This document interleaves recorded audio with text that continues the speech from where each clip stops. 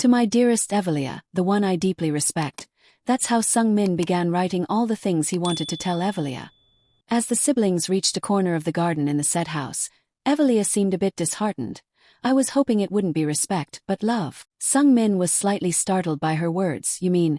Evelia smiled gently. Love is better, you know. Sung Min felt a little embarrassed and flustered. Oh, I understand. His brother's expression made Evelia burst into laughter. Haha, I was just kidding. So, do you want Rudia to come with me? Sung Min also smiled.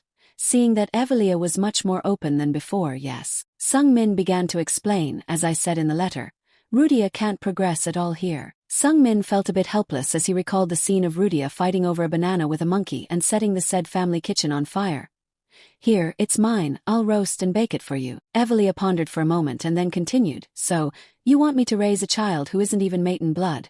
Sung Min immediately explained. No, she's bound to me by a special contract, so she's obligated to obey me. Evelia tilted her head, looking at her brother. So what? Sung Min replied with a warm smile. And I obey you. Evelia's eyes lit up and her cheeks flushed with happiness. You mean you'll work under me? Sung Min responded cheerfully, if you agree to it. Evelia looked into the distance. Well, I have to ask you a few things. Sung Min hesitantly asked her. What is it? Evelia asked Sung Min directly. What have you accomplished in the past year? Her question made her brother flinch slightly. A flicker of hesitation appeared in Sung Min's eyes. It was true that he hadn't progressed at all as a mage.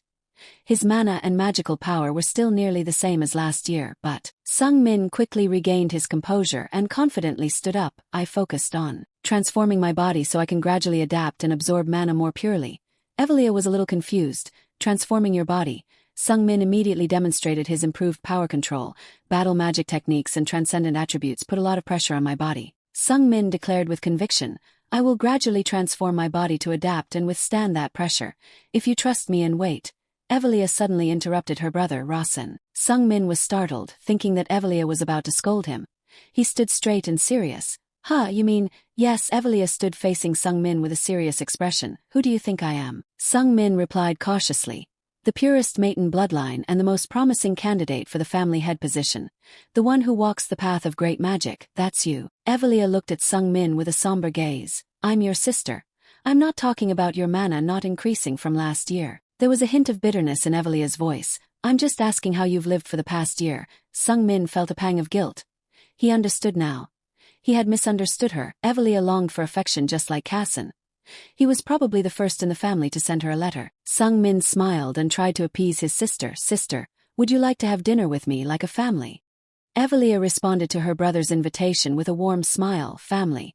That's a good word. It's very heartwarming. Sung Min grinned. I'll also pick some flowers from the garden for you later. The newly bloomed flowers this season are beautiful. That night, Sung Min lay restless in bed with the bright moonlight streaming through the window. Suddenly, a voice echoed in his mind. I remember exactly what you were like a year ago. So show me that you've grown. Evelia's voice lingered in Sung Min's room. He immediately sat up, prove he was different from last year. Sung Min turned her eyes towards the darkest corner of the room. Era's voice rang out before she even appeared. Yes, young master, Sung Min immediately asked her. You heard the conversation, right? Era gently nodded yes. Then, without waiting for Sung Min's command, she proactively suggested. I will wake you up in the morning so we can leave before 6 a.m. We are not sure how long the trip will take, so I will prepare the necessary food and water. Sung Min nodded and asked Era, what kind of test do you think she will prepare for me? Era thought for a moment before answering. I think it will be something you haven't been able to do before. Sung Min smirked as if he had guessed something. Yes, he thought to himself, she's definitely accepting this younger brother, Rasen. But it remains to be seen how Rasen has changed. Early the next morning, Sung Min approached Evelia with a long yawn. Did you sleep well, sister? Evelia smiled and nodded. Yes, you seem to be in a good mood. Do you know what you have to do? Sung Min calmly replied. Yes, after all, it's part of your test. Evelia curiously glanced at her brother. So you must have thought about a lot of things last night. Sung Min frankly admitted. Yes, I have to prove I've become stronger, even though the amount of mana in my body hasn't increased. And the test has to be completed within a few days without affecting the said's territory or work. So there's only one possibility. Sung Min stroked his chin, pondering with a thoughtful expression. Evelia smiled softly, tilting her head to look at her brother. So, what do you think I'll test you on? Sung Min didn't hesitate to give his answer. Because we can't use teleportation carelessly within the said's territory. It must be hunting toxic beasts in Byron Mountain. I can only think of that.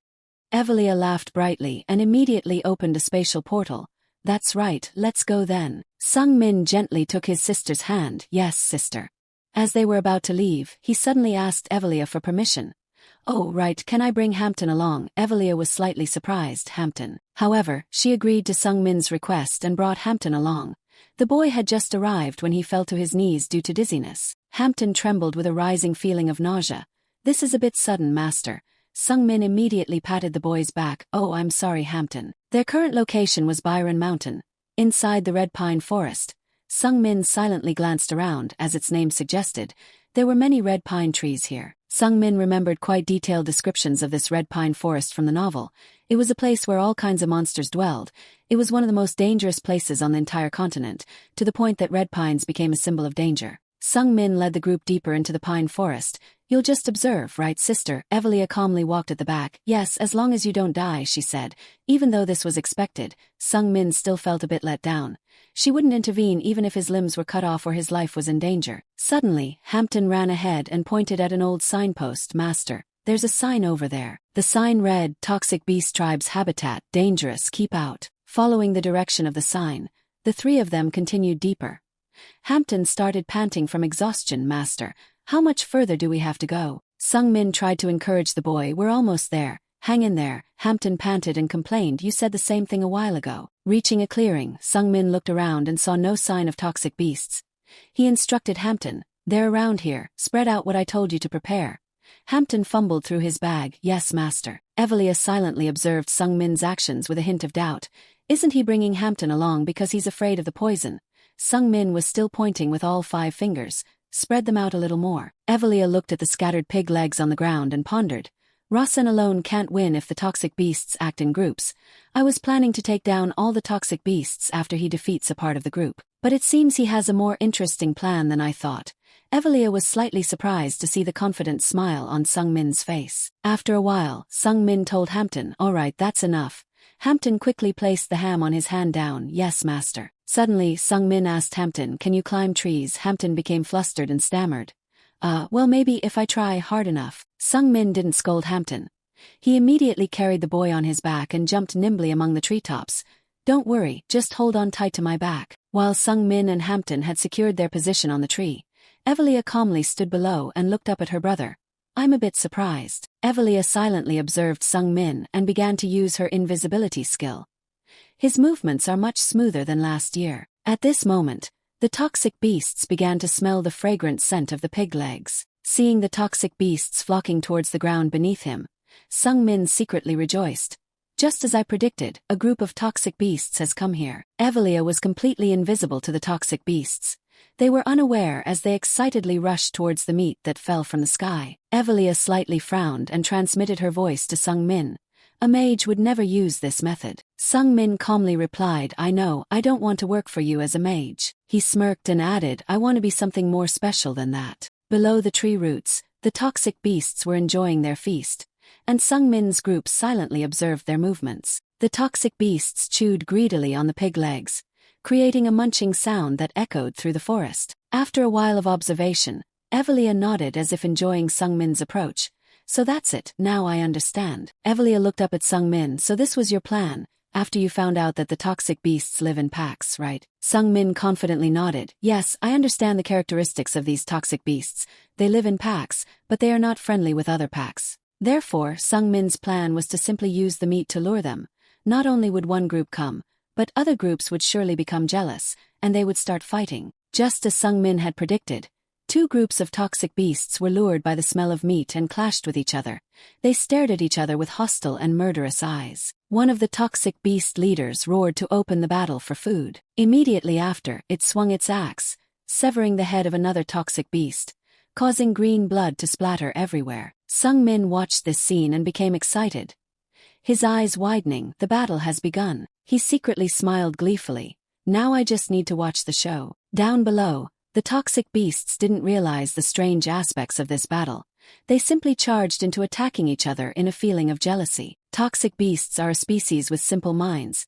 They are willing to attack each other with everything they have to compete for even the smallest benefits. Soon after toxic beasts fell from both sides, The fierce battle caused the entire area to turn green with blood. Evelia stood calmly amidst the chaos, counting each fallen poison demon. Finally, it took only a few minutes for the poison demons to be scattered across the ground, leaving only one survivor. This poison demon, though heavily wounded, kept its eyes glued to the pile of flesh and grinned menacingly. The poison demon burst into a mocking laugh as both packs were eradicated, not even acknowledging its own fallen comrades. Sung Min remained perched on the tree, observing the poison demon, knowing the time was right. As the arrogant demon was about to feast again, a surge of energy slammed into its back. The poison demon sensed the energy from Sung Min, instantly turning its head towards the source.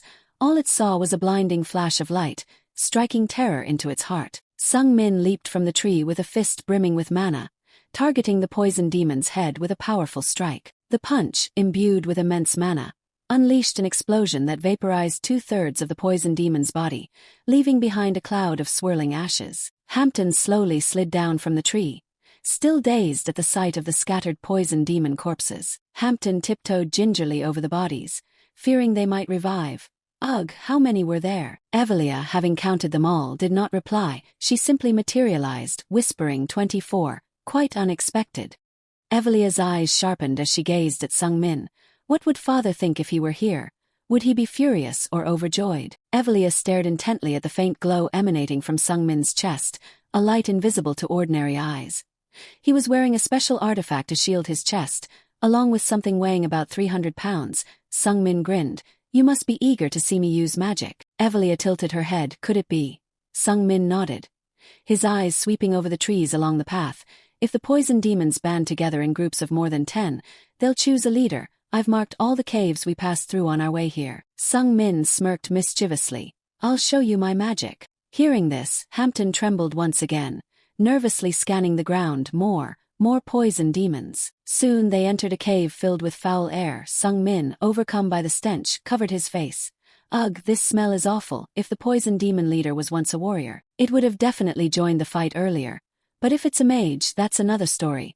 Sung Min ventured deeper into the cave, unfazed. After searching for a while, he finally spotted the poison demon leader. Upon seeing them, it dropped its magic staff in terror. Sung Min fixed his gaze on the seemingly aged, trembling demon. I guessed right. Sung Min felt a surge of satisfaction at finding the leader so easily.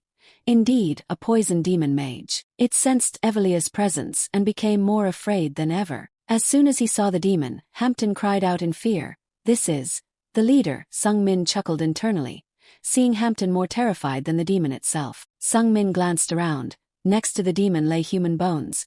I guess humans are their primary food source. Without hesitation, Sung Min approached the demon, gathering mana in his fist once again. Well, whatever. Sung Min swung his fist, aiming for the demon's head. Farewell. He thought to himself, indifferent, it's the law of nature, the survival of the fittest. Emerging from the poison demon's lair, Sung Min proudly declared, Sister, this is the magic combat technique I learned. Evelia nodded softly. I see you've worked hard. Evelia gazed into the distance, her expression contemplative. You were able to approach that poison demon mage with such confidence. Is it because I'm here? Sung Min nodded calmly. Yes, I believe you'll protect me. Contrary to Sung Min's expectation of a heartwarming exchange, Evelia said coldly. Holding on to that weak mentality and spirit won't do you any good. Sung Min responded with a hint of resignation. Oh, is that so? In the next instant, a warm smile spread across Evelia's cold face. But I quite like that answer. Sung Min was momentarily speechless, moved by her words. Evelia, not waiting for a response, continued. This was a test for you, so next time we meet, I'll bring you a gift. With that, Evelia vanished through a spatial portal, leaving Sung Min and Hampton alone in the gloomy pine forest. Seeing Evelia smile, Sung Min also let out a sigh of relief. Her mood seemed quite good. Suddenly, Hampton's stammering voice interrupted his thoughts. Master. Sung Min turned around instantly. What is it? Hampton approached nervously. We need to walk back home. Only then did Sung Min snap out of his emotions and remember that he would have to trek through this dangerous forest to get back to Sed's house, now that Evelia was gone. Nevertheless, Sung Min remained calm and told Hampton, we'll stay in the mountains for a few days. This made Hampton look around in fear. Here, you mean? Here, Sung Min nodded casually. At least you have some rations left, don't you? Hampton stammered, yes, but... Sung Min immediately saw through the boy's thoughts. You want to know why we're not going back right away, Hampton, realizing servants shouldn't question their master's actions, denied it nervously, and oh no. Sung Min smiled leisurely and explained, because I sent Rudia with my sister. Hampton tilted his head in confusion. What do you mean? Sung Min smirked. She'll do as I say, and Era will find out immediately after Rudia leaves. The fear on Hampton's face instantly dissipated, replaced by a gleam of understanding. Oh, you want to go back with Era? Sung Min replied nonchalantly. Yes, just wait here and she'll come. Sung Min smiled cheerfully, looking into the distance. There are no more poison demons here, so we're safe for now. Suddenly, Hampton asked Sung Min in a subdued tone, Master, is the reason you came here to save all the people living outside the protected zone? Sung Min looked at the boy in bewilderment. The area outside the protected zone. Hampton's eyes held a tinge of sadness. Those are the people in the unprotected area. Most of humanity lives in these unprotected zones, and inevitably, they're completely helpless when monsters attack. Hampton choked back a sob as he recalled a painful memory from his time outside the protected zone. My parents, they died in the unprotected zone. Hampton's voice suddenly caught, as if trying to suppress tears. Finally, tears streamed down his face. Even while crying, Hampton smiled happily. I think you also know how much the goblins here love hunting humans. That's why you killed their leader. I'm so proud to be your shadow master. Sung Min thought to himself he's overinterpreting everything, but he decided to just go with it. He smiled falsely. Yes, you guessed right. Hampton immediately cried out in excitement. You're amazing. Suddenly, Sung Min's intuition told him something wasn't quite right. Hold on, if I were her, would I be satisfied with what I just did, even though she seemed pretty happy with it? For a split second, a flicker of surprise crossed Sung Min's eyes. The character I created, Evelia, she would definitely. Sung Min immediately activated his holy eyes and looked up at the sky with a dazed look. There was still one more reality test left.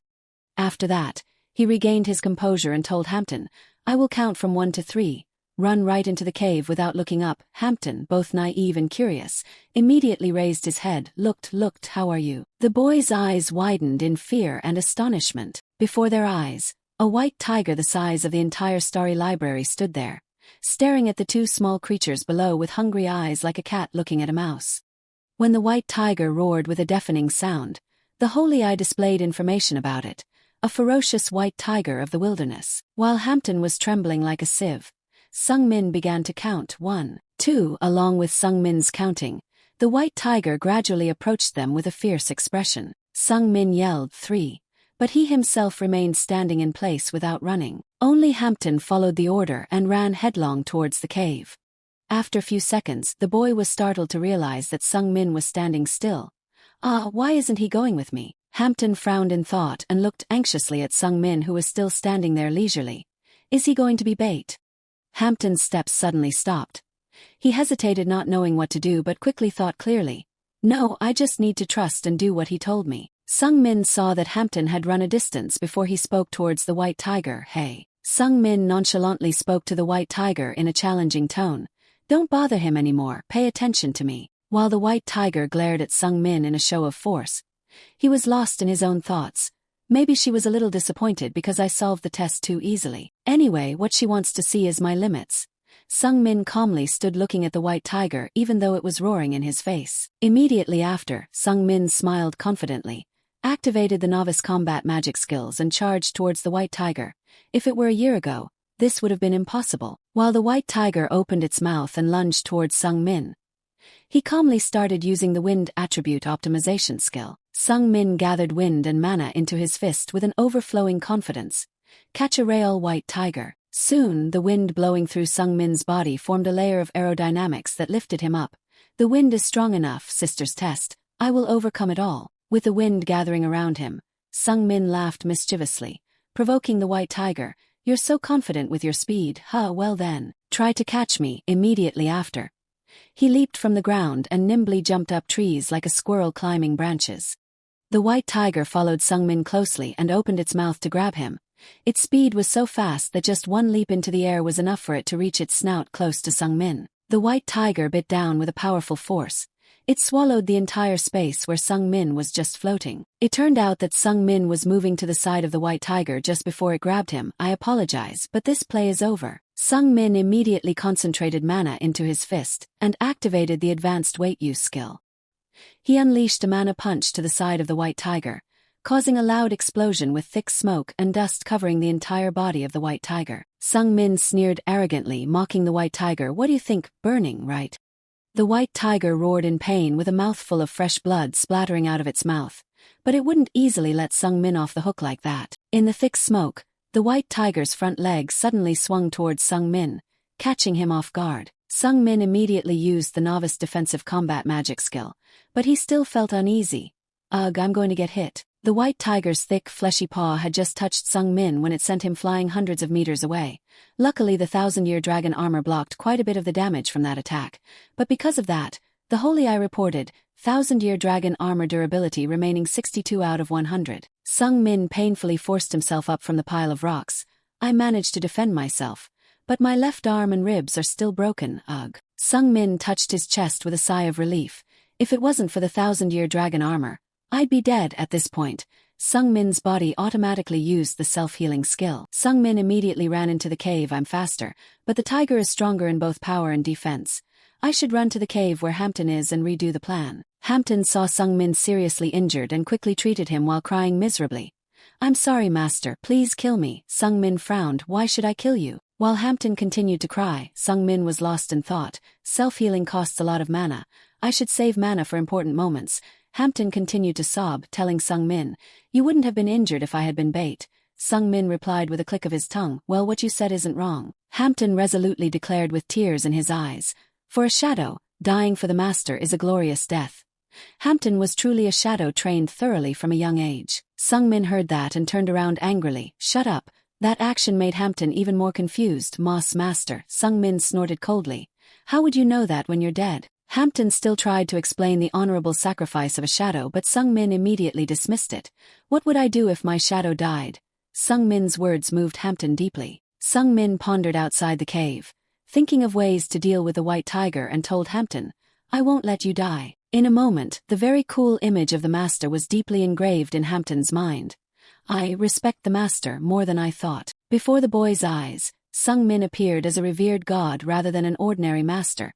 Even though he was trained to be loyal to his master, feelings of reverence were something he felt on his own. At this moment, the white tiger outside suddenly roared with a threatening sound, causing Hampton to tremble again, while Sung Min's gaze towards the outside suddenly became sharp. The white tiger continued to growl and lurk outside the cave without rushing in.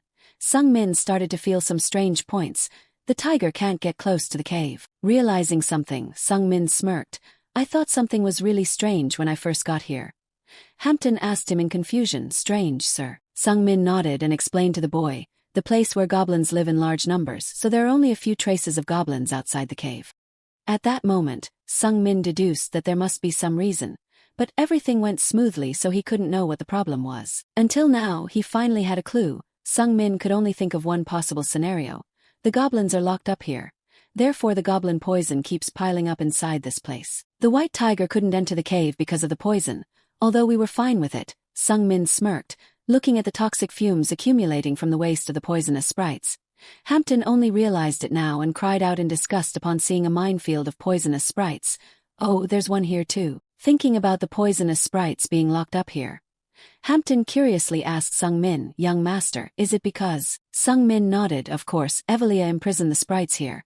She didn't do it to wait for Sung Min to find this cave and charge in. The real reason is much more important." After thinking for a while, Hampton exclaimed with excitement, "He did that to keep this place safe from the white tiger." Sung Min nodded with a smug look. "Indeed." Hampton then breathed a sigh of relief. "So we'll stay here until Era arrives." However, Sung Min coldly replied, "No." Hampton looked at Sung Min with bewilderment. "No, what do you mean?" Sung Min pursed his lips and explained, "It's the safest way but not the best." Sung Min calmly declared, "We will kill the tiger before Era arrives." This made Hampton stammer in fear. The white tiger?" Sung Min asked the boy. "You can make paralyzing poison, right?" Hampton responded in a panic. I can, but it won't paralyze such a big tiger." Sung Min calmly responded, "We don't need to paralyze the tiger." Hampton curiously asked, Then how much is enough?" Sung Min grinned mischievously. "Just enough to make things easier." He silently encouraged himself, "If I pass this test, Evelia will reward me with a prize commensurate with the difficulty of the test." Soon after, Hampton completed the creation of a paralyzing poison in the form of a solution.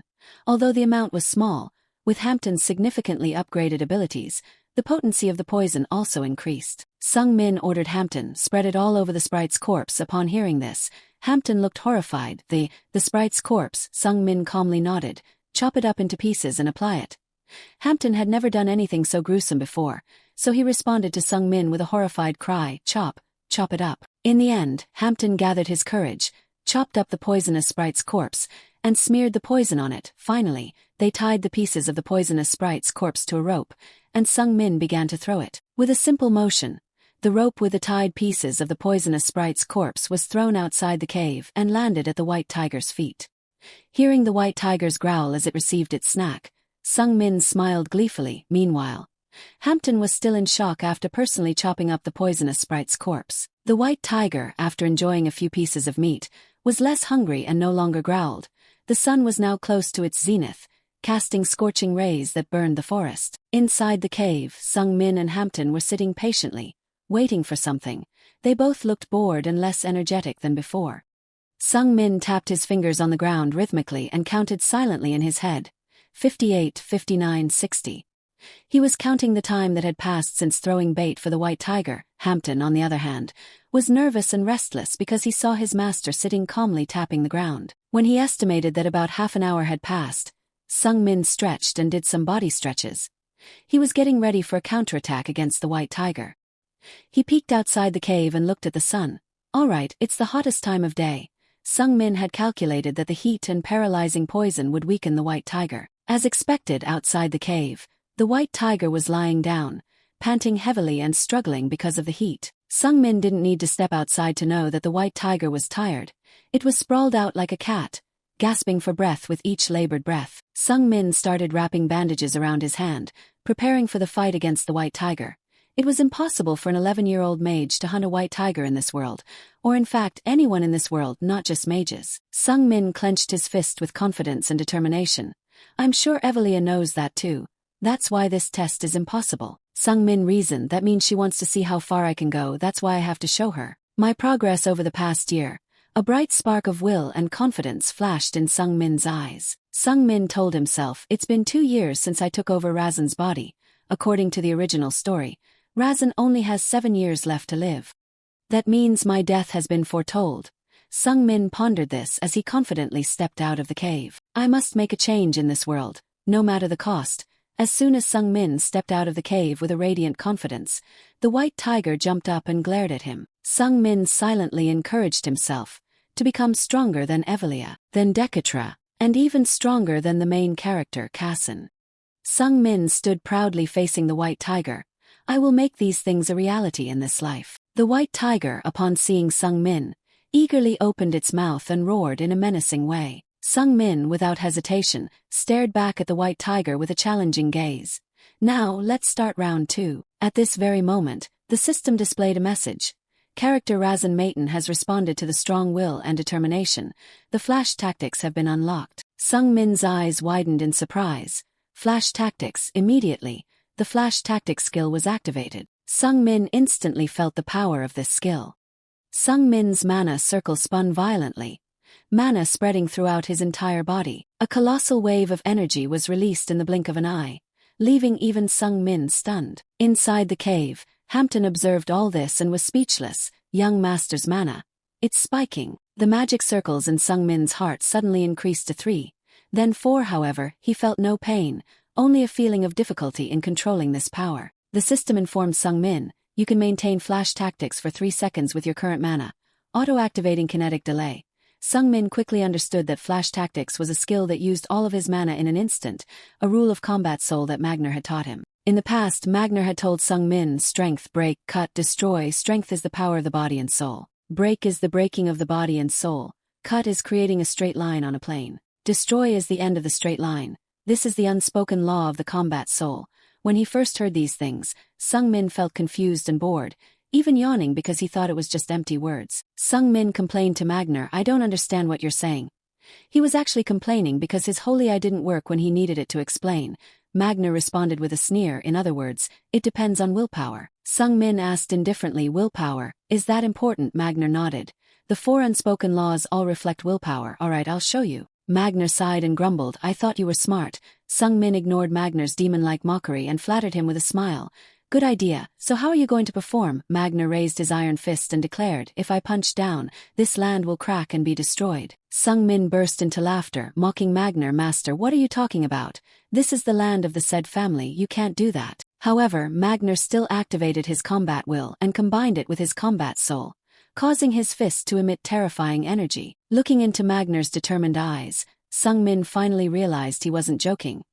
He quickly stopped Magner. Wait a minute. Sung Min scrambled to his feet, shouting in a panic, stop, wait. His heart pounding with fear. He wasn't joking, the said family is going to disappear. In his haste to stand up, Sung Min knocked the bucket of water off his head, splashing it all over his face. Magner smirked and retracted his fist.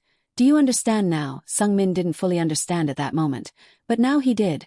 This was the power of fighting spirit that could be manifested when willpower is reflected. Sung Min glanced at the countdown timer for his flash technique and muttered to himself, no more time, I need to imbue my will into my mana and unleash it with the flash technique. He growled at the white tiger, I will kill you no matter what. Sung Min's entire body surged with power, his mana erupting into a fiery red hue. I'll become even stronger. The power of his fist, his muscle endurance, and his stamina. All of these attributes had increased dramatically in an instant. Even simply sitting down to gather momentum created a massive crater with countless cracks in the earth. Without hesitation, Sung Min leaped towards the white tiger. His new skill, the flash technique, activated. Only 3 seconds left. There was no time for second thoughts. As Sung Min soared into the air, he was shocked to realize he couldn't control his surging power and began to lose his balance. Sung Min had to abort his attack, diving under the tiger's legs, surging towards its back, and landing behind it. Wait, I can't maintain my balance, my physical abilities have increased too much. Only 2 seconds left for the flash technique. Despite the difficult situation, Sung Min quickly came up with a solution. Alright, I'll use wind element optimization and my advanced weight handling skill. With the assistance of other skills, Sung Min's steps became lighter and more controllable. He pushed off the ground and leaped into the air again. The situation was dire. Only 1 second left for the flash technique to unleash its full potential. Sung Min launched himself towards the white tiger, as if rockets were strapped to his feet. His eyes blazed with a fusion of willpower and power, a deafening roar reverberating through the forest. He was ready to die. Sung Min charged forward, his thunderous fist slicing through the white tiger. This was how to use fighting spirit. The white tiger also turned its head, attacking Sung Min and roaring with its jaws open. A single thought echoed in Sung Min's mind, I must kill the white tiger. His fist glowed radiantly, as if imbued with the power of the sun. The mana from Sung Min's fist collided with the white tiger, causing an immediate energy explosion. The white tiger let out a deafening roar of pain, sending tremors through the entire area. Hampton watched the battle anxiously from within the cave, constantly muttering, Master, Master. The energy explosion had dissipated, leaving behind only thick black smoke and flashes of electric sparks. Sung Min had punched right through the white tiger. The system announced, you have exhausted your mana, the flash technique has ended, deactivating the holy eye. As the white tiger's blood and flesh flew through the air, Sung Min smiled with satisfaction, panting heavily, Sister, thank you for the gift. Sung Min collapsed next to the white tiger's bisected corpse, revealing its gruesome fractured ribs. Hampton rushed over, worried, Master, are you all right? The holy grail within Sung Min's heart was also exhausted and hollow after releasing all its stored mana. Hey, my body feels strange, I feel like my mana is depleted, it was fine just a moment ago. Sung Min heard the holy grail's lament but could only remain helpless. He lay there, his eyes glazed over, unable to move his body or even open his mouth.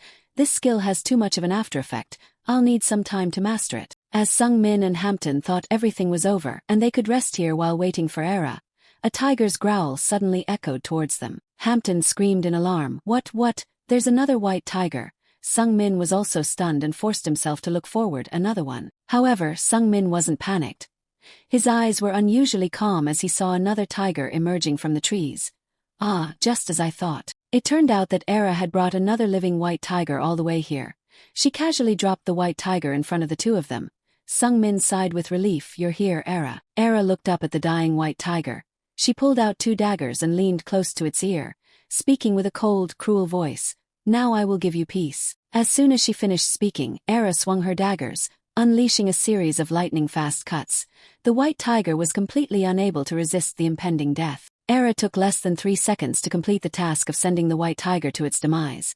She was so fast that the white tiger barely had time to open its mouth to cry out in pain before it breathed its last. Era walked away calmly as the white tiger's blood splattered into the air and rained down, staining her entire body crimson. Era stood before Sung-min and Hampton. "I'm glad you two are all right." Sung-min was too weak to speak, while Hampton, having witnessed the entire gruesome scene, turned pale with fear. "You're even scarier than the white tiger." Sung-min's eyelids grew heavy, and he drifted off into his thoughts. "I understand what happened." "Ah no, my consciousness." Seeing this, Hampton panicked and shouted, "Master! Era, quickly carry Master back." After that, Sung-min slept for several days straight due to exhaustion, in that dream that lasted for a few days. He dreamed about himself, Sung-min, when he was still in Korea. He couldn't distinguish whether it was a dream or reality. The feeling was so real. He was an ordinary salaryman, struggling to pay off his debts day after day. At the same time, he was also the author of a cheap novel. He knew it was silly and considered trash by many, but he still worked on it every night as a way to relieve stress. While living this ordinary life in his dream, Sung-min had almost forgotten that he was actually inhabiting Rasen's body in the novel. 3 days later, the dream of his life in South Korea ended. Sung-min abruptly sat up, gasping for breath as if he had just experienced a nightmare, but he wasn't as shocked as he had been 2 years ago when he first transmigrated. Sung-min looked around and quickly realized that everything that just happened was just a dream. He was still in Rasen's body, the young master of a wealthy family. Era appeared as soon as she heard the noise. "Master, you're awake." Sung-min felt more relaxed and asked Era, "How long have I been sleeping?" Era replied, "About 3 days." Sung-min nodded and muttered to himself, 3 whole days, that's quite a while." Sung-min's eyes suddenly landed on a strange object inside a test tube. It looked like a heart, causing him to be startled. What is that?" Era calmly replied, "That's a piece of the white tiger's heart that you killed. The white tiger was chopped to pieces, so." Sung-min shook his head, confused. "No, I know what it is, but why is it here?" Era continued to explain, "The white tiger's heart is very good for mana recovery. I thought it might help you." Sung-min leaned in closer to the white tiger's heart, a shiver running down his spine, but he still tried to maintain his composure and said, "Thank you, Era. It seems my sister knew you would come." Sung-min felt a little queasy and set the white tiger's heart aside. He continued to speak to Era. "That's why she prepared 2 white tigers. Perhaps it was to prolong the time and force me to fight one." After a moment of reflection, Sung-min slowly opened his mouth with a questioning tone. "Despite that, there are a few things that bother me." Era looked up at him with curiosity. "What is it?" Sung-min began to explain his reasoning. "With your skills, you should have known there were 2 white tigers as soon as you entered the forest. Yet, you still walked slowly and even leisurely carried a dying white tiger. I don't think it's because that white tiger was too strong. Do you?" Sung-min narrowed his eyes, scrutinizing Era. Era answered calmly, "Whether I carried the tiger or not wouldn't affect my speed."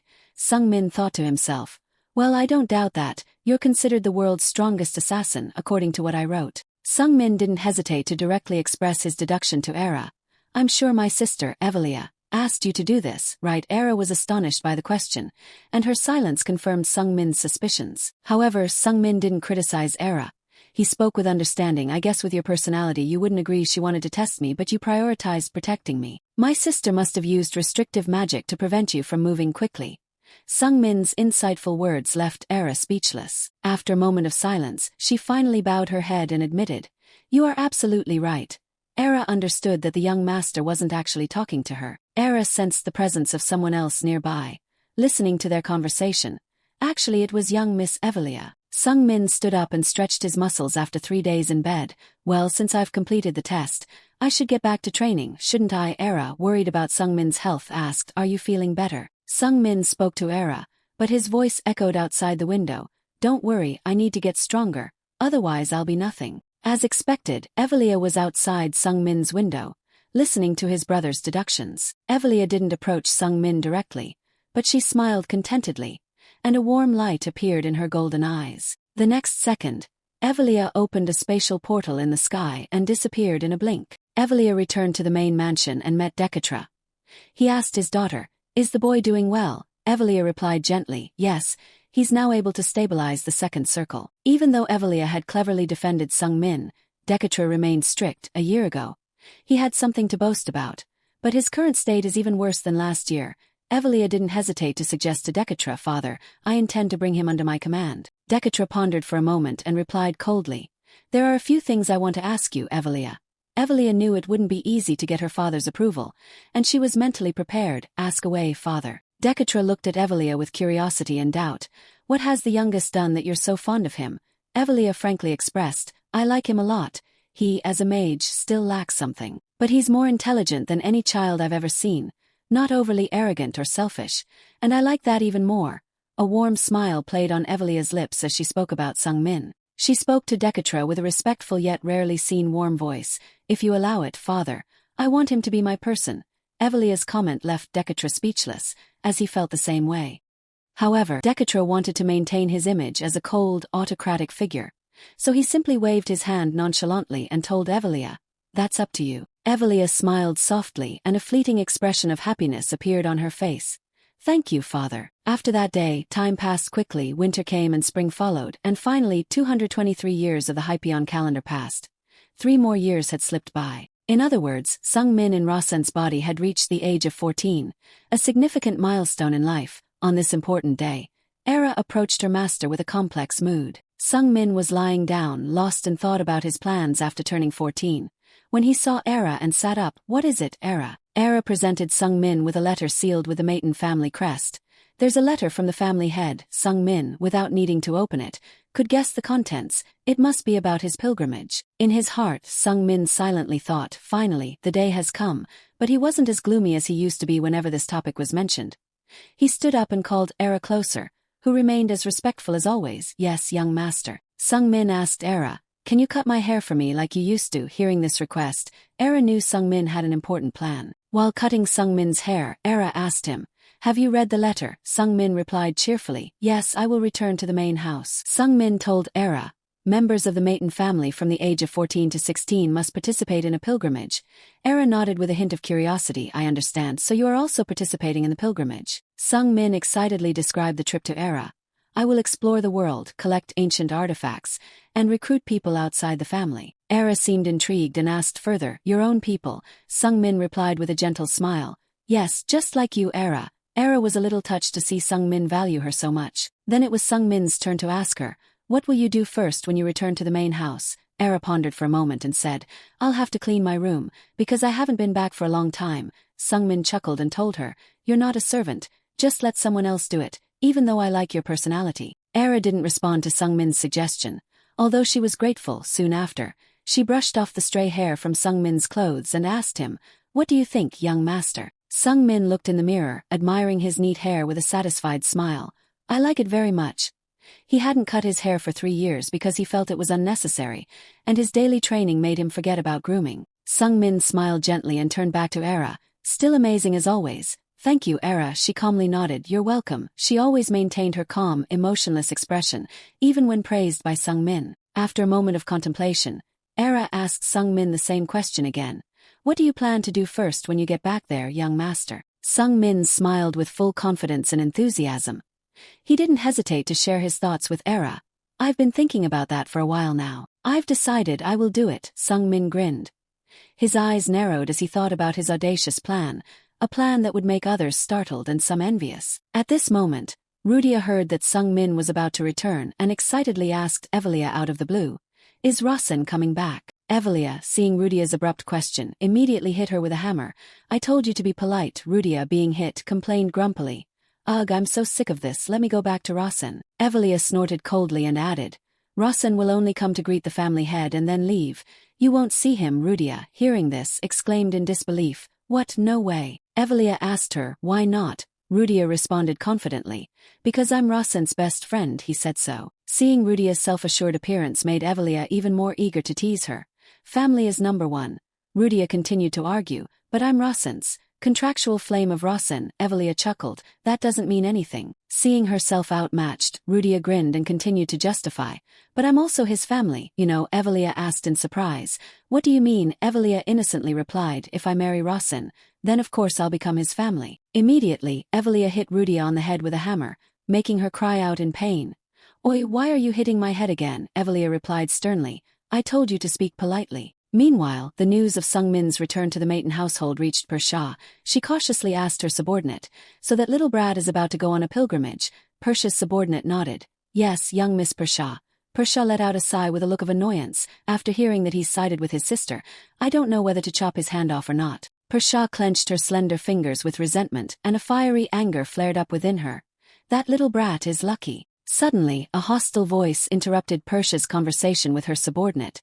"What are you two blabbering about?" A scowling man holding a large sword roared and accused Persha. "Not only did you burn our stuff, you also stole Sylphia's wings and the ancient stone." He fixed his one remaining eye full of murderous intent on Persha and raised his sword. "In the name of Lord Henker, I shall execute you." A burly subordinate of the one-eyed man stepped forward to confront Persha. "Where did you hide the ancient stone?" Immediately, the sharp blade of Persha's subordinate was held to his throat. "Young Miss Persha, please leave this to me." Persha, already fuming, leaned closer to the man with a scornful smile. Her unusual behavior surprised even her subordinate, young Miss. The muscular man, unaware that he was facing death, continued to arrogantly shout, "You want to die? Fine, make your peace immediately." He flexed his muscles to intimidate Persha, but Persha just calmly observed him with a malicious smile. "Your arm is really strong." The man, hearing this, shouted even more, full of nonsense. Persha narrowed her eyes with a mischievous look and calmly declared to him, "That arm will soon no longer be yours." The burly man, provoked, roared and grabbed Persha's head. "Die." His big hand enveloped Persha's beautiful face, but she didn't resist at all. The next second, the man threw Persha against the wall in front of him, causing an explosion that sent bricks and stones flying. Smoke and dust billowed. But even so, Persha's subordinate remained calm and observed from the side. The man who had just attacked Persha arrogantly declared, "The Maton clan is nothing." The one-eyed leader, on the other hand, seemed very worried and reminded his subordinates, "Don't be complacent, don't underestimate the Maton clan." The subordinate still arrogantly replied, "Leader, you're worrying too much." The next second, his face froze as he glanced down at the arm that had just touched Persha. The subordinate screamed in horror when he saw that his arm had completely severed at some point. "My arm, it's broken." He didn't even feel anything until he looked down at his shoulder. Persha then calmly stepped out of the smoke and dust, and in her hand was the man's arm. Her eyes flashed with murderous intent like a demon. Persha broke into a mocking smile, glanced at the burly man, and raised his arm high. "Let's see, which part should I choose for decoration?" The big men standing there were all terrified by this sight. They instinctively shuddered and stepped back. However, very soon these people regained their composure and became aggressive, drawing their swords and charging towards Persha and her subordinate. "Humph, what are you afraid of? Even if they are Maton people, they are only two." The men all charged towards Persha at the command of the one-eyed leader. "Kill them for me, immediately." Flames erupted around Persha. Persha calmly glanced at her subordinate, Sando. Sando also calmly replied, "I'm here." Immediately, Persha broke into a mischievous smile, pointed at Sando and ordered, "As soon as anyone touches me, I'll take your life first." Very soon, the strong men were cut into pieces and lay scattered on the ground. The only one who survived was the one-eyed leader. He crawled away in panic. He didn't expect them to be so monstrous. Just one of the countless descendants of the Master is already this strong. "But we are also one of the elite armies of Lord Henker. Yet we still..."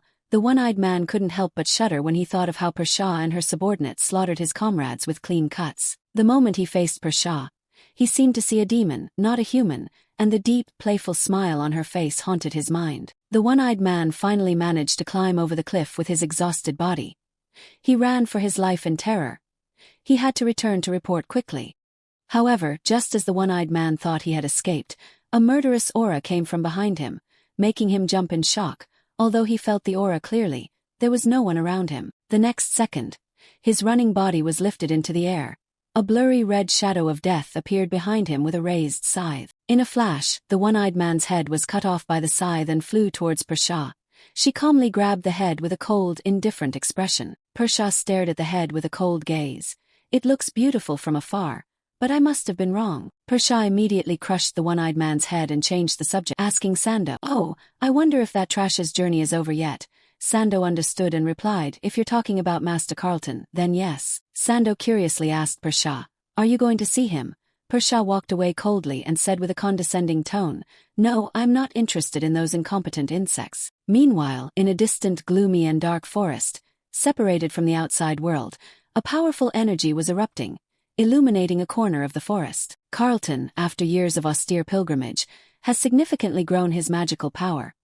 He is now at the level of a third-level mage and can defeat powerful opponents like orcs. Carlton still carries a grudge against his younger brother from the time he was beaten in the Maple Mansion. He grinned maliciously and muttered to himself, "I'll see you soon, Rawson." Returning to Persha, she was also smiling, but her eyes were full of annoyance. "It's really annoying I can't touch Rawson, but I can't ignore this easily." After a moment of thought, Persha suddenly grinned mischievously, and in her eyes a sinister gleam appeared. "At least I need to prepare a gift, right?" At this time, at the said house, Sung Min was having a farewell meal with Kassan. Kassan curiously asked Sung Min, "What's a pilgrimage?" He immediately replied, "I'm going to travel all over the place for 2 years to collect treasures and become stronger." Kassan chewed and nodded. "Well, so you're going out to train, why do you have to do that?" Sung Min didn't hesitate to explain to him, "Well, mainly so I can have a chance to be independent. Does that make more sense?" After a moment of thought, Sung Min revealed more to Kassan. "Also, this way, my siblings won't be able to do anything to me." Seeing Sung Min talk about the family struggle with such a nonchalant expression, Kassan suddenly felt sympathetic for his situation. After a moment of silence, Kassan sincerely said to Sung Min, "Your enemies are your own family." "That's unfortunate, however." Sung Min grinned and dispelled the heavy atmosphere. "Well, that's the way of the Maton clan." After eating, Sung Min stood up and looked out at the relentless rain with a troubled expression. He suddenly called out, "Kassan." Kassan stepped out next to him. "What's wrong?" Sung Min extended his hand towards Kassan with a sly smile.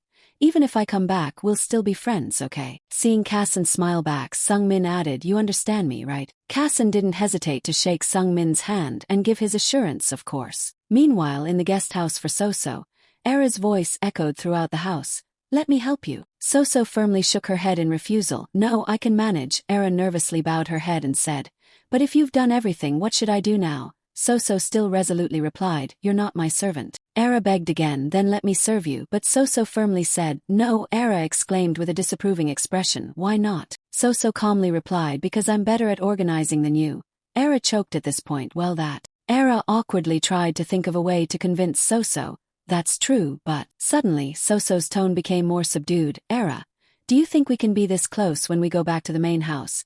Soso's question made Era pause for a moment. After a moment of thought, Era nervously replied, "I don't know." Soso was still optimistic and smiled kindly. "It's okay, Era, there will be some difficulties, right?" Suddenly, Era stood up with a serious expression. Soso asked her, "Is Rawson back?" Era said in a cold tone, "Different from before, yes." Soso looked up at Era with a kind but meaningful gaze. "Rawson likes this warm side of you more." Era coldly turned away. "I can't let the young master relax too much. For the sake of both of us, and for him too." Immediately after, Era disappeared into thin air as if she was invisible. At this moment, a knock on the door sounded. Sung Min called out from outside the door, "Mother, you know we're going back to the 7 palaces tomorrow, right?" Soso calmly replied, "Yes, I know." Right after that, Sung Min made a suggestion, "When we go back, I'll go see father first if possible. I want you to come with me." Soso was stunned when she heard Sung Min's bold suggestion. "Me?" She trembled with a sense of awkwardness and worry. "If I see him again, what about that?" Understanding Soso's feelings, Sung Min immediately reassured his mother. "It's okay, mother." Sung Min said in a resolute voice, "I'll protect you from now on." After hearing her son's words, Soso didn't say anything else. After a moment of silence, seemingly as a form of approval from Soso, Sung Min continued, "Oh, and one more thing, I have something I want to ask you, mother." At this moment, Soso's tears were falling freely, moved by her son's maturity and the chance for her to see her beloved husband again. After Sung Min finished his conversation with Soso, the system announced that a variable affecting the storyline had occurred. When Sung Min left, Soso stopped crying and stepped outside with a bright smile, calling out for Era. In that moment, Era had no intention of appearing, even though Soso had directly called her name. But in the end, she stepped out right next to the porch where Soso stood. "How did you know I was here?" Soso answered calmly. "I sensed your presence." Era, as a top assassin, was shocked to hear this, "My presence." Soso continued to smile brightly at Era. "I'm happy to have you here with me." Era bowed respectfully. "Thank you, madam." Soso continued with a cheerful tone. "Rawson told me to meet him with our son." Era was a little surprised and happy for Soso. "You mean?" Soso clasped her hands together with a happy expression. "He doesn't want me to live in hiding anymore, to be honest. I'm still not sure if it's the right thing to do." Soso confided in Era comfortably, thinking back, "My life has been all right. My background is humble, so I can't help Rasen in any way. Every step I take is watched, and those gazes will become weapons aimed at Rasen. But Rasen told me not to worry about it. He said I should do what I want, because he will handle the consequences. Soso recounted her conversation with Sungmin to Era, her voice trembling with happiness.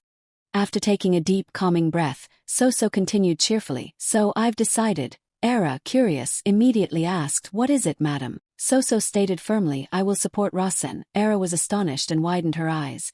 "You really will do that?" Soso then expressed her determination. "I used to think I wasn't capable of that, but the truth is I am. I've been living in hiding for so long because I was afraid of hurting him. I'm sure those people tried every means to harm Rasen. But now I understand that Rasen has his own path. Continuing to live like this won't help him at all."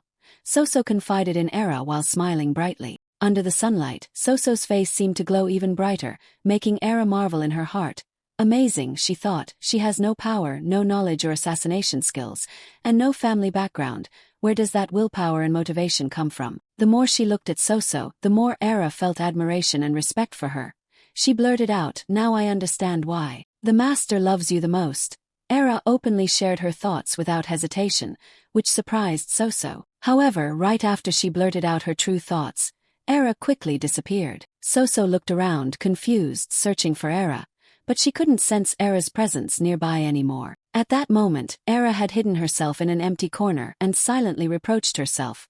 I dared to judge her. The more she thought about it, the more panic she felt. Why did I do that? If those people find out what I said, I'll be silenced. In that moment, Era's eyes were filled with confusion and awkwardness.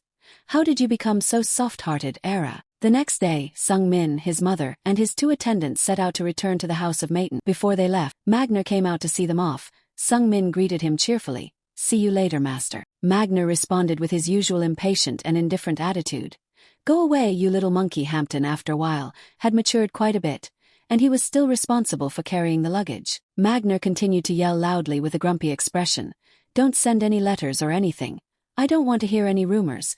Sungmin tried to suppress his laughter and replied, "I know." Magner snorted coldly and specifically reminded Sungmin, "Don't tell anyone that I taught you. It's embarrassing." Sungmin nodded casually with a wide grin, "Yes, yes." Before getting on the carriage, Sungmin deliberately teased Magner. "I'll send you a letter, master," as expected. Magner became even more grumpy.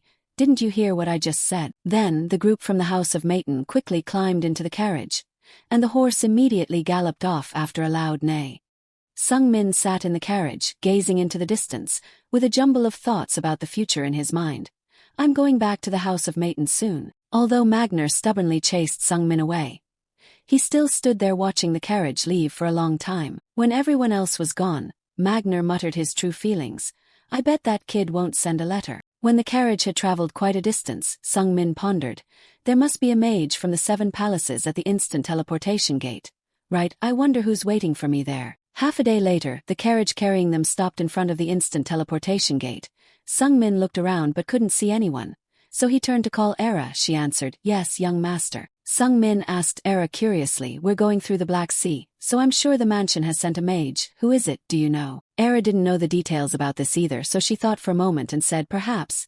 Just then, a figure appeared from the other side of the instant teleportation gate. When the woman fully revealed herself, Sungmin was shocked and his eyes widened. He couldn't hide his surprise and exclaimed, "Evian." Evian greeted everyone politely, "Librarian of the Starlight Library. Evian, at your service." Sungmin secretly marveled. It has to be the Ice Mage, right? I'm sure the prestigious swordsmanship clan must have given her something in return. I guess this means the place is heavily guarded, right? Although Sungmin still felt afraid when he saw Evian, he could only manage a forced smile. "Long time no see, Evian." Evian calmly summoned the teapot that she had brewed before coming here. "Have some Earl Grey tea, young master." Sungmin secretly refused in his heart when he heard that, tea, Earl Grey tea. However, he still managed to smile friendly at Evian. "Okay." Era, standing next to him, furrowed her brow in confusion at Sungmin's attitude. "Young master doesn't like Earl Grey tea, does he? Why?" Sungmin's next action made Era even more baffled. He gave a forced, bitter smile as he raised his teacup. "Cold tea, nice." Evian was a little excited and couldn't help but blurt out, "Because you're back, chocolate." But before she could finish her sentence, she quickly regained her usual cold voice. "Hoping you would visit the Starlight Library frequent." Sungmin nodded and replied, "Okay." Evian, let's go. Evian also happily nodded. Yes, young master. Era silently observed and discovered something strange between the two of them. Chocolate, is that their signal or something? Immediately, they were enveloped in a layer of energy like a giant bubble and stepped into the teleportation gate. Let's go. As the bubble carried the group across the dark sea, monsters from the depths of the ocean kept lunging at them, but they were all blocked by the magic bubble. Sung Min was also seeing these sea monsters for the first time and couldn't help but widen his eyes in amazement. After a few minutes of travel, Evian spoke again. We're almost there. At this moment, a blinding light shone through everyone's eyes as the teleportation gate appeared before them. The stream of light dispelled the thick darkness of the deep seabed, causing everyone to squint due to the sudden change in brightness. As they stepped out of the teleportation gate, the magic bubble slowly disappeared. Evian told them, "We're here." Hampton emerged from the gate with a pale face. Just like during previous teleportations, I almost threw up a few times, but I'm fine, sir. Even Sung Min felt a bit sluggish. This travel is fast. After giving everyone a moment to rest, Evian bowed respectfully and invited Sung Min according to etiquette. The luggage is all prepared. Let's go inside. Sung Min nodded in response. Thank you, Evian. Sung Min turned to Soso, who had been trembling silently. Mom, are you ready? After a moment of closing her eyes to calm herself, Soso opened them with a determined look and said, yes. Just a few hours later, they returned to the main mansion of the Mayton family. The maids, upon hearing the news, started buzzing with gossip. Lady Soso is suddenly back here. The maids were even more confused and worried for the frail Soso. How will she deal with the other ladies' anger? One maid asked. That's why I said, I think she's gone mad. When Sung Min brought Soso to meet Dekatra, he immediately erupted in anger and questioned them. Rasen, did you do this? Sung Min felt a shiver down his spine as he sensed Dekatra's murderous aura, but he remained unfazed and said, yes, I did. Dekatra's fury intensified, causing Sung Min to be terrified. This overwhelming aura felt like he was going to faint. Immediately, he explained to Dekatra, this is the only way to keep Mom safe. That's what you want too, right? Dekatra, still angry, continued to question Sung Min. Why do you have such a thought? Sung Min responded with a firm logic, because husband and wife should love each other. Seeing Dekatra's face slightly loosen, Sung Min asked a fatal question. Don't you love Mom? Dekatra, standing before Soso, couldn't deny his love for fear of hurting her. Instead of giving an answer, Dekatra questioned Sung Min further. Tell me how bringing Soso here protects her. Sung Min firmly replied, it's time for Mom to awaken. He clenched his fist, expressing his unwavering determination. You have always done everything to keep Mom hidden and protect her. But later on, I learned that the peace we get from running away isn't real peace. If we don't have the strength to subdue others, it's useless. In this moment, Dekatra seemed to wake up. He was stunned for a moment before telling Sung Min, you're right. The weakness of a man is his failure. Dekatra couldn't help but blame himself for his past actions, for the way he chose to protect Soso. It was cowardly, the thing he despised most. Seeing that Dekatra was no longer aggressive, Sung Min started to speak more comfortably.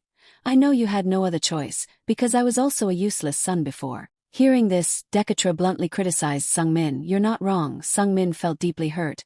Oh, so you agree? Suddenly, Soso opened her mouth and declared, surprising Sung Min, I want to have power. With tears in her eyes, she said to Dekatra, I have no family or power to protect Rasen. The only strength I have is you. Sung Min seized the opportunity to persuade Dekatra. Isn't that enough, sir? After all, you are the strongest person in this world. That night, Dekatra couldn't sleep for the first time. He felt lost and didn't know how to handle the situation. Should he listen to Sung Min and keep Soso by his side, or live apart from her as before? Finally, in his confusion, Dekatra turned to his right-hand man and only friend. Sun, what do you think? Sunken replied, I didn't expect you to be worried about things like this. Dekatra sighed. As a friend, give me some advice. Sunken didn't hesitate to share his thoughts. When you were young, you once told me I should live for the present rather than planning for the future. Dekatra was doubtful. Did I say that? Sunken nodded firmly and continued. That's why I lived for the present. Those presents intertwined, which is why I stand beside you today. Sunken bowed before Dekatra with respect. Young Dekatra was never afraid of his decisions.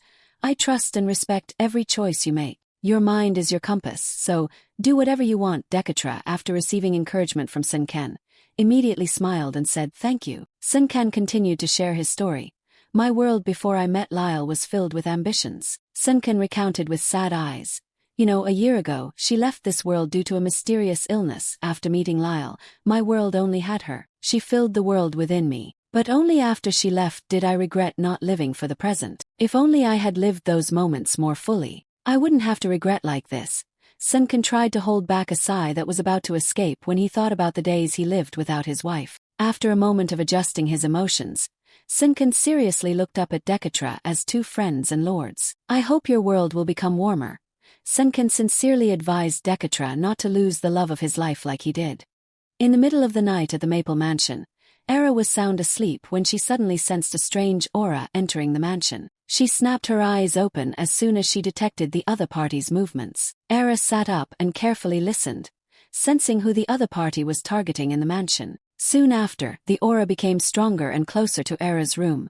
She disappeared in a plume of black smoke. In the next second, Era appeared in Sungmin's room. An eerie silence filled the room, and there was no one else there but Sungmin, who was sleeping on the bed. Era's face darkened as she walked straight towards Sungmin's bed. She could clearly sense that the intruder was very close. Even as Era got closer, Sungmin slept soundly as if dead, which made her even more suspicious that someone was up to no good. After a few seconds of consideration, Era threw a dagger towards the headboard of Sungmin's bed. The dagger plunged into something right in front of Sungmin, and blood splattered across the bed, even as blood splattered on Sungmin's face. He didn't move at all. The intruder quickly appeared after Era's knife was stuck in the middle of his hand. Era, you are still so talented. I tried to hide myself to infiltrate here. Era seemed to have predicted that it was Sengen. She asked very calmly, why did you come here? Senken smirked with delight as he looked at his pierced hand. I was just going to take young Master Rasen, he said. Era immediately questioned him. Who ordered you to do that? Senken casually turned to Era. It was the master's order. Era looked skeptical. The master, Senken shrugged. You think I'm joking, right? Era, still suspicious, pressed further. Why now? Senken responded evasively. Who knows, I have to take the young master anyway, following the master's orders. After a moment's contemplation, Era made a request. I'll go with you. Senken readily agreed. If you want, then sure, and while we're at it, I'm still not used to seeing you like this. You really do resemble my daughter. Hearing Senken's remark, a flicker of confusion appeared in Era's eyes. Senken then turned towards the bed where Sungmin lay and started to chant. He chuckled playfully at Era. Don't you dare stab me in the back or anything like that. It'll heal, but it's painful. Seeing Era just remain silent, Senken looked at her with a mischievous glint in his eyes. You know this scar is because I was protecting you. Era seemed indifferent. I never asked you to do that. In the next instant, with Senken's magic, Sungmin and Era were transported to Dekatra's location. Era immediately knelt and greeted him. Greetings, Master. Senken did the same. I have brought young Master Rasen. Dekatra nodded. Good job, Sen. He then glanced at Era. Why are you here? Era responded directly. To ensure the young master's safety. Dekatra, slightly surprised, asked her. Isn't Senken the one you trust the most? Era responded coldly. Yes, but I can't let my personal opinions interfere with my duty to protect the young master. Dekatra clicked his tongue and nodded. You're right, he told Era. You can relax, I will perform the ritual. Era bowed her head respectfully. Thank you. Meanwhile, no one noticed that Sungmin was subtly frowning. Unable to wait any longer, Sungmin sat up. Am I awake now? Senken was immediately shocked. He should be asleep under the influence of the sedative. As soon as he sat up, Sungmin looked at Dekatra with suspicious eyes. Father, what are you going to do to me? Seeing Dekatra just quietly take off his cloak without explaining, Sungmin asked again. Father, what exactly are you going to do to me? Dekatra removed his cloak and one of his gloves before finally explaining. The Maitons family is very knowledgeable about various prayer rituals.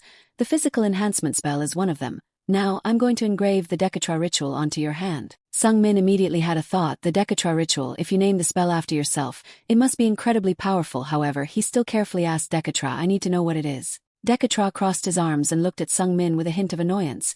When I mention this ritual to other children, they immediately agree. However, Sungmin continued to show his doubt about the ritual he had never heard of. The time and location seem a bit unusual, Father. When Sungmin tried to use his sacred eye to examine the place he was standing, he only received a message. The sacred eye cannot analyze this space. Sungmin's suspicions deepened as he narrowed his eyes at Dekatra. Moreover, I don't understand why you have to perform this ritual secretly in the middle of the night. Dekatra suddenly laughed merrily. I like that about you, but my favoritism might be poison for you. Still unable to comprehend the situation, Sungmin tried to pry Dekatra. So, why are you doing this to me? Dekatra continued to respond evasively. Because I see that heaven has bestowed a gift upon you. At that moment, magical circles appeared around Sungmin, but he couldn't move. Something was activated. Sungmin, terrified, gripped his left arm, which was now emitting bloodstains.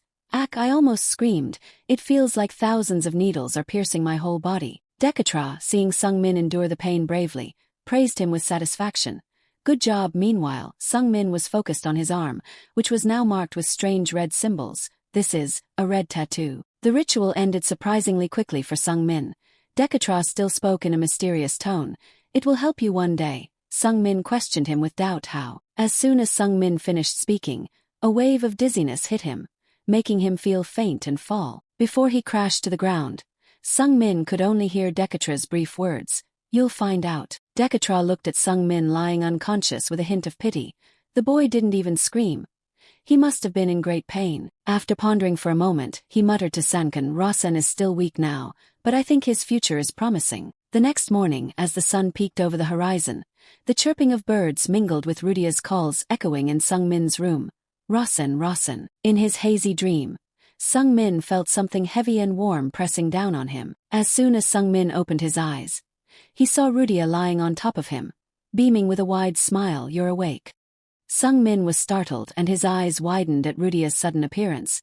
She was still complaining as usual. I'm so hungry. Seeing Sung Min's surprise, Rudia explained. The witch sister brought me here.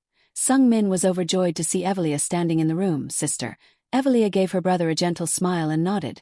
The little one kept begging to see you. Immediately after, Evelia's expression turned menacing, threatening Rudia. But she still refuses to use honorifics. Why don't you give her to me? I think she needs another lesson. Rudia, upon hearing that, panicked and started crying, complaining to Sung Min, Rasen, please don't, I have to wake up early in the morning, and on top of that I have to. Sung Min thought to himself, she looks like a child babbling to her parents. At this point, Sung Min noticed that the red tattoos on his arm had vanished. He wondered to himself, oh right, the Dekatra ritual is no longer on my hand, it wasn't a dream, was it? Seeing Rudia crying, Evelia unleashed chains to bind her. Stop bothering Rasen, come here now. Sung Min, seeing this, could only try to comfort Rudia. It seems like she takes good care of you. Rudia was dragged away, tears streaming down her face. No, she tortures me every day. Sung Min chuckled, seems like she's in a good mood today. Finally, Rudia was pulled off Sung Min's bed with a sullen expression. Evelia calmly asked her brother, when will you be leaving on your next journey? Sung Min cheerfully replied, I plan to rest for 3 more days before I go. Evelia nodded. Your mother must be worried sick about you. Sung Min was slightly surprised at Evelia's unusual address. Mother. Evelia realized her brother's startled expression and asked, what's wrong? Sung Min, flustered, shook his head. Oh, nothing, I think I misunderstood something. Meanwhile, Rudia was furious at being chained by Evelia. She struggled, her anger fueling flames. But Evelia remained calm as she spoke to Sung Min. I don't know what's going on, but I hope you see the truth. At that moment, Rudia's flames transformed into a colossal serpent, aiming for Evelia. In the next second, the serpent lunged at Evelia, its maw agape spitting fire, but Evelia calmly awaited the attack. As the serpent got close to Evelia, it dissipated into smoke, colliding with the magic shield she had created. Evelia seemed all too familiar with Rudia's impulsive actions. The remnants of the serpent transformed into a flock of beautiful butterflies, swirling around Evelia. She gave Sung Min a gentle smile. Oh, Rasen, you passed my test with flying colors. I tested you as the great young miss of the family, and now I will reward you as a sister. Sung Min's eyes lit up with excitement. She must be talking about the white tiger. Evelia gently told her brother, can you get up and come here? Sung Min, obediently, followed her instructions. Yes, sister. As he approached Evelia, a magical cloak suddenly appeared on him. Sung Min opened his eyes wide in astonishment. Sister, this cloak is... Evelia smiled and nodded at her brother. Yes, this is a gift from me. The Holy Eye instantly informed Sung Min about this white dragon scale cloak. It is a legend among blacksmiths, a masterpiece meticulously crafted by Yuthalai, the dwarven blacksmith leader. It is said that Yuthalai poured all his effort into forging this, and it possesses mystical magical power. Sung Min stared at Evelia in amazement. If it's a cloak made from white dragon scales, then you wore it before. To Evelia smiled gently and nodded. Yes, it's the cloak I wore in my previous expeditions. Sung Min was surprised because he had heard it saved her life many times. He happily said to Evelia, this is the best gift I've ever received from you. Evelia added, it no longer retains its full power, so I had it repaired. Sung Min asked in confusion, what do you mean? Evelia explained, once if its power is unleashed, it can help you kill a mage below the 6th level, and it can only be used once, remember that. Sung Min felt dizzy after hearing this. 6th level is a realm that ordinary people without abilities find difficult to reach. He was sure he would be able to utilize it someday. Then, Sung Min became even more excited. "Thank you, sister, for this great gift," Evelia said cheerfully. "I hope you return safely. I'm talking to you as your sister, and as the eldest young miss of the Maiden family. You must be stronger when you return." Sung Min felt even more encouraged by Evelia's words. "Yes, sister." After Evelia left with Rudia, Sung Min told himself, "I must return stronger, to protect the things precious to me." 3 days later, Hampton cried and said goodbye to Sung Min. "Master, I've put all the antidotes in your bag and also written down the detailed instructions for using them."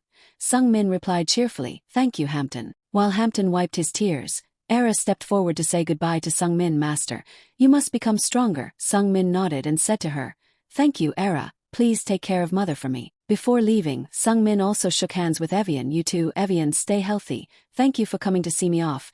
Evian happily slipped something into Sung Min's hand in secret. "Yes, master." Sung Min looked down at his hand in surprise. "She put something in my hand." As Sung Min opened his hand, there was a small chocolate candy inside. Evian sincerely blessed him. "Take care, master." Sung Min couldn't help but smile. "I think she just gave me my favorite gift." He waved goodbye to Evian. "Thank you, Evian, see you later." Sung Min left the Maiden mansion gates with a cheerful heart. He mumbled to himself, "The 7th son of the Maiden family, Rasen Maiden. According to the rules of the Maiden household, I will begin my adventure to discover my own strength." Sung Min looked back at the mansion gate one last time before leaving. Suddenly, a fireball appeared in the sky and flew towards Sung Min, making him jump in fright. Fire! Immediately the fireball landed next to Sung Min, causing a massive explosion that sent dirt and dust flying everywhere. Rudia emerged from the explosion with a gleeful expression. "Rasen, I didn't arrive too late, did I?" He, the witch sister let me go." Rudia then handed Sung Min a letter from Evelia. In the letter she wrote, "I thought it would be better for me to teach you, but exploring the world is also a good idea. I've been guiding you for 2 years so you can learn on your own, so go with your friend, after all, she is your strength." "I've been guiding you for 2 years so you can learn on your own, so go with your friend, after all, she is your strength." After thinking for a while, Sung Min realized that Evelia was right. He asked Rudia, "Do you want to come with me, Rudia?" Rudia excitedly exclaimed, "Of course, I'm so excited, the witch sister set me free." Sung Min then took Rudia and left the road in front of the mansion, which now had a large hole in it. "No more time to waste, let's get going." Sung Min, with a heart full of passion and a strong will, began his journey of exploration. "I must walk my own path." This time, Sung Min was only accompanied by the transcendent Holy Grail and Rudia. He had no hidden support, but he was still confident in his own ability to change his future. That night, Sung Min and Rudia found a secluded area in the forest, far from any nearby villages.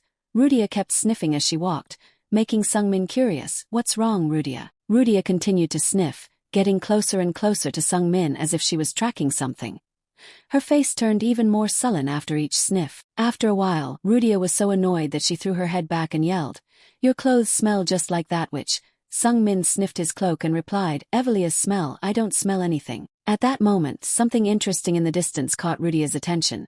She immediately became excited and exclaimed, "Wow, it's really here, just like you said." Below the hill in front of them was a place called the Fat Cat Inn. According to the original setting of the novel, there were about 3 inns in the middle of Salvation Street. The first one was the Fat Cat Inn, run by an organization called Illusion Sound.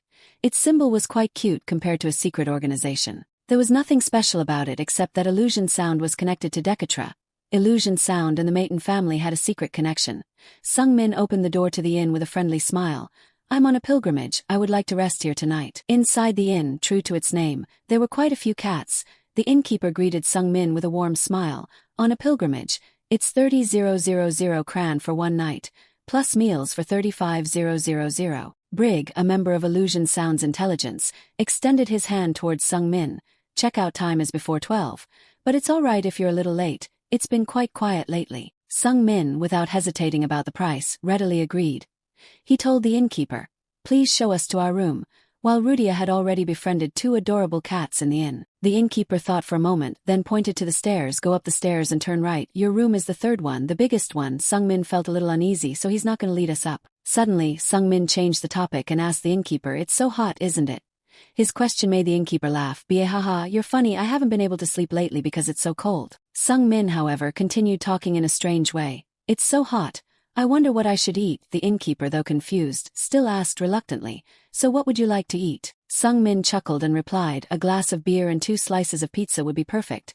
The innkeeper immediately stiffened his face even though he was still smiling. Ha ha ha, then I'll prepare that for breakfast tomorrow. Sung Min smiled silently to himself as he observed the innkeeper's awkward expression. He took the bait. The innkeeper, forcing a smile, continued to probe Sung Min. But aren't you a little young to drink beer? A mischievous glint appeared in Sung Min's eyes. He calmly replied, I guess so. Then, Sung Min smiled mysteriously at the cats and said, then I'll just play with the cats. In fact, this strange way of talking was the password for illusion sound. The code was not hard to remember, but it would make the listener feel very strange. On a hot day, say it's cold. On a cold day, say it's hot. If you're young, ask for beer. If you're old, ask for candy. This contradictory, paradoxical way of speaking was the password for this place. To be able to operate secretly, illusion sound operated under the Maton family. The Maton family members, while on their pilgrimage, could all enjoy basic benefits in this place. The innkeeper, after knowing that Sung Min was the 7th child of the Maton family, immediately put on a fake, flattering smile. We only have 2 cats here. He pointed at the 2 cats and introduced them. This one is Hobbs and the other is Valve. Hobbs is very playful, so he's thinner, while Valve is chubby because he eats a lot. The innkeeper asked Sung Min with a hint of hidden meaning, which cat do you want to play with? Sung Min pondered for a moment and replied, I quite like playing with Valve. The innkeeper's face darkened. Valve, why? He forced a smile and tried to persuade Sung Min. It would be more fun if you played with Hobbs in reality. He was secretly regretting his decision, thinking, this kid from the Maton family is just trying to extort money. The innkeeper secretly grumbled to himself. How much money could they possibly need? Why doesn't he just ask his family for it? Sung Min, however, knew very well that only outside the Maton family could he profit from money. He regretted not taking the artifact, but he needed the money more. He then firmly told the innkeeper, I like the fat one better. Sung Min then calmly led Rudia to their room with a triumphant look. As he looked down at the innkeeper, the man's face was still grim. If the innkeeper didn't help Sung Min, the secret contract with the Maton family, made by the hypnotist, would end immediately. This place would have to close down, therefore, no matter how resentful the innkeeper felt. He couldn't react impulsively in front of Sung Min. However, intelligence about Sung Min going to the Fat Cat Inn to demand money was immediately transmitted to the Maton family's main mansion that very night. Dekatra, after hearing about it, didn't seem too surprised. I understand. After a moment of contemplation, Dekatra asked Sunkan with some concern, but how did Rashen know about this? Sunkan replied, I think he might have learned about it from the library. A gleeful smile instantly spread across Dekatra's face. Did he find the right book in that mess? How interesting, Sunkan, after pondering for a moment, said. Perhaps Evian helped him. Dekatra was slightly taken aback by this. He was even more curious. I thought the librarian was supposed to be neutral. Sunkan immediately explained. Evian might have a special fondness for the youngest son. Dekatra chuckled with amusement. None of my other children would ever go to such a rundown inn or read those books. Sunkan, both surprised and curious, asked Dekatra, do you mean you planned this for him? Dekatra shook his head and replied, that opportunity is given to everyone equally. It all depends on each child's ability and talent. Seeing Dekatra's cheerful expression, Sunkan smiled back. You seem quite pleased. Dekatra didn't hesitate to admit, after all, that kid is the only one following the path I laid out. After a moment of contemplation, Dekatra suddenly told Sunkan, but today will probably be the last day for the Fat Cat operation. Finally, a peaceful night passed at the Fat Cat Inn. Dawn broke, bringing with it the chirping of birds and the gentle rustling of leaves. Warm sunlight streamed through the window and onto Sung Min's bed, waking him up. But he only stretched and didn't want to get up. I slept so well. As Sung Min reached out his hand, he touched the bags that were piled all around his bed. He opened his eyes wide in surprise. Sung Min sat up abruptly in shock and checked the bags. They were filled with gold coins, making his eyes shine brightly. Since when? I didn't even feel a thing. Wow. Sung Min was blinded by the brilliance of the glittering gold coins. This must be about 3 billion gran, which is about 3 billion won. That's more than enough for 2 years of luxurious spending.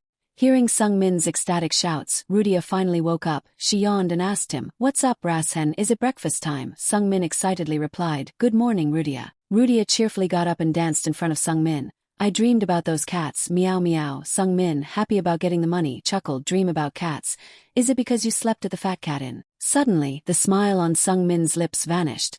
He was slightly stunned as he thought about it more carefully. Wait, Rudia dreamt. According to the novel, many times Rudia's dreams were prophetic. Whether they were good or bad, They were like warnings for her or her companion. There was even a time in the novel when Rudia dreamt of a surprise attack. And it actually happened, putting Kassen on the brink of death. At that moment, the Holy Eye also started to alert Sung Min. A red warning blinked continuously, making it impossible for him to ignore it. This was the moment when Sung Min realized something was about to happen. Sung Min didn't hesitate and immediately called Rudia, who was still fixing her hair. While Rudia was still dazed, Sung Min, with a serious frown, demanded, "Burn the fat cat into ashes." Just a moment later, as Sung Min wished, an explosion occurred in the forest. Smoke and flames billowed up from the location of the fat cat inn. The fire raged fiercely and quickly engulfed the entire inn. The old building, primarily constructed of wood, quickly transformed into a giant torch in the middle of the forest. However, outside the room where Sung Min was, a group of mysterious people wearing hooded cloaks gathered together. Instead of fleeing, they cautiously approached Sung Min's room. The leader of the group peeked through the door and looked around, trying to find Sung Min in the fire. He stealthily signaled his comrades to slowly approach their target. The leader, seeing that Sung Min wasn't there, ordered his subordinates, "All right, charge in now." Just then, a fist punched through the thick smoke and flames, aiming straight at his face. The leader was knocked backward with a punch, causing his subordinates to gasp in shock. The mysterious group instantly yelled and prepared to cast magic. "The target is escaping. Get ready to fight. This seventh son only has 2 magic circles. Don't let him escape." Sung Min stepped out of the room, his fist full of mana, and a cocky smirk on his face. "Seems like a rather unexpected attack. You guys seem quite strong at first glance." Suddenly, Sung Min's hair turned silver. He calmly warned the masked individuals, "You probably have a lot of information about me, but it's not all accurate." As Sung Min's hair turned completely silver, the system informed him, "Your power burst will last for 1 minute."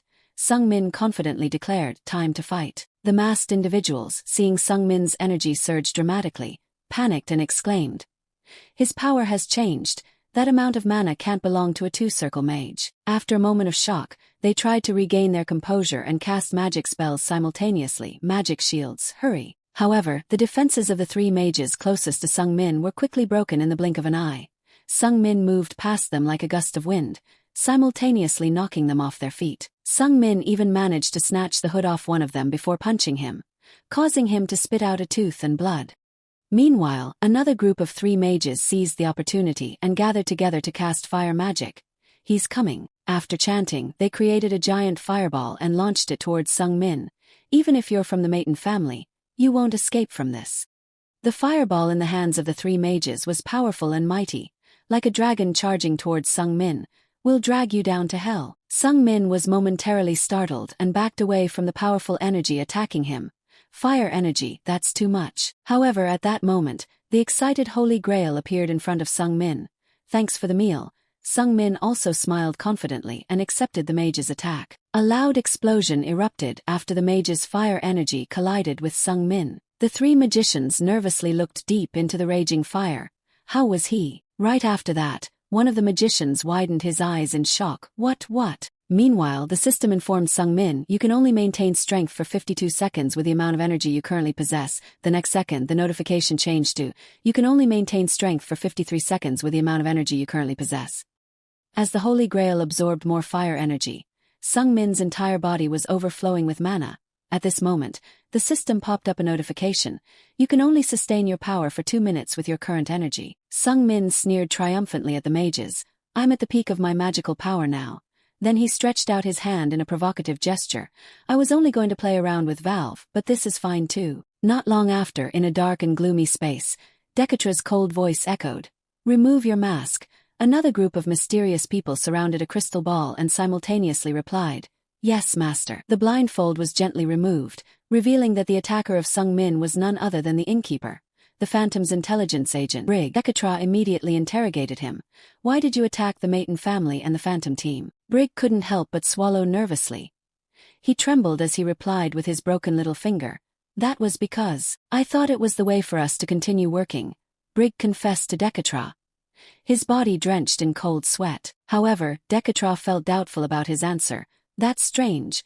I remember allowing that operation to continue." Last night when talking to Senkan, Decatra had asked, "Today will be the last day of the Fat Cat operation, right?" Senkan had replied, "Yes, that's right." After a moment of deliberation, Decatra unexpectedly broke into a mysterious smile. "I've changed my mind.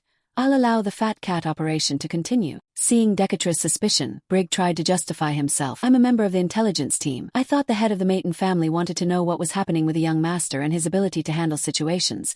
The reason I attacked the young master and the Phantom team was because it was supposed to be a small thank you from the Phantom team for the Maton family's kindness towards us. We had simulated it many times, though I never thought I would speak directly in front of you. Going back a short time earlier, after Sung Min had defeated all the mages who had surrounded him, he calmly sat down in front of Brig and said, I'm not going to ask who you are. Sung Min spoke frankly to Brig.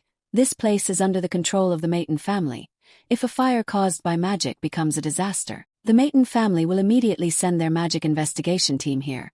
Sung Min leaned down to look directly into Brig's eyes, the sharp light in his eyes sending shivers down Brig's spine. Relying on the holy eyes, Sung Min didn't need to remove Brig's hood to know his identity and personality. A petty intelligence agent who wanted to keep his business, Sung Min continued to speak to Brig. The Maton family doesn't care where I am or what I'm doing. Right after that, Sung Min suddenly yanked off Brig's hood, causing him to panic even more. As Brig shut his eyes tightly in fear, Sung Min continued, however, if anyone dares to lay a finger on the Maton family in front of the family's magic investigation team, they will be arrested immediately according to the law. Brig stammered in fright, yes, young master. Seeing Brig's understanding, Sung Min calmly placed his hand on his forehead. Brig, the Phantom's intelligence agent, you will be punished for attacking me. You would have died if you had truly intended to kill me, but I have reconsidered because you didn't have that intention. Brig opened his eyes in horror, seeing Sung Min transferring a strange energy flow into his head. This isn't magic. Immediately, the energy flow ran through Brig's body like electricity, causing him to scream in pain and roll his eyes back. Sung Min injected a small amount of fighting spirit into Brig's body. Mana coursed down his spine and towards his fingertips. Brig's little finger immediately deformed. He sensed that the bone had been completely broken and he would never be able to use his little finger again. With that done, Sung Min stood up abruptly. Let's go, Rudia. Brig continued to writhe on the floor in excruciating pain. Ah, my little finger. Brig struggled to escape the fire, groaning loudly. Damn it, I can't use mana. Returning to the present, Decatra felt quite pleased with Brig's answer. I understand. Not a bad gift. Brig breathed a sigh of relief. I will continue to try my best. Immediately afterwards, Decatra questioned further. You are the ones who set the fire, are you not? Brig hurriedly bowed his head in fear. No. He honestly confessed to Decatra. The fire was caused by the young girl who is with the young master. Her name is Rudia. As soon as he heard this, Decatra felt astonished.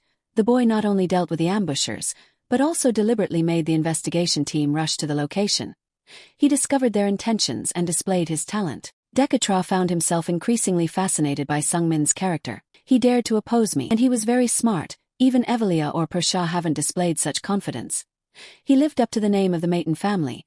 Brig's broken finger is proof of that. After a moment of contemplation and satisfied with the test, Decatra decided to let Brig go. I officially allow you to continue your operations. Brig stammered in response. Thank you, sir. Decatra then added with a sinister tone. This is a reward for demonstrating your abilities. He seemed concerned for Brig. That finger is causing you a lot of trouble, isn't it? Brig hastily shook his head. No, it's nothing. Immediately, a small blade of wind formed at Brig's little finger. Without hesitation, Decatra sliced off the broken and painful little finger. Filled with the energy of fighting spirit, the little finger fell to the ground. Brig felt no pain, and there wasn't even any blood. Brig's little finger was severed with a tiny sound. Instead of feeling grateful to Decatra, Brig's face was filled with terror. Sir, he just cut it off, and I didn't feel any pain at all. He swallowed nervously. If that were my neck, I would have to get out of here immediately. Brig hurriedly left the interrogation room and stepped outside, greeted by the warm sunlight. As soon as he went out, he heard the sounds of cats waiting for him. Brig's surviving subordinates were waiting for him, along with 2 surviving cats. The group was stunned when they saw Brig appear, speechless. They were so overjoyed that they were speechless. Brig smiled, genuinely feeling relieved, and raised his hand, now missing a finger, to greet his subordinates. I escaped quite easily, didn't I? It's better to cut off a bone than to live with a broken one. It's easy to make a rubber finger and put it on. A few days later, Sung Min and Rudia continued their journey, but they haven't stayed at any inn since then. They slept outdoors and caught wild creatures to eat along the way. They have traveled a distance of about 300 kilometers. They travel about 50 kilometers each day, and today is the 6th day. As dusk approached, they stopped at a fork in the road and sat by the fire, eating grilled fish. Rudia chewed thoughtfully and asked Sungmin. We've been walking for 6 days. Where are we going? Sungmin complained. You're asking me now. You were too busy admiring the scenery. Rudia grinned. I was, so I forgot. Sungmin clicked his tongue and told her. We're going to Holland. Rudia pondered for a moment and nodded. Holland, do you mean the Holy Kingdom? Sungmin nodded in confirmation. Yeah, you know where that is. Rudia beamed and bragged. He, I read about it in the book the witch gave me. I took a test on it and got everything right. Sungmin felt a twinge of sympathy for Rudia. She must have gone through a hard time. Rudia continued to ask curiously, but why are we going there? Is there something fun there? Sungmin walked over to the signpost near their fire and said, we can get a lot of things there. In the original novel setup, Holland had a lot of valuable items. Sungmin thought it would be great if he could get some of them before Kassan took everything. Sungmin pondered in front of the signpost, carefully thinking, should we continue moving? Let's see, there are 3 routes. We need to go to the Holy Kingdom of Holland. The other 2 routes lead to the Grandel territory and the Red Forest. Sungmin hesitated a little. Taking this road doesn't mean I will definitely go to Holland, Grandel, or the Red Forest. This continent is vast, and this sign shows the approximate direction. However, the reason this route is important is that it shows what the world uses as a reference point. Suddenly, his holy eyes activated automatically. Thanks to his holy eyes, Sungmin noticed that under the 3 arrows on the signpost, there was a faint, blinking line of text. Sungmin furrowed his brow in doubt and pointed at the text. Rudia, can you read this text? Rudia stood up confidently. Of course, Rosin. She thought that the blinking text could be read without the need for the holy eyes. After approaching the signpost, Rudia read aloud, Holy, Holy Kingdom of Holland. I learned how to write those words. Sungmin was stunned for a moment before telling Rudia, not that, it's below. However, Rudia looked around the sign with a puzzled expression. What else is there? My eyesight is excellent. At that moment, Sungmin realized that only he could see the inscription. A spark of insight flickered in his mind. Wait, if I think about it, this is... Sungmin remembered when he followed his master Magner in search of the 1,000-year-old dragon scale. It resembled what he had seen on the ground before. A glowing inscription, visible only to him. Sungmin immediately used his holy eye to read the inscription on the sign. It was automatically translated as, return the artifact to my descendant. Sungmin was surprised and wondered, descendant. Suddenly, the transcendent Holy Grail cried out to Sungmin, Rosin, it's sucking all my mana. When he glanced at it, a stream of energy from the mouth of the cup was pouring out and being absorbed by the glowing inscription. Sungmin reassured the transcendent Holy Grail, we won't do anything for now. The transcendent Holy Grail forced a laugh and replied, well, even though this mana is mine, I'll let it be if you compliment me. Sungmin readily appeased the transcendent Holy Grail, patting it gently. Okay, thank you for staying quiet. The transcendent Holy Grail immediately became happier. More, compliment me more. Sungmin patiently waited for a while. The inscription absorbed a lot of mana, but nothing changed on the outside. Just as Sungmin touched the sign, a blinding white light flashed from it, and a new inscription appeared above the sign, like a holographic display. The Holy Eye continued its automatic translation mode. Only those who have received the 1,000-year-old dragon scale, or those who possess the white swan's golden tooth, the wild beast's eye, Harlan's staff, and the holy eye, can see my arrangements. Rudia could now see the strange inscription, but she completely didn't understand the runes. Rosin, there are so many characters. While Sungmin was still confused, a man suddenly appeared faintly beside them. Let me introduce myself first. The man appeared like a ghost, able to be seen through. My name is Kurtle. I am pleased to meet you, my descendant. Sungmin was astonished. Kurtle, the legendary Grand Mage, this is really Kurtle. Suddenly, Rudia approached the man and, without hesitation, waved her hand beneath him. I can't smell anything. I can't touch him either. Heaven and earth, he's not human. Sungmin still hadn't grasped the situation when he heard the transcendent Holy Grail suddenly roar in anger. Frail old man. The transcendent Holy Grail was so angry that its face turned red. Just when I almost forgot about him, he appears again. Sungmin immediately confirmed the man's identity. If I recall, wasn't the first person to possess the Holy Grail Kurtle. Sungmin tried to reassure the transcendent Holy Grail. Calm down. He's not really here. As if reading Sungmin's thoughts, Kurtle added, I am currently sleeping soundly in the North Sea. Sungmin was surprised and opened his eyes wide. The North Sea. It's in the northernmost region of the world. It's a land that humans have never conquered, a wasteland where humans cannot live. Simply because this forbidden zone is so cold that no one can survive there. Even the Maton clan couldn't conquer the North Sea. Kurtle continued as if a 3D image had been pre-programmed. I hope you can awaken me, however. If you don't like it, it will be my preordained fate. For the benefit of the future, I decided to seal myself in the North Sea. To release my seal, I've prepared to train my descendants along with the necessary items. Sungmin became immediately excited when he heard about the Grand Mage's remaining artifacts, but then Kurtle added, You'll have to fulfill 2 conditions to become my descendant. Sung Min slightly furrowed his brow and pondered. Conditions. Kirtle continued. First, you must possess the Holy Eye. Second, you must possess the Holy Grail. Sung Min immediately looked at the transcendent Holy Grail, which was displaying a hateful expression towards Kirtle. It was a coincidence that he already had both conditions. Sung Min immediately burst out laughing when he realized he was caught in an amazing coincidence. A golden opportunity. Kirtle continued to guide Sung Min. Go to Hyren. If the Fire Clan still exists, they will live there. Rudia excitedly pointed at herself. He means me, right? Finally, Kirtle gave a few more instructions before disappearing. The key is to win the Fire Clan's heart. If you can't establish a fire pact, you won't be able to receive the Holy Grail. Find the Holy Grail and come back here. Immediately after that, Kirtle disappeared, causing Rudia to curiously exclaim, "Oh, he's gone." Then, Sung Min stepped in front of the directional sign and placed his hand on it. I just need to channel mana into it like this, right? As expected, when the inscription on the sign absorbed enough mana, Kirtle's 3D image appeared again. I'm waiting for you, my descendant. Somehow, Kirtle's pre-programmed image could show astonishment. How is this possible? You've already found the Holy Grail. Then, Kirtle showed sympathy for Sung Min, my descendant. You must have endured a difficult journey to obtain the Holy Grail. The transcendent Holy Grail was still grumbling resentfully. Damn old man. Sung Min smiled triumphantly and replied, Indeed, I've been through a lot. The next morning, Sung Min and Rudia rode on the back of a giant bird and crossed through majestic but extremely treacherous mountains. When the bird called out a few times as a signal, Rudia immediately cheered and told Sung Min, Rossen, we've reached the nameless abyss. Sung Min thoughtfully held a fong in his hand and thought about what Kirtle had told him the previous night. Initially, when I first arrived on this continent, I had no teacher, and there were no arrangements, so it took a long time to achieve this strength. I had to wander a lot, therefore, I've decided that I will make sure my successors won't have to wander like me. I'll show you a faster, safer, and more certain path. When you found the Holy Grail, you've taken one step on the path to becoming a true mage. More important than the quantity and quality of effort is the direction of effort. No matter how hard you try, it's meaningless if you can't go in the right direction. You can go in the right direction if you work in the right direction. Later, people will call this path the magical path. Because you passed my first test and earned the right, I will arrange things for your generation of descendants. If you follow the path I've laid out, you'll find the truth.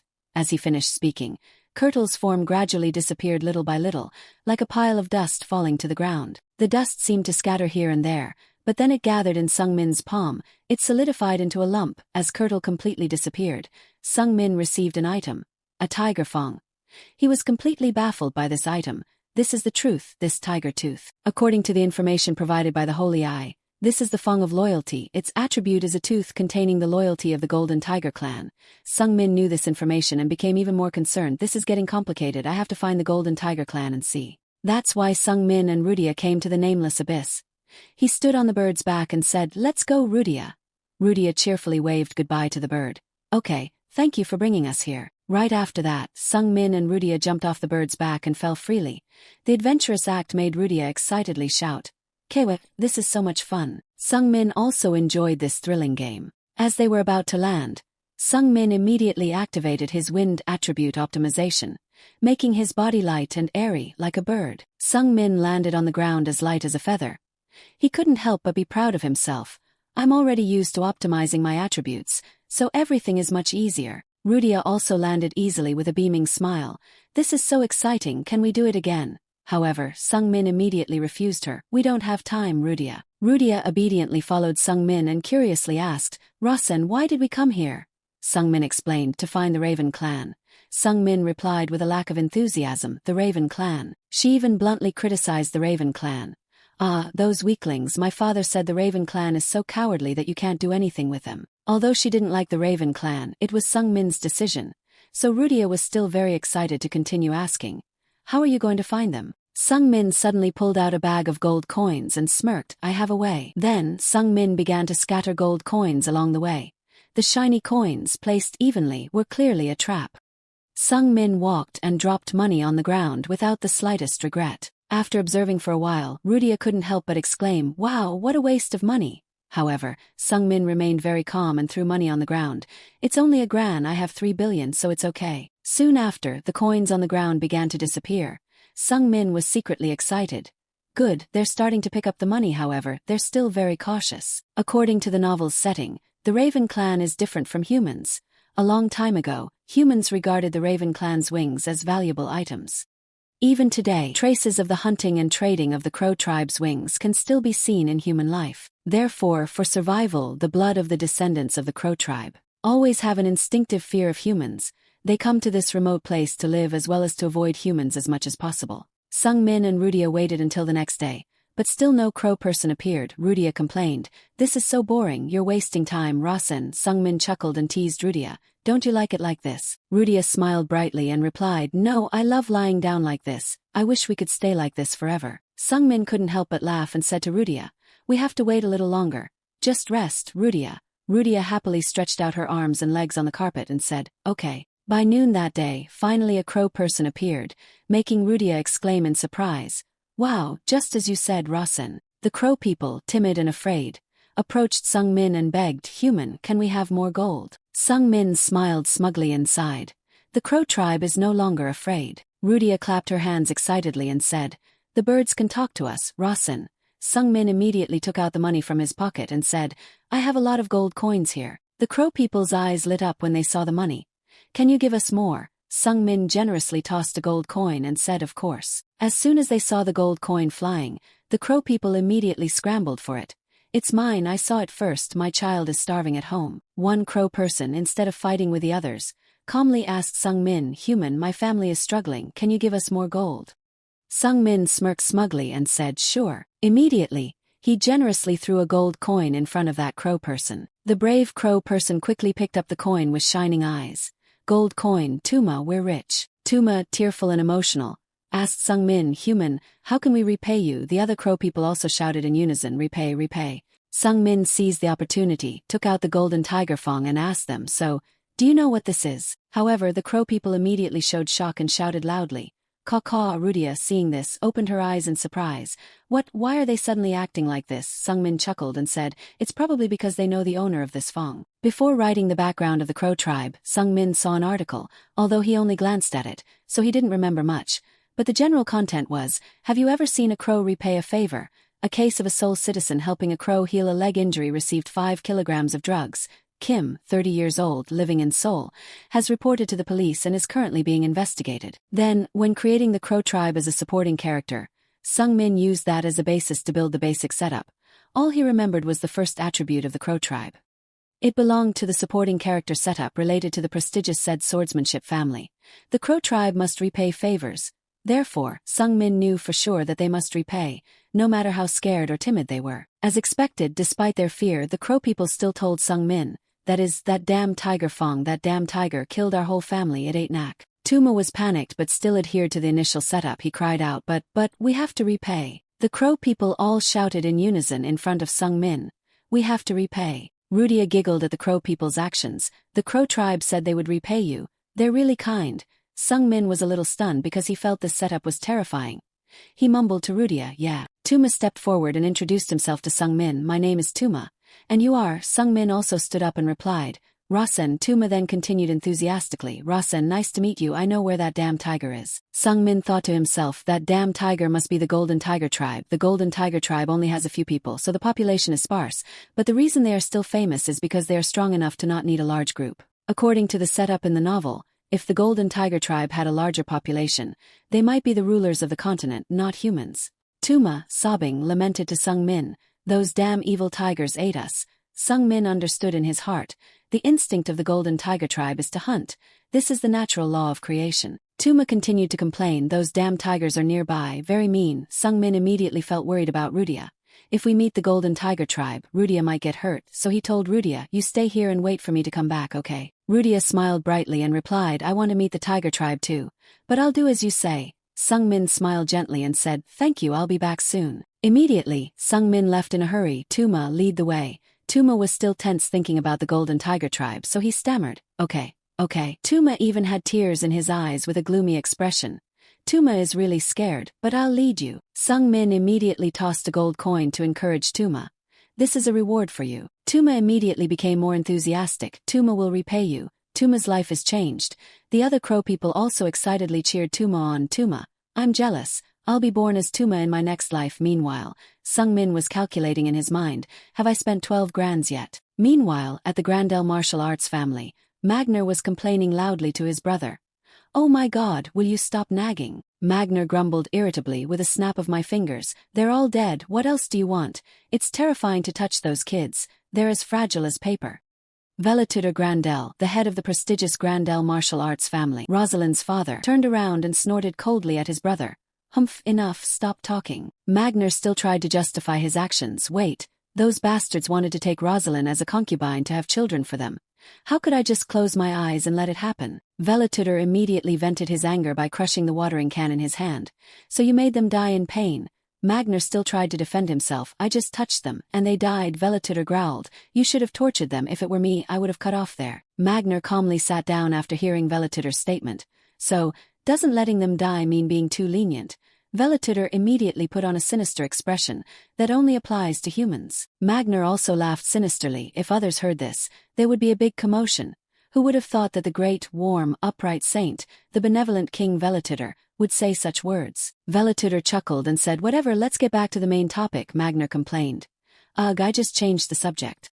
Velituder directly asked Magner, "How far have you trained Rosin?" Magner replied, "The 4 wills and 3 basic martial arts of the Grandel family, but you can learn that much just by reading books." After a moment of contemplation, Magner added, "Rosin, that kid possesses a truth more important than that." Velituder turned around with a shocked expression. "Truth? Have you made another mistake?" Magner calmly swung his legs and said, "Am I the only one who makes mistakes?" Then Magner said seriously, "That bastard, he has absorbed my battle spirit." Velituder exclaimed in shock, "Impossible, battle spirit and mana are completely different things. Now you're saying someone possesses both battle spirit and mana?" Magner nodded firmly. "Right now it seems he's just imitating, but he has a strong body, so it's even more effective." Velituder frowned and reprimanded Magner. "What if this causes harm to the Grandel family?" Magner calmly replied, "I know, I will take responsibility if that day comes. Then, as the master of that bastard, I will kill him with my own hands." Magner asserted to Velituder without hesitation or any regard for his past relationship as a teacher and student with Sung Min. Meanwhile, Sung Min was being guided by Tuma towards the territory of the Golden Tiger. Tuma, trembling as he walked, encouraged himself, "Tuma, be brave." At this moment, Rudia was alone at the campsite. She sat lost in thought, gazing in the direction Sung Min had left. While alone, Rudia suddenly recalled what Evelia had told her before the pilgrimage. "You're going with Rosin." Evelia vehemently opposed Rudia following Sung Min on the pilgrimage. She even beat and insulted the girl. "You are just a burden to him." Evelia tightened her chain and said with disdain, "You're too weak after all. I can't let a lowly creature like you endanger the Maton family." Evelia's words deeply wounded Rudia. With a sorrowful gaze, she looked into the distance. "I'm weak, I know that." Rudia recalled that Sung Min had also left her behind earlier due to worry for her safety. "Rudia, can you wait here until I return?" However, instead of blaming Sung Min for leaving her behind, Rudia felt self-reproach. "I want to be by Rosin's side, but I'm just a burden. I want to become stronger." In that moment of determination, a sudden fire erupted around Rudia. "No, I will become stronger no matter what." The fire surrounding Rudia blazed so fiercely that it could be seen from several hills away. Sung Min quickly sensed the intense fire power emanating from Rudia. He immediately turned his head towards the hill where Rudia was waiting. Sung Min was momentarily stunned. "Is that Rudia? I'm sure I sensed her mana just now." Tuma, noticing this, curiously asked Sung Min, "Hey human, what's that?" Sung Min hesitantly replied, "It's nothing." Suddenly, the system displayed a notification. A variable affecting the storyline has appeared. The Phoenix child character is determined to become strong. The Phoenix god of fire is watching over this child. Sung Min was astonished by this notification. He unconsciously opened his mouth wide. Phoenix, the Phoenix. According to the novel's setting, the Phoenix was a transcendent being that Sung Min had written as a god. The fire tribe, worshipping the Phoenix, was once powerful enough to rule the entire continent. However, the more divine power the Phoenix absorbed, the weaker the fire tribe became. He didn't appear in the story very often, mainly because Sung Min didn't let him intervene directly in anything, and Sung Min didn't think Kassan was influenced by any god in the story. After a moment of deduction, Sung Min quickly reached a conclusion. There is only one reason. His divine eye and Kassan's divine eye were inherently different. Sung Min fell into deep thought for a long time and almost forgot he was on his way to the Golden Tiger's territory. Suddenly, Tuma's startled cry jolted Sung Min awake. "This smell, this scent." After a shriek, Tuma instantly took to the skies and fled in a panic. "I've paid off all my debts, human." Sung Min didn't blame Tuma for leaving halfway through. Instead he smiled brightly. It's impressive that a cowardly Raven member like you could bring me this far, thanks Tuma. Immediately after, Sung Min ventured deeper into the Golden Tiger's territory alone. Not far ahead, he spotted a deer carcass lying on the ground with blood still fresh. Beside the deer carcass, a woman was panting heavily, having just eaten her fill. Sung Min silently approached her with utmost caution. As he got closer, Sung Min instantly recognized the woman as a member of the Golden Tiger tribe. Even from a considerable distance, he could sense how powerful she was. The Golden Tiger woman turned to look at Sung Min with cold eyes. She scanned him from head to toe, as if observing prey, and then arrogantly spoke, a human child. Sung Min carefully approached her with politeness. I'm here to see the Golden Tiger's leader, however. The Golden Tiger woman immediately turned away. I have no interest in a child, I'll spare you this time, so come back when you've grown up. Sung Min called out to the Golden Tiger woman, wait, I just have one question. He was conflicted in his mind. Should I show her the loyalty Fong? No. Members of the Golden Tiger tribe only talk to people they consider valuable. I don't think showing her the loyalty Fong will help at this point. While Sung Min was hesitant, the Golden Tiger woman who had been called back actually stopped. The Golden Tiger woman turned to look at Sung Min with eyes filled with murderous intent. She bared her fangs in a hostile manner. Even though I was going to give you a chance to live, I've changed my mind. Immediately after, the Golden Tiger woman unleashed her power. Her body instantly transformed, becoming muscular and covered in thick tiger fur. Her sharp claws extended in an instant. The Golden Tiger woman, after transforming, became twice as large as she was before. The sight stunned Sung Min, causing him to instinctively step back. Whoa, how come she's so much bigger now? The Golden Tiger woman growled with murderous eyes fixed on Sung Min. You'd be better off as food right now. Sung Min was disconcerted by the murderous aura emanating from the Golden Tiger woman. He immediately retreated into a defensive stance. Damn it, I knew something like this would happen. However, Sung Min quickly regained his composure and smiled confidently as he raised his hand to confront the Golden Tiger woman. Well, I guess things are about to get rough. The Golden Tiger woman instantly charged towards Sung Min, attacking him at the same time. Sung Min's body automatically activated the time delay skill, allowing him to predict his opponent's movements. Thanks to time delay, everything played out like slow motion in front of Sung Min. He effortlessly dodged the powerful slaps of the Golden Tiger woman. I can see where the attacks are going. This is nothing compared to my master's punches. The Golden Tiger woman, seeing Sung Min's skillful dodging and incredible agility, honestly praised him. Not bad, kid. But let's see if you can keep dodging that fast. As she finished speaking, the Golden Tiger woman swung her fist with sharp eyes. Sung Min couldn't help but feel anxious about the dangerous situation. She's right, if I keep this up, I'll be at a disadvantage. Immediately, Sung Min thought, to earn her acknowledgement, I need to show her what I can do. Without hesitation, Sung Min focused his soul power into his fist. Sung Min silently thought to himself, language becomes power, power strengthens body and soul. After activating his battle soul, he punched towards the Golden Tiger woman. Their powerful fists collided, neither overpowering the other. The Golden Tiger woman was genuinely shocked by Sung Min's attack, her eyes widening in surprise. She hadn't expected to suffer such a strong aftershock from his punch. While the Golden Tiger woman remained as stable as a rock, Sung Min was forced to jump back to maintain a safe distance.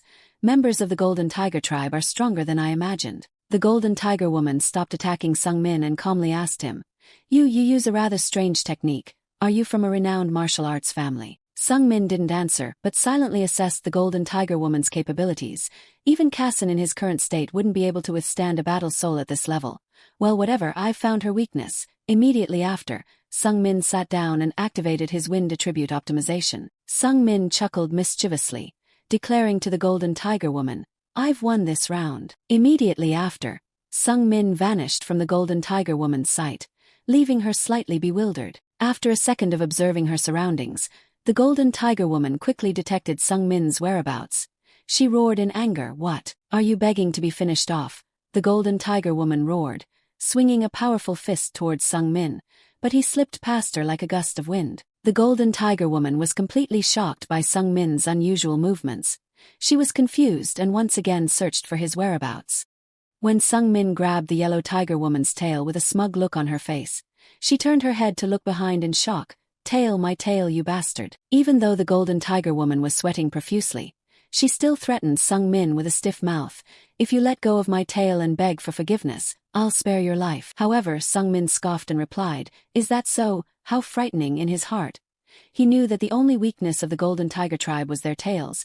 That was why they had a tradition where an adult member of the Golden Tiger tribe would cut off the tails of their young when they turned 1 year old, because if their tails were cut off when they were adults, they could die. Immediately, Sung Min grabbed the Golden Tiger woman's tail and pulled it down, threatening, "What if I do this?" The Golden Tiger woman panicked, transformed into her human form, and cried miserably, "KY, I know, okay, I lose, alright, so hurry and let go."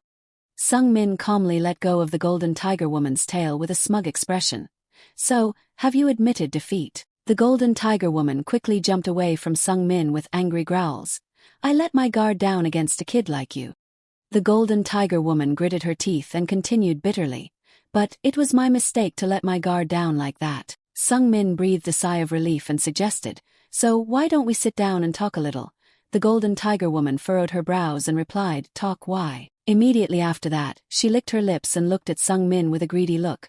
"I can easily kill you right now, why should I chat with you?" Sung Min nonchalantly shrugged and said, "An honorable member of the Golden Tiger tribe wouldn't do that, would they?" The Golden Tiger woman was struck by his words and became agitated. She secretly grumbled in her heart, "Where did such a freak come from?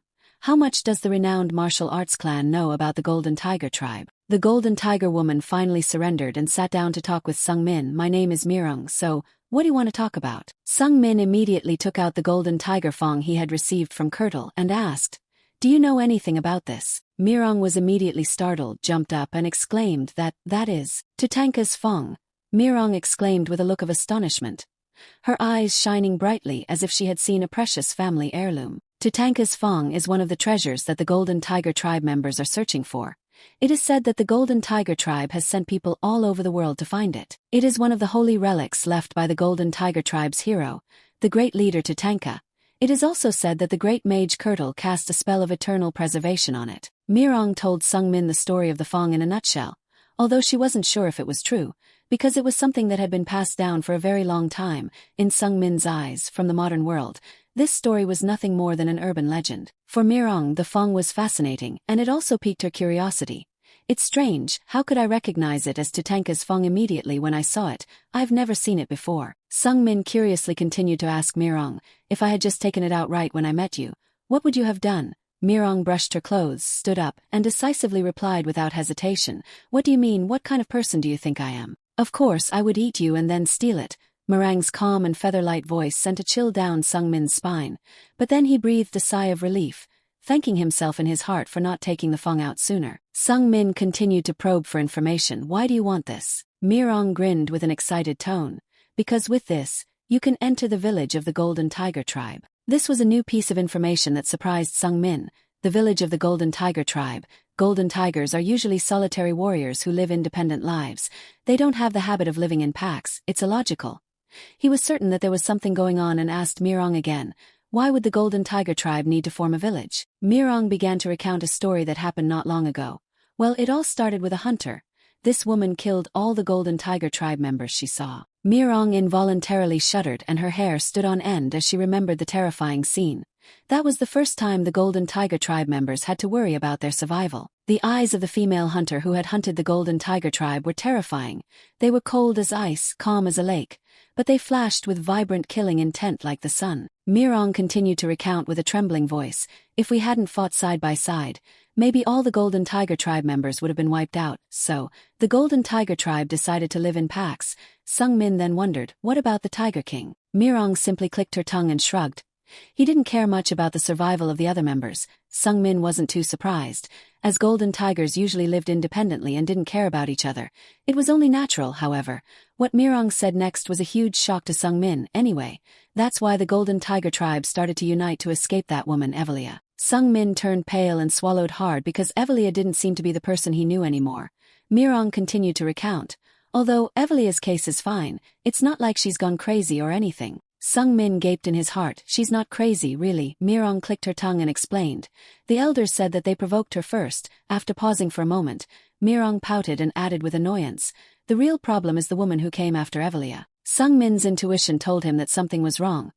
He cautiously asked Mirong, "The one who came after?" Mirang's eyes suddenly blazed with a fire of hatred.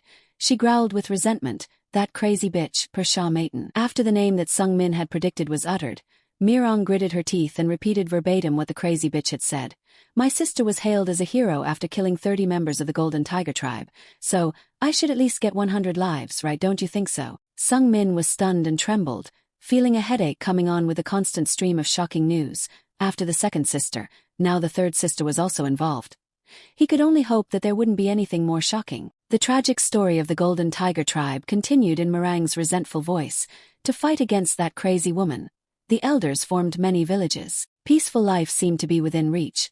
But in the end, Mirong choked up and paused for a moment as she remembered the horrifying past. She wistfully recalled the scene of her entire village engulfed in flames, as soon as Sung Min heard. He knew for sure that it was Persha's work, the crazy woman who specialized in fire. Less than a day after Persha appeared, all the members in Meringue's village were massacred. They were even decapitated as trophies. And now only one village of the Golden Tiger tribe remains. That was the most terrifying day for Mirong. The screams of her family and fellow tribesmen were deeply imprinted in her heart. Help, no, please don't hurt the child. Persha didn't actually kill Mirong. Perhaps her head was too small to display. But she said things that haunted the little girl. Don't resent me too much. Do you know why you were killed? Because you are weak. If you want revenge, come find me when you become stronger. Although I know for sure you'll be weaker than me anyway. As soon as she finished speaking, Persha walked past Mirong and stained her fingernails with the crimson blood of the Golden Tiger tribe members in the village. As a result, all the adults in the village died like that. Sung Min automatically understood that only Mirong survived. That was why no elder cut off her tail when she was young. Pausing for a moment, Mirong continued speaking with a sad look in her eyes, but she didn't seem to have any particular animosity. It's not that I still resent them, because the adults in the village were weak. That's why they died. Sung Min was confused, wondering whether he should show sympathy and comfort Mirong, because the strong survive and the weak perish. That was the natural law of the Golden Tiger tribe. Sung Min decided not to comfort her and continued to ask, "So why can't you enter the village without this Fong?" Meringue's face darkened slightly. "Because I'm weak." Sung Min was astonished in his heart. Weak. Mirong explained, weakness is not something to be ashamed of, but denial of weakness is shameful. I was born much weaker than other members of my tribe who are the same age. It's inborn. Golden tigers don't accept weakness. Sung Min was confused in his heart. Mirong was a strong person, yet she claimed to be weak and believed that even a strong golden tiger was nothing more than a post-meal exercise for Evelia and Persha.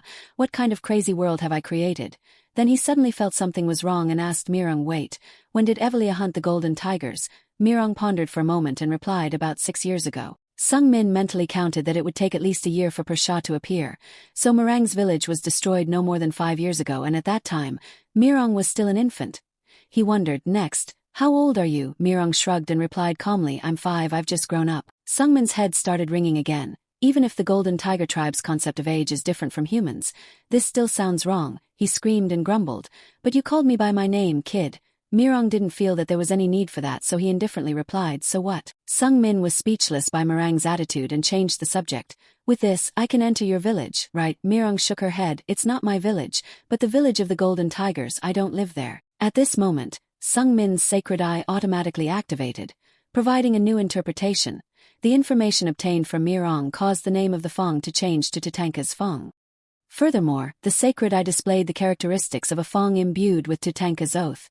When Tatanka's Fong is placed on the altar of the Golden Tiger clan, Kirtle's arrangement will be activated. Sung Min instantly deduced that there would be an altar in the Golden Tiger clan's village.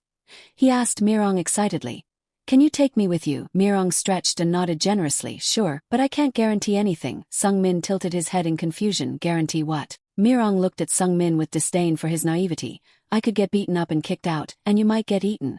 Though Mirong had acknowledged Sung Min, from the perspective of a mature golden tiger, she was only considered a half-member of the clan, and no one took her words seriously. Despite this, Sung Min stubbornly presented the Fong, hoping for some leverage. Even if I have this Fong, Mirong clicked her tongue, shook her head and scoffed at his naivety.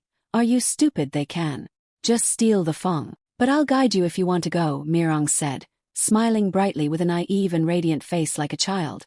Sung Min saw that she genuinely wanted to go with him, so he began to motivate himself. In his mind, Sung Min was hesitant about whether or not to go to the location of the Golden Tiger village.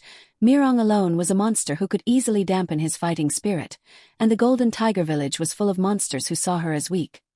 He could abandon Kirtle's arrangement and instead search for locations with artifacts, as initially planned. But suddenly, Sung Min remembered Evelia and Persha. powerful creatures that even the mighty Golden Tiger clan couldn't face. To survive among those matin monsters, ordinary methods wouldn't be enough. He had no choice but to resolve to accept the risk, because without risk, there would be no great rewards. In the end, Sung Min decided to follow Kurtle's arrangement. He said to Mirong with determination, "Let's go, where is it?"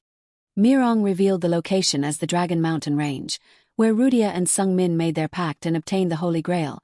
It was also adjacent to Rudia's homeland, Hiren. Finally, Sung Min saw more hope. When Sung Min brought Mirong back to reunite with Rudia and told her where they were going, Rudia became instantly excited.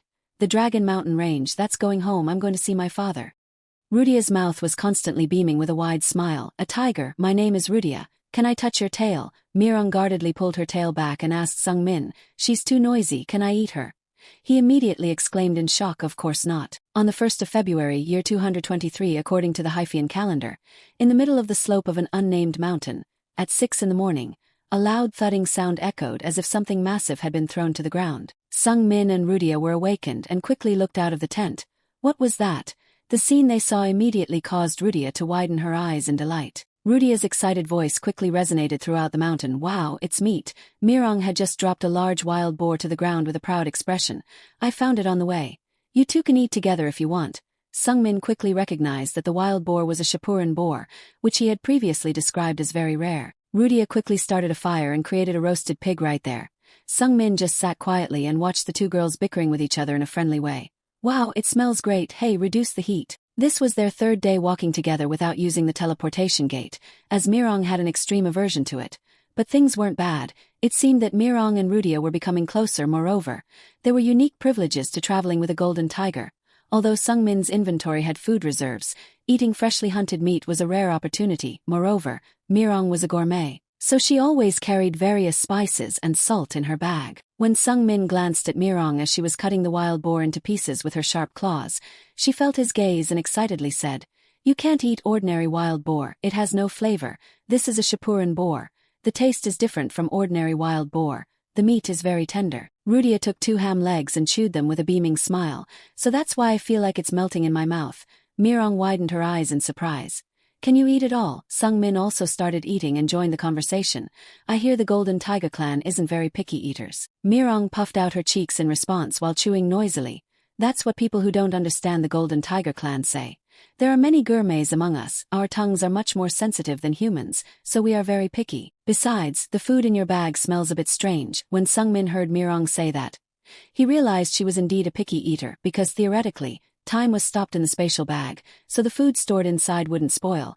Perhaps Mirong had sensed some kind of smell from that food that humans couldn't detect. Suddenly, Mirang's eyes narrowed as she glanced at Rudia. "Of course, human meat is still the best." Seeing Rudia innocently enjoying her food, Mirong said in the tone of a pig farmer, "Yes, eat up." Sung Min was horrified and immediately stopped Mirang's covetous gaze. "How could you say that in front of a human? What kind of attitude is that? And is golden tiger meat good?" Mirong shrugged and shook her head nonchalantly. "No, it's tasteless and tough. The fat is full of toxins, making it the worst ingredient." Sung Min was about to ask Mirong if she had tasted it to know this, but he suddenly remembered that she was a tigerkin. Although classified as human, tigerkin had completely different consciousness and culture. Eating one's own kind should not be judged by outsiders. A few days later, they arrived at the Dragon Mountain Range. According to the signpost, Rudia exclaimed with delight, "There's a cave along this road. Go through the cave and down the mountain, and you'll reach Hiren." Then Rudia smiled sweetly and asked Sung Min, "Can I go home to see my father and meet everyone later?" However, Sung Min bluntly requested, "Just wait in the village." Rudia was shocked and stunned as if struck by lightning. "What about Rasen?" Sung Min calmly replied, "I will go to see the Golden Tiger clan." Rudia became dejected and bowed her head deeply upon hearing this. "Is it because I'm weak?" Sung Min felt a pang of sympathy hearing her clearly disappointed voice. It was normal to be weak at age 14. And in fact, Rudia had been an incredibly talented mage for 14 years, particularly in fire element magic. Her talent was unparalleled. Furthermore, Rudia had been specially trained by Evelia to become stronger, but she was still too weak to face the Golden Tiger clan. It was something Sung Min couldn't deny, so he could only remain silent. Rudia clenched her fist as she turned and walked away. Her voice seemed slightly resentful. "Okay, I'll go home to my father." Sung Min wanted to say something to encourage her but could only call her name. Unsure of what to say, finally, Rudia took the initiative to continue. "My father said if I want to become stronger, I just have to tell him." Immediately after that, Rudia smiled brightly. created a heart of fire, and posed in a cool manner, winking at Sung Min. I will become stronger and protect you, because I made a fire pact with you. Sung Min smiled reassuringly and nodded at Rudia. Okay, I'll be back soon. Meanwhile, Mirong looked at Rudia with one eye, sneering, look at that little girl pretending to be cool. Then, the group of three split into two paths. Sung Min thought to himself, maybe this is best for Rudia. I will also carry out Kurtle's arrangement and become stronger. Sung Min and Mirong quickly stepped into the entrance of the Dragon Mountain range. Mirong began to act like an animal. She put both hands on the ground, stood on all fours, and walked in a crawling motion. Her nostrils constantly flared as if she was sniffing for a scent. Mirong continued to crawl ahead, diligently leading the way. We're almost there. At that moment, the Holy Grail's grumbling voice rang out. Ugh, I hate this place so much. When Sung Min looked over, the Holy Grail was trembling and emitting sparks. The Holy Grail pursed its lips with tears threatening to spill. I feel like I've been sleeping here for thousands of years. After all, I was sealed here. Sung Min showed understanding and sympathy for the Holy Grail. Now that you mention it, this is where you were sealed, isn't it? However, that sympathy didn't last long. When Sung Min saw Mirong digging near a tree, he shifted his focus to curiosity and asked the Holy Grail, why is she digging a hole? The Holy Grail clicked its tongue and guessed. It seems she doesn't know the spell to enter the village. Sung Min widened his eyes in surprise. It needs a special spell. At this moment, Mirong was unaware of any spell, but she continued to dig instinctively with a radiant smile as she smelled the scent of her own kind. It was the most innocent and pure expression that Sung Min had ever seen in her. Because Mirong was an abandoned member, uncared for by the elders, it was no surprise that she had never learned things like spells. Because there was no spell and he wasn't sure if the Golden Tiger clan would appear when they saw Mirong, Sung Min could only use Tatanka's Feng as bait. Sure enough, not long after, a man's voice suddenly came from behind him. Hey kid, who are you? A member of the Golden Tiger clan. When Sung Min glanced at the man who had just appeared, he was about 1.5 times larger than Mirong. His physique was not only tall but also muscular and well-built with bulging muscles. Seeing that man, Meringue's body trembled, and she startled back from the hole she had been digging. It seemed she was even more frightened than Sung Min, even though they were both members of the Golden Tiger clan. Based on Meringue's expression, Sung Min could be certain that the man in front of him was indeed a golden tiger. Through his sacred eye, Sung Min could also understand Meringue's feelings to some extent. Mirong had been frail since birth, resulting in her enduring much bullying from other members of the clan. Looking at Meringue's trembling eyes filled with fear, Sung Min found the contradiction perplexing. Despite her fear, she still wanted to return to the village with her fellow clansmen. On the other hand, Mirong also struggled to understand Sung Min. Why didn't that kid feel scared and could remain calm even in front of a Golden Tiger warrior? The Golden Tiger warrior, after observing Sung Min carefully, began to question him. You're not a member of the Golden Tiger clan. Why do you have Tatanka's Feng? Sung Min honestly replied, Kurtle told me to come here. The Golden Tiger warrior tilted his head in confusion. Kurtle, I've never heard that name. When the Golden Tiger warrior approached Sung Min without making a sound, the sacred eye sent a danger signal. However, Sung Min ignored the warning and said calmly without any hesitation, my name is Rasen Maiden. Mirong only now learned Sung Min's full name. She was confused for a moment, feeling that the name was somehow familiar. Rasen Maiden. Sung Min continued, smiling slyly with a sharp gaze at the Golden Tiger warrior. You might not know Kurtle, but you must recognize the names Evelia Maiden and Persha Maiden, right? I share their bloodline. The Golden Tiger warrior's fur immediately stood on end. He seemed to be afraid of the names Evelia and Persha. Mirong had a similar expression. She reacted even more strongly and was even more shocked because she didn't expect that she had been traveling with a maiden for so long without knowing it. After a few seconds of shock, both the Golden Tiger warrior and Mirong simultaneously assumed a defensive stance, ready to attack Sung Min. However, he was not intimidated. It would take a long time for him to be recognized by the entire Golden Tiger tribe, but he only needed to overcome this obstacle. Mirong, though still a child and a bit lacking in life experience, realized how serious the matter was. She began to curse Sung Min, you little scoundrel. Mirong felt betrayed and deceived by Sung Min. She yelled angrily, how dare you deceive me like that? I'll eat you right now. However, the Golden Tiger warrior turned his attention to Mirong first, with a deep look of suspicion. Mirong, you damned bitch. How dare you bring a maiden to the doorstep of the Golden Tiger village? Mirong was both angry and panicked inside, suspecting she had become a traitor to the entire tribe. She stammered to explain to the warrior. No, that's not it. I don't know anything. I just heard that I could enter the village, so no, that's not it. Meringue's honesty couldn't convince the Golden Tiger warrior. She turned to Sung Min with pleading eyes. Hey, explain yourself, Sung Min shrugged indifferently. She said she would eat me. Mirong wanted to maintain her pride while also clearing herself, so her words became incoherent. I will eat you after you explain. At this point, the golden tiger warrior straightened his chest and stood tall before Sung Min. It seemed he had shed all his fear and declared boldly, "We are not afraid. We will fight you to the death." Seeing the golden tiger warrior's face flushed with anger, Sung Min remained unfazed. Although golden tiger warriors were usually strong, their intelligence was not very high. Therefore, Sung Min decided to use words to persuade him. "I am here to prevent that. We both don't need to die, and I want to rectify my sister's mistakes." The hot-tempered golden tiger warrior began to transform into his beast form and roared ferociously at Sung Min. "Nonsense. Do you think we would believe that? How could someone with that vile bloodline ever fix their mistakes?" Sung Min calmly presented the Fong and said with sincerity, "I will offer Tatanka's Fong to your altar. After that, I will inherit Tatanka's and Kurtle's legacy, and end the meaningless slaughter of the Maton family." This was not entirely a lie. Sung Min was simply following what Kurtle had planned. However, the golden tiger warrior still reacted vehemently. "Do you think I can believe that?" Sung Min replied calmly. "The altar will decide that." The golden tiger warrior continued to roar. "My claws will decide that first." But oddly enough, despite his fierce roars, he hadn't touched Sung Min. Suddenly, Sung Min stopped arguing with the golden tiger warrior and glanced behind him. "I think it's not too late to judge if Tatanka's Fong is real or fake, right?" At this moment, someone emerged from the bushes.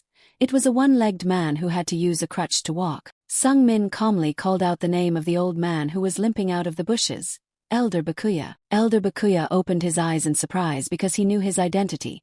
"How do you know my name, kid?" Sung Min knew the reason was simple, but he couldn't just blurt out that the sacred eye had shown him. Sung Min smiled and fabricated a smooth lie. "Kurtle told me, after all. He is a great prophet and a wise sage." Elder Bakuya started to get curious because of Sung Min's introduction of Kurtle, a prophet, a wise sage, Kurtle. After thinking for a moment, Elder Bakuya narrowed his eyes and shook his head thoughtfully. "That's a name I've never heard of." Sung Min ignored Elder Bakuya's skeptical expression and continued to fabricate a story about Kurtle. He saw into the future. "It's a world where the Maton descendants are rampant, and they begin to cause chaos in the world." Sung Min lied without blinking, even looking straight into Elder Bakuya's eyes. "I was born destined to fulfill his wishes and stop my siblings." In reality, the content of this story wasn't that important. Even a quick glance could tell that Elder Bakuya was very strong. Sung Min currently couldn't even touch him with a finger. However, information about Elder Bakuya was read very smoothly by the sacred eye. Although he seemed hesitant, he was in a state of anticipation. Sung Min wasn't sure what that anticipation was, but it was enough that the story sparked curiosity. After careful consideration, Elder Bakuya was truly drawn into Sung Min's fabricated story. "I don't know anyone named Kurtle, but I know very well the ancient legends of the Golden Tiger tribe." The young golden tiger warrior tilted his head. "Elder, is that true?" Elder Bakuya muttered with a slightly complaining tone. "Yes, those are the stories you young warriors often consider pointless." Both young tiger people focused intently. "You mean the legend of Tatanka?" Young warriors of the Golden Tiger tribe usually didn't believe in legends and considered them simply entertaining stories. The legend of Tatanka was not created by Sung Min, so he was also very curious. Through the mentioned keyword, the sacred eye automatically displayed the content of the legend. Tatanka was a legendary leader of the Golden Tiger tribe, the one who ruled the world with his roar. At the same time, the story was retold by Elder Bakuya. Tatanka pulled out one of his fangs and swore to protect the land of the Golden Tiger tribe with his comrades. Then, Tatanka built an altar and created a hole sized just for his fang. It is said that, one day in the distant future, when the fangs return to the altar, the great hero Tatanka will appear once again. Sung Min felt something strange when he heard this story. The Golden Tiger tribe had no companions. He immediately glanced at Mirong wonderingly. "The great hero Tatanka and his comrades. I thought the tiger tribe go hunting alone. Don't you think that's odd, Mirong?" Mirong was momentarily flustered and nodded. Yes, I think so." Sung Min had a purpose in asking Mirong this because even someone as weak as she was forced to act alone. Why would the great Tatanka need companions? However, that wasn't Sung Min's only question. He narrowed his eyes and pondered thoughtfully. "The most bizarre thing is Tatanka and his Fong." Sung Min theorized that for a reaction to occur when the Fong touched the altar, magic must have been embedded in it.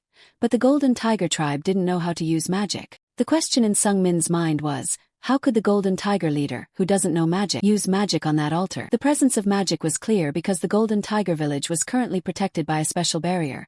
Even Sung Min's protective mage or Kassan's protector during their previous encounter couldn't find this hidden barrier. However, the Golden Tiger tribe, including Mirong who had just arrived, didn't feel unfamiliar with this secret barrier. The more Sung-min thought about it, the more strange things he felt. But the Golden Tiger tribe seemed not to notice all these oddities. Perhaps because they considered it a legend, they didn't question it. Sung-min came up with an idea to convince Elder Bakuya with these strange points. He began to act mysterious and said, "I have been to this place long ago, thanks to the guidance of the wise sage Kurtle." Elder Bakuya sniffed a few times to smell the scent carried by the wind as it passed Sung-min. Then he nodded, confirming, "That's not a lie. The scent of this place is clinging to you, I can smell it." Then Sung-min put on a serious but slightly hesitant expression and continued, "I'm curious about something." Elder Bakuya was deeply immersed in curiosity and nodded generously. "Go ahead." Sung-min immediately asked a question that made Elder Bakuya widen his eyes in astonishment. "Why can't Persha find everyone? Do you really think the barrier or the Golden Tiger tribe's ability to hide is superior to Persha's search magic?" Elder Bakuya wanted to explain it rationally but suddenly realized that he couldn't. He began to feel flustered, realizing that everything was strangely natural. The Golden Tiger tribe used the barrier without noticing its peculiarity. Elder Bakuya's hand began to tremble because of the increasingly numerous questions in his heart. This kid is right. How could I not realize the strangeness here all this time? But Sung-min didn't stop there. He asked further, "One more thing. Why did you instantly feel that this tooth was Tatanka's fang when you saw it? It's not like it has a particularly rare shape or anything." What Elder Bakuya considered natural began to look different, and he couldn't find anything to refute or explain Sung-min's words. Finally, he made a declaration with cunning eyes. "No one notices anything strange because no one realizes that the one behind all this strangeness is the wise sage Kurtle." The Golden Tiger warrior and Elder Bakuya both gaped in astonishment. They bombarded Sung-min with curious questions. "Kurtle, who is he? What connection does he have with the Golden Tiger tribe? Tatanka isn't someone with absolute power to rule the world, right?" Sung-min thought for a moment. He had almost realized the essence of the legend of Tatanka. Tatanka wasn't the ruler of the world. He was simply a subordinate next to the absolute ruler, and based on that deduction, the true ruler was Kurtle. The situation would become logical if we replace the name Tatanka in the legend with Kurtle. However, if he told the Golden Tiger tribe now that Tatanka was actually Kurtle's subordinate, no one would believe or accept it. So Sung-min said this. "Kurtle is a great sage who left behind a mass hypnotic spell in the bloodline of the Golden Tigers." Elder Bakuya widened his eyes in astonishment once again. In a short period of time, he had experienced so many shocks that he almost had a heart attack. Sung-min didn't stop despite the shocked, surprised, and dubious expressions on the faces of those around him. He was also the one who left Tatanka's fang behind. Honestly, Sung-min had no way to verify whether mass hypnosis was used or not. However, the elder of the Golden Tiger tribe had admitted that there were strange points and the reasons he made up were quite plausible to explain the strangeness. So, no one had any objections. Everything went smoothly until Mirong used her intellect and narrowed her eyes with suspicion. "You mean you hypnotized all of us? Why?" Sung-min had anticipated this question. He smiled with confidence and cunningly affirmed to Mirong, "Because it was the will of the great leader, the proud hero of the valiant Golden Tiger tribe, Tatanka." Immediately after, Elder Bakuya was completely convinced by Sung-min's reasoning and excitedly extended his hand towards him. Elder Bakuya smiled politely and proudly. True to the temperament of the Golden Tiger tribe, "You are quite intelligent. Unlike your barbaric sisters, I will lead you into the village. Let's go." Sung-min smiled and nodded with satisfaction. "Phew, I passed the first hurdle." Then, he happily took Elder Bakuya's hand. "All right." As Elder Bakuya and the Golden Tiger warriors guided Sung-min towards the path to the village, Mirong was restless and didn't know what to do. She could only stand rooted to the spot with her ears drooped. She really wanted to be called into the village too, but since both Elder and Sung-min didn't say anything, she didn't dare open her mouth. As Mirong felt disappointed and regretful, Sung-min's voice suddenly rang out, calling her. "Mirong, let's go." Mirong's tail and ears instantly stiffened, pointing straight up with excitement. Soon after, the four of them reached a waterfall. There were no signs of a village or any Golden Tiger tribe members around. Standing at the edge of the small lake formed beneath the waterfall, Elder Bakuya lightly tapped his staff on the ground and muttered an incantation. In a blink of an eye, the surroundings changed. Sung-min felt a strange sensation that made him startle. Even though he was standing still, it felt like he was sitting on a skateboard hurtling forward, unable to control the speed or direction. Time and space were being bent. Sung-min could clearly see the twisted lines intertwining around him, but it seemed like the Golden Tiger tribe members weren't affected by it at all. He could only withstand it for a few seconds before Sung-min started feeling dizzy and nauseous. This was a much more unpleasant feeling than traveling through a portal. If teleporting was like traveling through space, then passing through this barrier felt like it was also traveling through time. It was hard to guess how deep the magic embedded in this barrier was, but Sung Min was certain it was an extremely high-level magic formula. More importantly, he didn't dare allow himself to falter even slightly, because if he showed weakness in front of the golden tigers, he would be devoured. Fortunately, it only took a few blinks for them to reach their destination. The feeling of nausea and dizziness quickly disappeared when Chung Min felt that he was standing on the ground again, in a place that seemed sandy and windy, hot like the desert. Sung Min was a little confused and curious, looking around. Is this the Golden Tiger Tribe's village? This desolate, arid and scorching space doesn't seem like a normal habitat for tigers. Some Golden Tiger Tribe members came out of their tents to look at the stranger being led in by Elder Bakuya. They snorted loudly. Human scent. Elder, is that a human? Elder Bakuya explained to avoid any panic. Yes. He brought Tatanka's Fong immediately. The sounds of sniffing became clearer and they exclaimed with each step Sung Min took. Tatanka's Fong, is it real? Suddenly, Elder Bakuya shed tears. He seemed very moved to be able to announce to the villagers that they had found their long-lost heirloom. Great leader Tatanka, finally you have saved us. Elder Bakuya looked up towards where Tatanka's altar was located in the distance. He choked back sobs, tears streaming down his face. What have you prepared for us, Golden Tiger Tribe, O great leader? While Elder Bakuya guided Sung Min to the altar, Mirong stared blankly around like a curious child. She felt like she was dreaming. She couldn't believe she had finally set foot here. A radiant smile bloomed on Mirang's rosy face. In an instant, all her fears of being bullied by her own kind vanished. The thought of being with her people brought her a joy that no one could understand. After sniffing Sung Min for a while, the Golden Tiger Tribe members cheered excitedly. It really smells like Tatanka. Tatanka's scent is here. The Golden Tiger Tribe members accepted the truth about Tatanka's Fong naturally, without anyone finding it strange. Only Elder Bakuya, after having his mind enlightened by Sung Min, started noticing the strange points.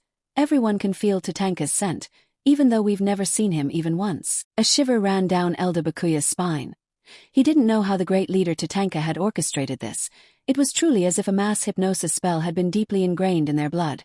After pausing for a moment to ponder, Elder Bakuya continued walking, leading Sung Min. It's over there. In the middle of the village, there was an altar made of stacked stones about 5 meters high. A staircase leading to the top could be seen, where a brilliant light was shining. Elder Bakuya stopped there, only giving instructions to Sung Min. On top of the altar, there's a hole. That's where Tatanka's Fong is designed to be placed. Put the Fong in there. As Sung Min prepared to step onto the first step, Elder Bakuya carefully reminded him, according to legend, if someone is unworthy of placing Tatanka's Fong on the altar, they will be struck dead by lightning. Sung Min was shocked and immediately stopped. What? I've never heard about this before. Suddenly, the holy eye activated and explained the situation. Kurtle is extremely cautious and meticulous. He made an assumption to guard against the case that someone might accidentally obtain Tatanka's Fong without meeting Kurtle. The condition is that the person must have met Kurtle first. At the end of the holy eye's explanation, there was a section highlighted in red, filled with a threat. If someone approaches the altar without having met Kurtle, Kurtle's ultimate skill against human enemies, the ultimate skill against human enemies, will attack. Sung Min swallowed nervously, caught in this unexpected situation, reading the very grand-sounding name. What? Ultimate skill against human enemies. What a long name. Seeing Sung Min hesitate, Elder Bakuya narrowed his eyes and asked, "What's wrong? Are you scared?" Sung Min immediately shook his head no. Then he raised Tatanka's Fong with a confident smile. "Why should I be scared? I just felt Kurtle and Tatanka's presence, so shall we begin?" Sung Min boldly walked up the steps. It was mainly because he could feel the threat in Elder Bakuya's gaze. If he showed weakness here, the Golden Tiger Tribe would devour him immediately for insulting their great leader. As he reached the top step and saw the altar in front of him, Sung Min told himself, "Stay as calm as possible, be as bold as you can. This must be the altar. I'm sure I can feel the magic here." Sung Min brought Tatanka's Fong close to the small glowing hole on the altar and took a deep breath, encouraging himself. "This shouldn't be a problem, right? Kurtle himself handed this to me." Even though he had cheered himself up, Sung Min was still very nervous. Carefully, he pushed Tatanka's Fong into the hole. Immediately a blue light flashed, just like when he received the mission from Kurtle at the signpost. Sung Min widened his eyes, both anxiously expectant and worried. Something had been activated. He could only breathe a sigh of relief when the image of a person suddenly appeared, not a bolt of lightning. Far below, the Golden Tiger Tribe members looked up at the altar and shouted with excitement, "Great Elder Tatanka, it's Tatanka. They screamed and stomped their feet so loudly that it felt like an earthquake beneath the altar. However, the image of the person Sung Min saw at such close proximity to the altar made him feel something was wrong. Tatanka, this person, is he Tatanka? A three-dimensional image of a man stood before Sung Min, but he didn't resemble a Golden Tiger tribe member at all. There was no tail, or even a sign of a stubbed tail. He didn't have the characteristic Golden Tiger temperament either. No matter how you looked at it, he was still a human. That was when Sung Min realized Tatanka wasn't Kurtle's subordinate. Kurtle was Tatanka. For the Golden Tiger members who were watching, Kurtle appeared to be Tatanka thanks to some kind of magic. And the image before Sung Min's eyes now was a younger Kurtle than the one he had met before. At this moment, Kurtle spoke, "The successor, you have brought me the Holy Grail." It wasn't a conversation like the last time. It simply clarified preset values like an NPC in a game. Therefore, Sung Min didn't reply but silently listened to Kurtle's words afterward. "Because you have brought me the Holy Grail, I will bestow this upon you," Kurtle said. And a red aura immediately gathered in his hand. The aura accumulated and finally transformed into a small, glowing red gem, causing Sung Min to wonder, just a gem? The next second, before Sung Min's astonished gaze, a small scream rang out. The ruby shot directly at the Holy Grail's face, forcing it to reveal its body, which was shaking violently. The red gem pierced the middle of the Holy Grail's forehead and embedded itself there, causing it to cry out in pain. "Ouch, that hurts. Are you going to torture me again, Kurtle, you scoundrel? No, don't ruin my handsome face." Though no real conversation took place because Kurtle was just an illusion, he had foreseen everything and chuckled. "I guess that cute little thing is crying and whining about the pain. The Holy Grail continues to be grumpy and yell, 'What, a cute little thing? Shut up, I'm not a cute little thing, I am.'" Before the Holy Grail could finish its sentence, Kurtle interrupted.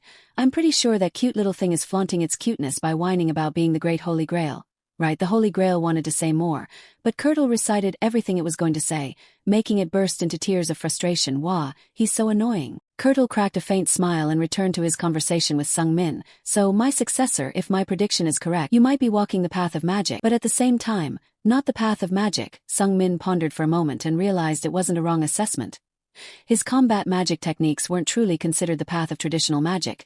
It was more akin to physical combat. And he was currently using mana similar to a type of fighting energy used by a warrior. Many other explanations followed, and the more Sung Min listened, the more incredible Kurtle's idea became. No matter how talented a person was, their body would always have a limit, and they would never be able to obtain limitless power. That's why I thought of the Holy Grail, to implant attributes into a place other than the body. The Holy Grail will help you with that. While Kurtle was explaining seriously, the Holy Grail was still grumbling and mocking him, and then it got beaten up and cried out loud. Sung Min glanced at the Holy Grail with a contemplative look. In the original storyline, the protagonist Kassan also obtained the Holy Grail. However, the Holy Grail had never functioned as the attribute storage device Kurtle mentioned.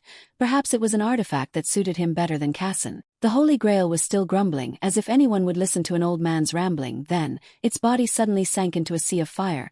The flames erupted and extinguished in a flash. Sung Min could feel it, and he asked it, "Now, can I use the powers related to your fire attribute?" The Holy Grail arrogantly lifted its head and replied, "No, you guessed wrong." Then, it looked at the stone on its forehead and explained, "I'm incredibly amazing. I have all the attributes. I hate this thing because it makes me look ugly. But with this attribute stone, I can awaken one of my many attributes and synchronize it with you." However, using auxiliary attribute magic is incredibly inefficient.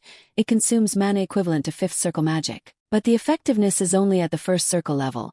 It's an excessive waste of mana. As if he had heard the entire conversation, Kurtle chimed in at the perfect moment. "I guess that explanation is enough. The first attribute to appear will surely be the fire attribute. I am sure that you, as my successor, will be able to master the elemental magic of the fire attribute. I've prepared the soil. Now it's your turn to cultivate and harvest." Sung Min nodded, his eyes shining with excitement, but Kurtle wasn't done with his recording yet. Most importantly, because the attribute is merged with the Holy Grail, others won't be able to detect it. If you can hide this ability, it will be incredibly useful when facing enemies. Kurtle's silhouette began to fade, and he spoke his final words of advice to Sung Min. "After a while, if you can follow in my footsteps, you will be able to achieve many things. If possible, it would be good if you could also follow in the footsteps of my dear friend." Kurtle's upper body faded, and soon his image dissipated into smoke. The encounter with Kurtle was like a dream for Sung Min. He stood there dazed for a moment after Kurtle's image vanished, curious about who the friend he mentioned could be, a person close enough to be called a dear friend. Soon, the Holy Grail also disappeared, merging with Sung Min's heart. He could slightly feel the Holy Grail's emotions and chuckled teasingly. "You look disappointed," the Holy Grail's voice rang out, trying to sound strong and arrogant. Who me? I'm the Great Holy Grail, I don't have those kinds of feelings. However, it was clear that it had an unspoken feeling of disappointment after parting with Kirtle. Sungmin comforted it. Okay, cute little thing, the Holy Grail immediately protested with an annoyed tone, but its face reddened with emotion, like a puppy that had just been called by its name. Don't call me with childish terms like that. I am the great transcendent Holy Grail. Such a way of addressing is not suitable for a noble like me. It's so annoying. At that moment, there was a tremor in the ground, shaking the entire giant stone altar. Sungmin panicked and quickly sat down to confirm the swaying state of the altar. An earthquake? Wait, it doesn't seem like it. At this time, long cracks began to spread like a spider web across the stone platform, and loud cracking sounds echoed. The entire altar collapsed suddenly in a blink of an eye.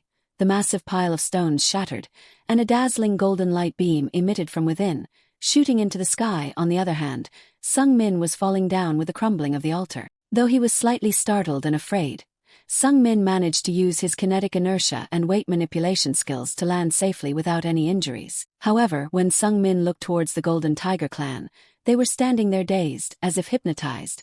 It was only then that he noticed that after Kirtle fully appeared, there hadn't been any cheers coming from under the altar. All the members of the Golden Tiger clan were like that. Their eyes had turned a dazzling bright yellow, and they were in their beast forms. But it seemed like they weren't even breathing anymore, as if time had temporarily stopped. Sungmin couldn't help but feel bewildered as he saw everyone except himself frozen. He cautiously walked towards the members of the Golden Tiger clan, unsure how to wake them up. At this moment, Elder Bakuya took a deep breath and exhaled forcefully, as if shedding a heavy burden. His breath had a faint yellow color, and his eyes softened. Elder Bakuya had returned to his human form. However, there was still a lot of fur on his body. He spoke, his heart pounding. When the altar shattered, our restraints disappeared. Sungmin noticed that Elder Bakuya was speaking more politely to him, but that was less important than the curiosity rising in his heart about what had bound the Golden Tiger clan. Meanwhile, Elder Bakuya's face flushed slightly with excitement.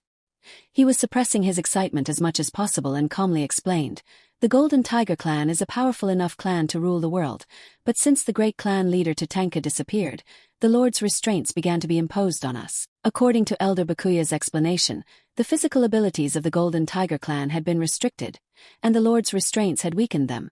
But at this very moment, the Lord's restraints had vanished, and the Golden Tiger clan was free to unleash their power. The members of the Golden Tiger clan roared in unison while their bodies glowed brightly.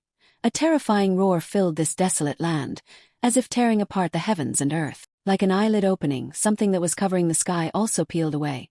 As Sungmin looked up at the sky, the barrier was disappearing and both time and space were changing. Finally, as the pieces of the barrier completely vanished, Sungmin saw the sky where time and space weren't divided.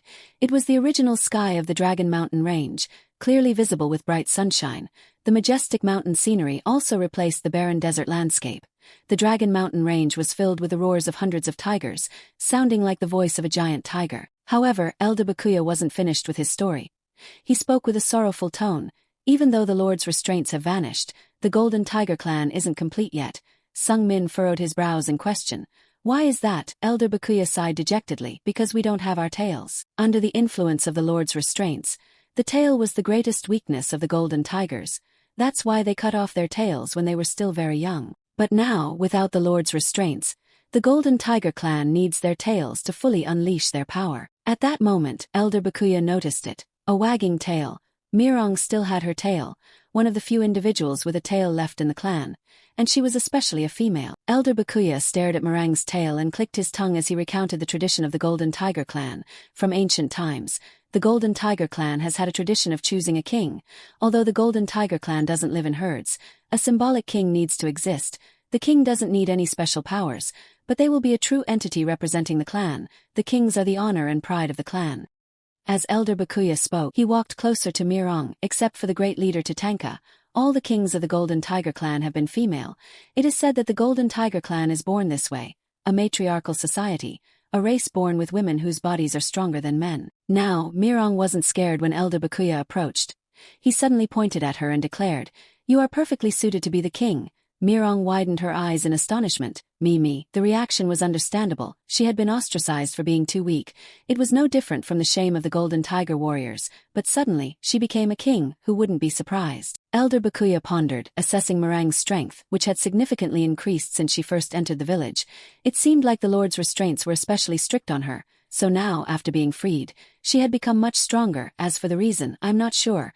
Mirong tried to sense it and began to feel as if an invisible power was surging throughout her body. I do feel a little lighter. Elder Bakuya didn't know the reason, but Sung Min could vaguely guess why. Mirong was weaker than other members of the Golden Tiger clan because the Lord's restraints on her were the strongest, and because the elders who protected Mirong were killed.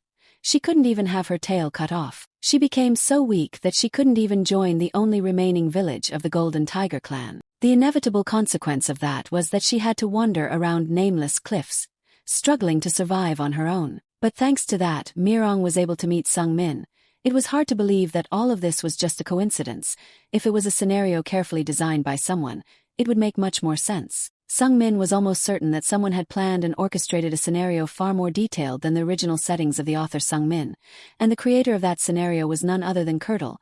The only explanation could be him, a person introduced as coming from thousands of years ago, who had looked far into the future and planned all of this.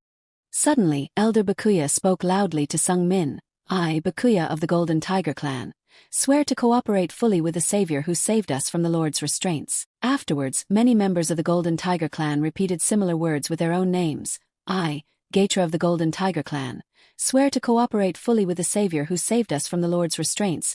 I, Ridura of the Golden Tiger clan, swear to cooperate fully with the savior who saved us from the Lord's restraints. I, Sander of the Golden Tiger clan, swear to cooperate fully with the savior who saved us from the Lord's restraints. I, Jibiko of the Golden Tiger clan, swear to cooperate fully with the savior who saved us from the Lord's restraints. The resounding voices continued, a number of at least 100. The majestic and heroic spectacle left Sung Min in awe. All the members of the Golden Tiger clan were swearing to cooperate fully with him. Many unfamiliar voices echoed. It took more than an hour just to hear the repetitive declarations, and now only one person remained.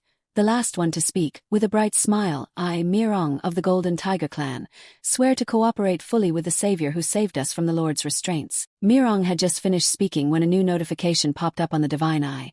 You have received an oath of allegiance from the entire Golden Tiger clan. This meant that Sung Min had successfully recruited the Golden Tiger clan as allies at this moment. He realized that this was the more important part of Curdle's arrangement. The more Sung Min thought about it, the more curious he became. He wondered who Curdle was and how he could plan this arrangement thousands of years ago.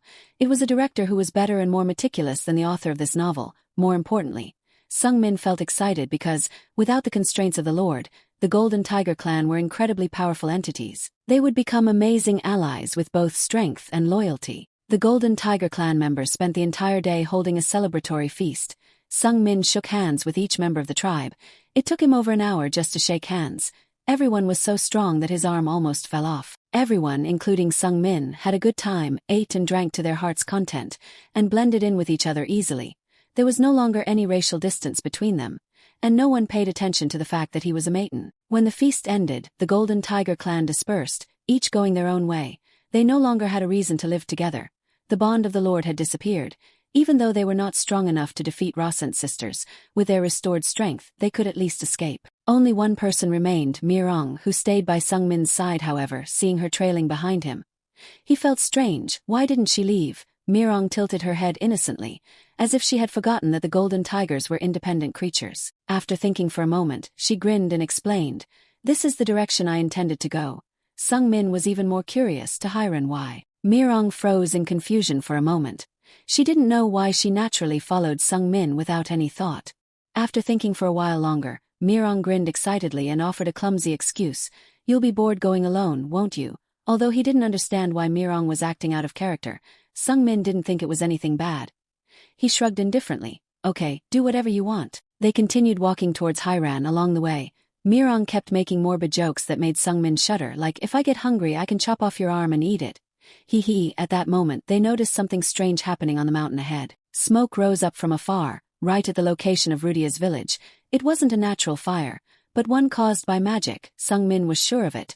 The entire Hiran seemed to be engulfed in flames. For some reason, the smell of the fire felt familiar. making Sung Min momentarily startled. Wait, that fire. In a split second, Persha's image suddenly appeared in Sung Min's mind. Her savage, blood-stained smile made him shudder with chills. Sung Min finally understood why the fire felt so familiar. It was Persha's fire. Seeing the entire Hiran, Rudia's homeland, ablaze, Sung Min briefly blamed himself. How could he create a terrifying character like Persha? According to Sung Min's calculations, Rudia should be in Hiran by now, if she encountered Persha. He didn't know what horrors might happen. Rudia's radiant smile before she parted ways with him kept playing in his mind. Urged by his thoughts, Sung Min couldn't care about Meringue's mood as she stood behind him. He quickly used mana as a medium to blend into the wind, activating his optimized wind attribute. In a blink, Sung Min sped off with an uneasy feeling in his heart. There was no time to waste here. Hoping that nothing bad had happened yet, Sung Min began running, but Mirong stood there in a daze, not following closely behind. Meringue's entire body instinctively bristled as she looked at the fire. This thing, a feeling both familiar and terrifying. Although Sung Min didn't reveal the arsonist's identity, Mirong could still sense that it was the fire that had burned down her village 5 years ago. Naturally, her instinctive fear weighed heavily on her. Persha's presence was a painful, oppressive memory for Mirong.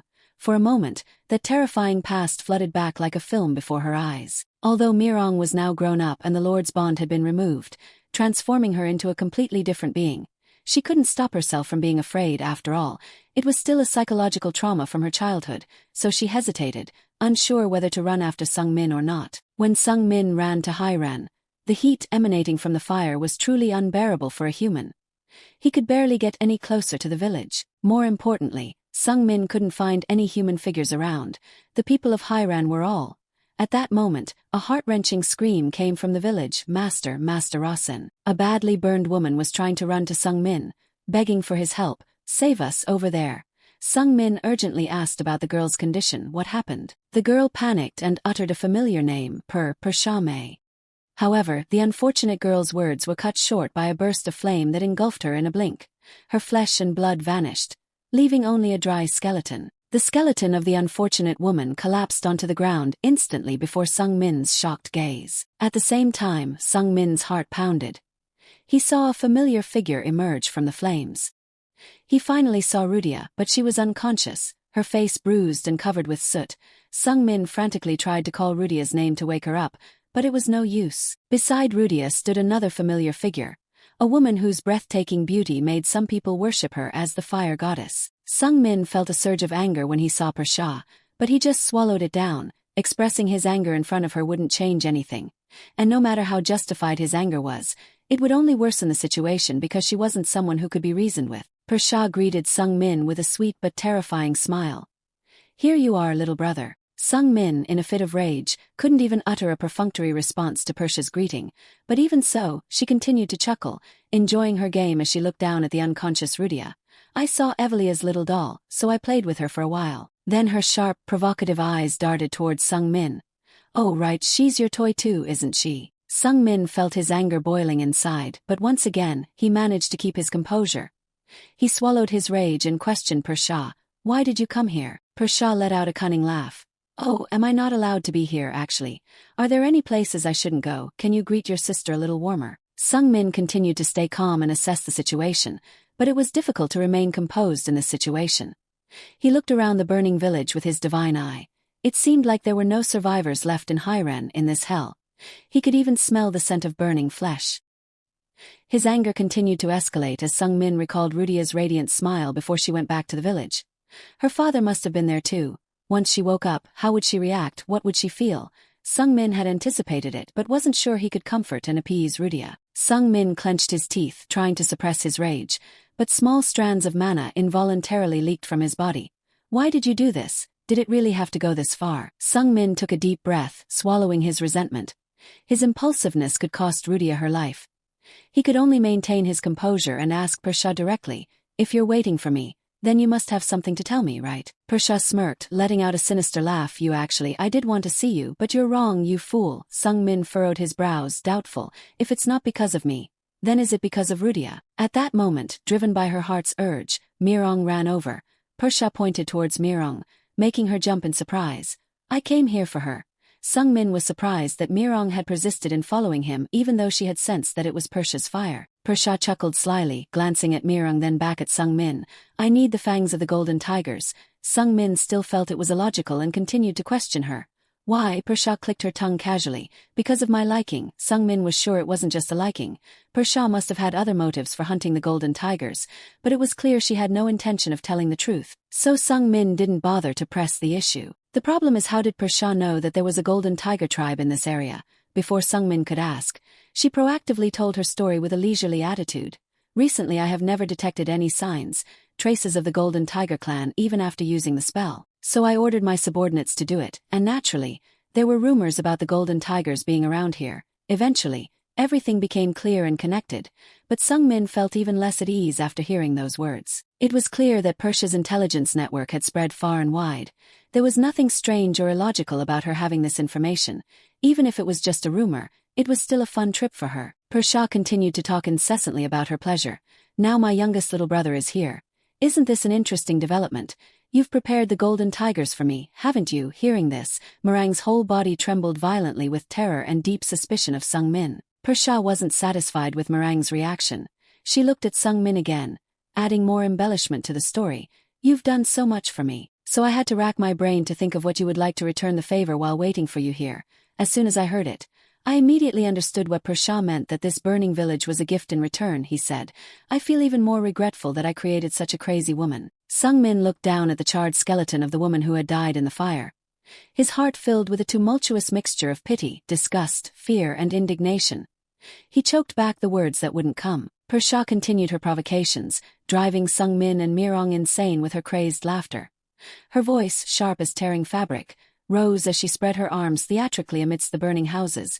Look, this is the special gift I have for you, because you poured your heart into preparing the golden tiger for me, Persha emphasized. And in that moment, coupled with the image of the burning village, a flood of horrifying memories crashed into Meringue's mind. Mirong sadly recalled the sight of her entire village engulfed in flames, the piercing screams, and the smell of burning flesh. It was a day etched in her memory. The golden tiger, with its heightened senses, had been easily agitated.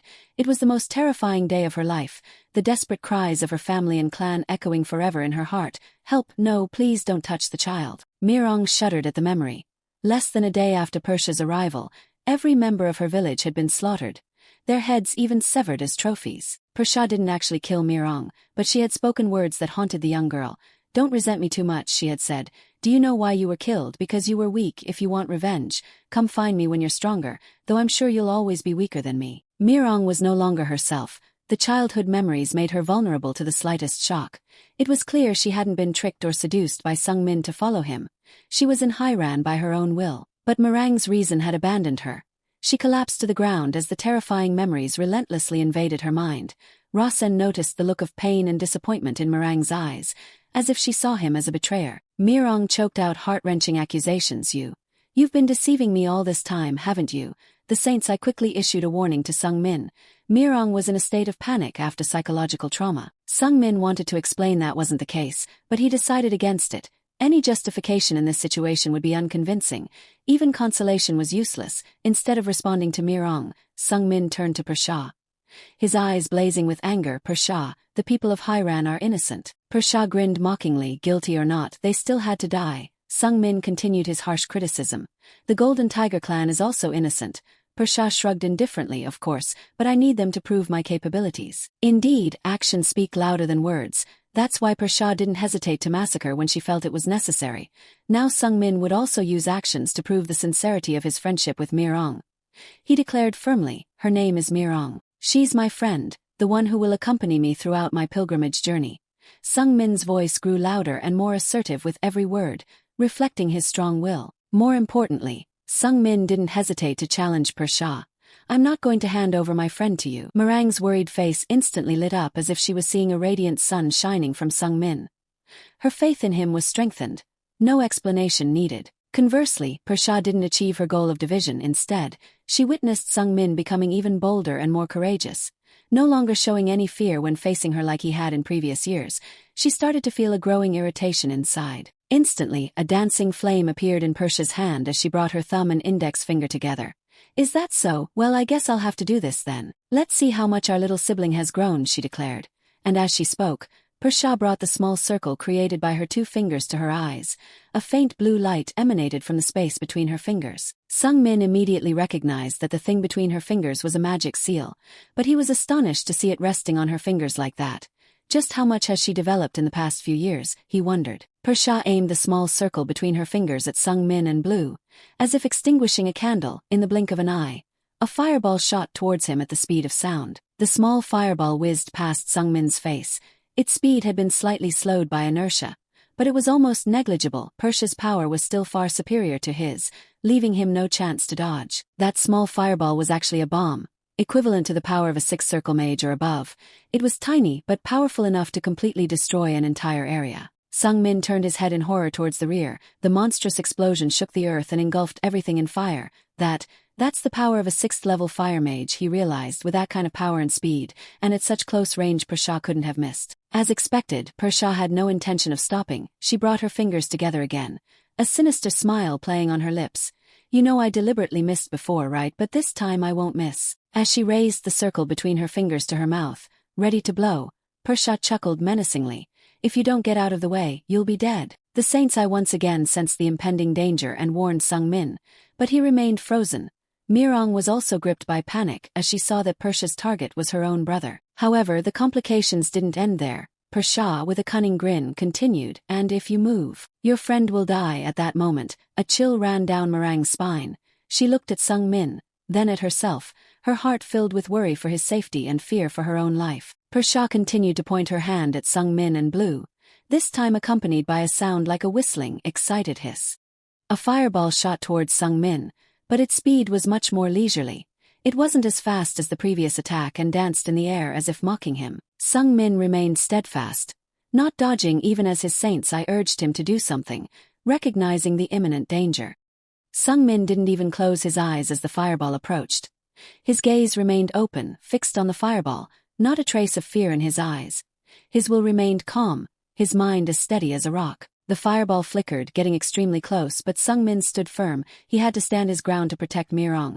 If he moved even a little, even tilting his head to dodge, the fireball would definitely change direction and hit Mirong. That's why it was taunting him, playing around in front of him. As the fireball was about to hit Sung-min's face, it suddenly disappeared, vanishing like a soap bubble.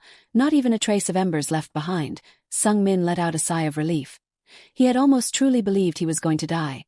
Persha was an unpredictable madman, defying the very limits set by the author. After the fireball dissipated, Persha put on an angry expression. You seem to know that I won't harm you. Sung-min calmly nodded. That's right, because more than anyone, you want to become the head of the family. You can't kill me while I'm on a pilgrimage. It's part of the setup that the author Sung-min created, strictly enacted by Dekatra in the family laws. Sung-min had predicted that Persha would definitely abide by these laws, which is why he could remain so calm. Realizing the reason behind Sung-min's audacity, Persha pursed her lips and muttered, Humph, I understand. How boring. I prepared so much just for a little fun, and yet. Sung-min smiled triumphantly inside. It was the law of the Maiden House, and she could only follow it to avoid losing her right to compete for the position of heir. He opened his mouth to try to smooth things over. Well then. Suddenly, Persha burst into laughter. Her eyes gleamed with amusement as she swung her arm towards Rudia. Ah, this will be interesting. Let's see if you can stay calm now. A fiery whip materialized from Persha's hand. Before anyone could act or react, the fiery whip struck Rudia's shoulder as she lay behind Persha.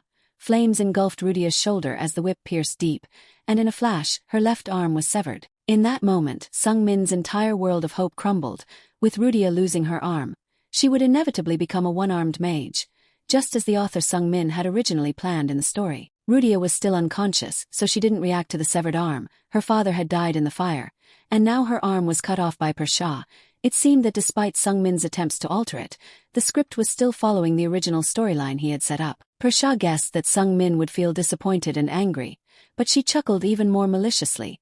That's the nature of weakness, little sibling. Persha's mocking words and arrogant laughter cut deep into the hearts of everyone, including the stunned Mirong.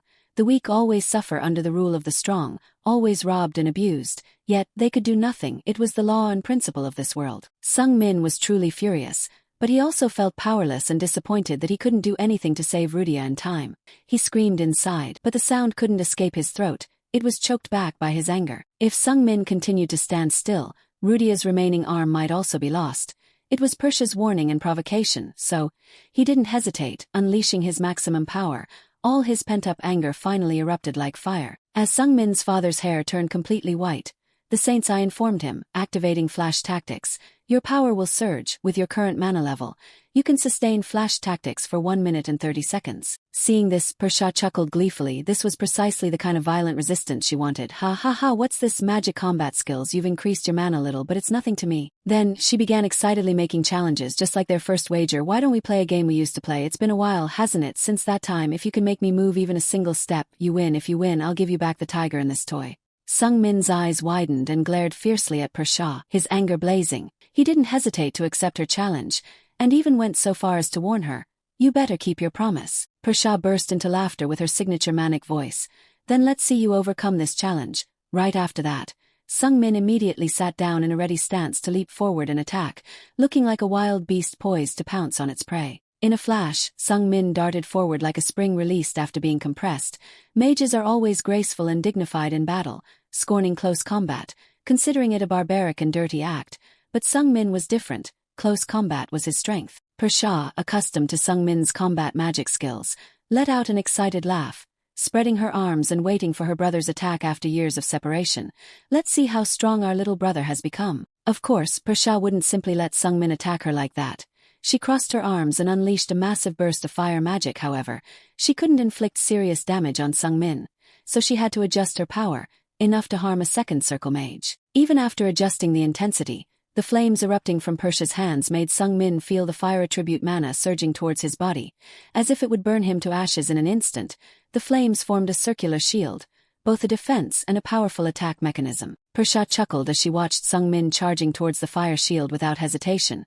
She again teased and mocked the close combat magic he was using. "Be careful, you'll get badly burned if you touch it." However, Sungmin didn't stop. His expression became serious and unwavering. The thing is, Persha had no idea that Sungmin wasn't an ordinary second circle mage. He possessed an additional auxiliary circle, the Holy Grail, which could consume fire attribute mana with gusto. Persha had no intention of withdrawing her flames, as she had created them with just enough power to not kill Sungmin. Her smug and malicious smile grew deeper as he got closer. "What are you going to do about it?" Sungmin raised his hand high, surrounding his fist with blue mana.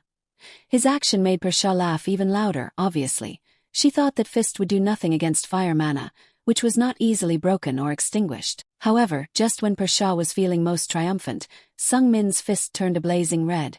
The mana surrounding it now carried fire attribute. He was acting like a fire attribute mage. Mages with affinity for fire have a certain resistance to fire. With a powerful punch, Sungmin shattered Persha's fire shield. The flames from the shield touched him. But surprisingly, he was fine. Of course, it wasn't Sungmin himself, but the Holy Grail within his body that protected him from Persha's fire mana. Persha's eyes widened slightly as she saw Sungmin pass through the fire shield more easily than expected. Moreover, the cloak gifted by Evelia protected him from the fire shield. These combined supports allowed him to break through the wall of fire safely. Persha wasn't sure how it happened, but seeing his face flushed from the fire mana affecting him, she became even more excited and started speculating. "You're absorbing fire energy. How can you do that in such a short time?" Persha grinned, her eyes eagerly anticipating Sungmin's next move. "This little brat is making things more interesting. He's past the first level of the challenge. Let's move on to the next." Persha couldn't seriously injure or kill Sungmin, so showcasing her power beyond expectations was necessary. He charged forward, wrapping his arms tightly around her, as if trying to break her ribs. However, it was of no use, despite Sungmin straining every muscle in his arms to squeeze Persha's waist. Her mana enveloped her body in a tight protective shield. Persha's feet remained rooted to the ground as if nailed down. Sungmin started to become helpless as she didn't move. Furthermore, holding Persha felt like being burned alive because the transcendent Holy Grail seemed to have reached its limit, no longer able to absorb any more fire attribute mana. Persha looked at Sungmin's efforts with mocking laughter. "Smart, but not graceful at all. Our little brother truly doesn't know about elegance. However, it's still entertaining. A little brother trying desperately to be embraced by his sister. How adorable." Despite Persha's taunts and mockery, Sungmin persisted, trying to push harder, hoping to make her move slightly. Meanwhile, Persha enjoyed her brother's performance. His fire resistance exceeded her expectations. An ordinary second-level mage would have died at this point. At close range, Persha noticed the cloak Sung Min was wearing seemed special. Could this cloak be helping him withstand the flames? Where did he get such an artifact? Although he never mentioned it was a gift from Evelia, Persha couldn't help but recall that hateful face, Evelia's face from when she was a child, when she also wore the same cloak. Thinking about Evelia made Persha start to get angry. If there was one person she hated the most in the Maiden family, it was her sister, the greatest threat to her in the struggle for the position of heir. Immediately, a blaze of fire erupted from the magic seal on Persha's hand. Sung Min was quickly separated from Persha and lifted high into the air. He struggled to break free from her restraint, but to no avail. As Sung Min's body was immobilized in mid-air, the flames from Persha's hand completely engulfed him. Burns began to appear all over his body, a fiery red spreading across his once pristine skin. At this point, the Holy Grail was rendered powerless against the immense amount of fire mana. Sung Min's eyes widened in panic. He could feel the flames piercing through even the scales of the white dragon and the thousand-year dragon armor.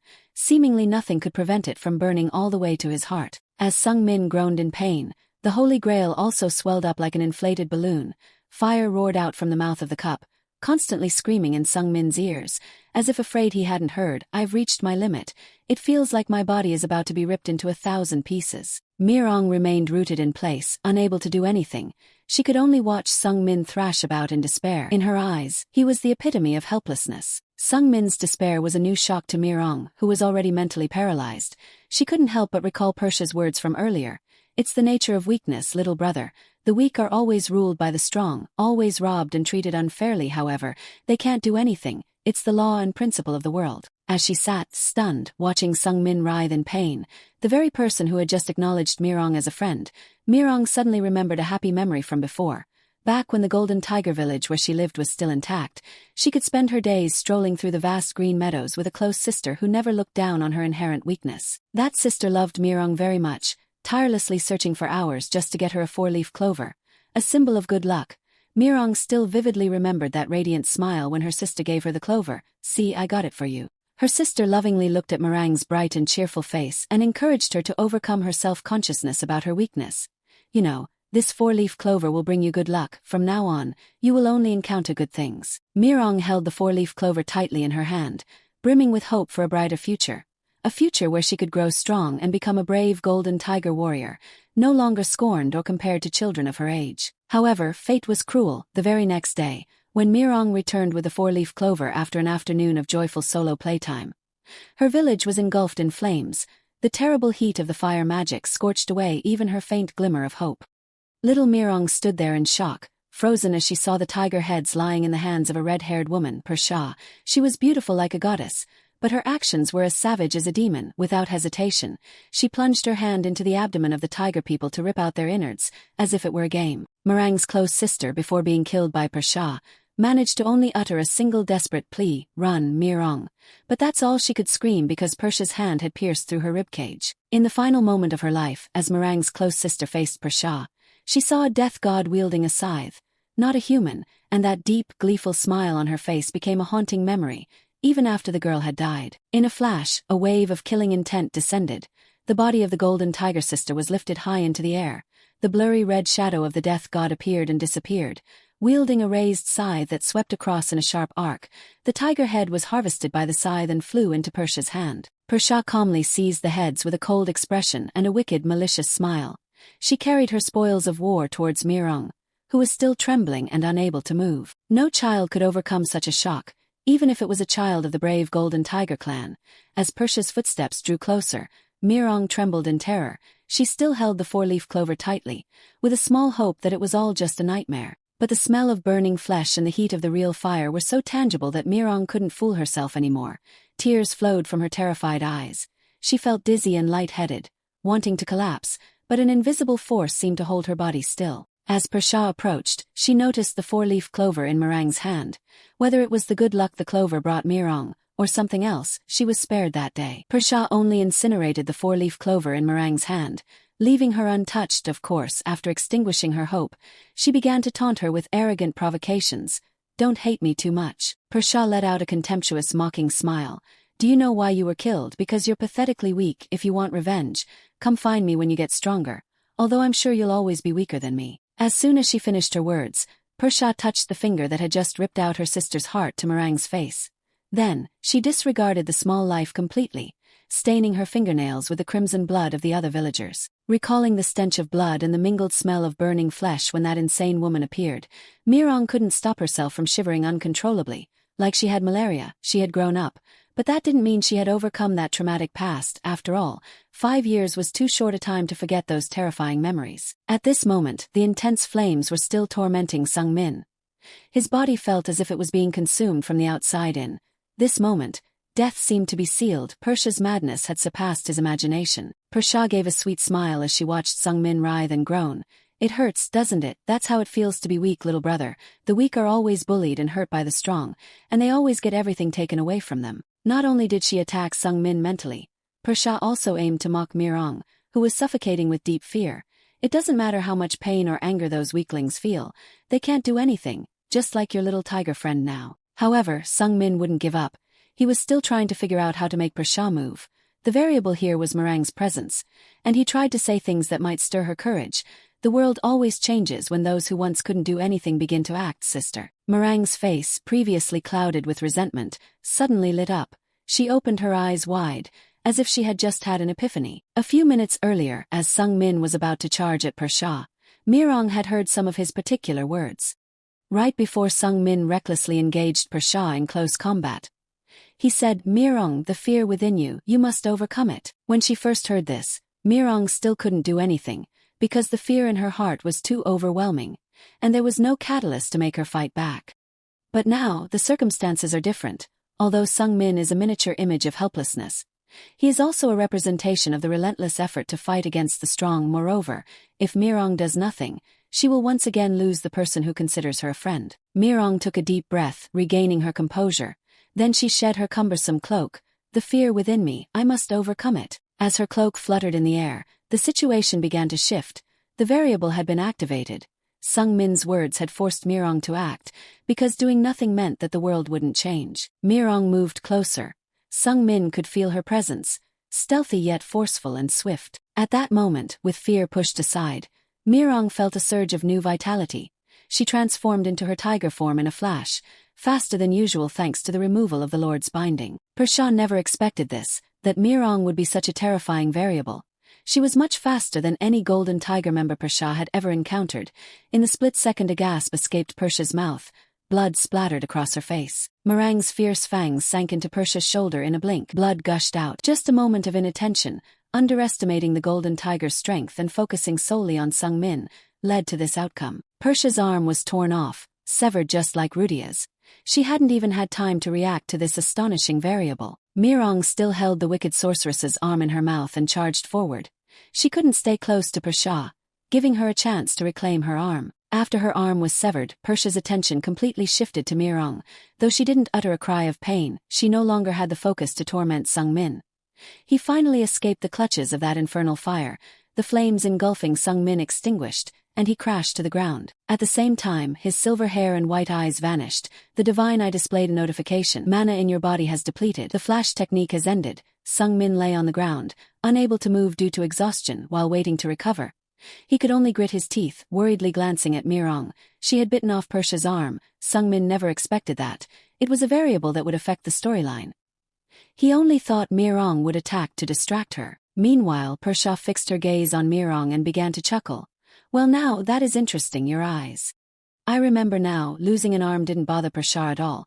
She maintained her composure incredibly well. But, it's unusual. Persha is like a time bomb, unpredictable in every way." Though trying to stay calm, Sung Min couldn't deny that he was feeling tense as Persha displayed a strange sense of satisfaction. At this moment, the divine eye again displayed a notification. As Sung Min had predicted, a major variable affecting the storyline had occurred. While Sung Min and Mirong were both nervously staring at Persha's wicked smile, she began to burst into laughter, her face relaxing. She truly was a sorceress who was unpredictable in every way. Right after, Persha let out a roaring laugh. Her shoulders shook as she laughed, as if losing an arm was something amusing. There wasn't a hint of pain, not even a flicker of worry or panic. She just laughed hysterically like that for a while. Mirong was still in her beast form, holding Persha's arm tightly in her mouth, but because of her laughter, which felt like tearing fabric, Mirong started to hesitate and frown. Persha's reaction was too abnormal, beyond her ability to comprehend. Even Sung Min was baffled by Persha's frantic laughter.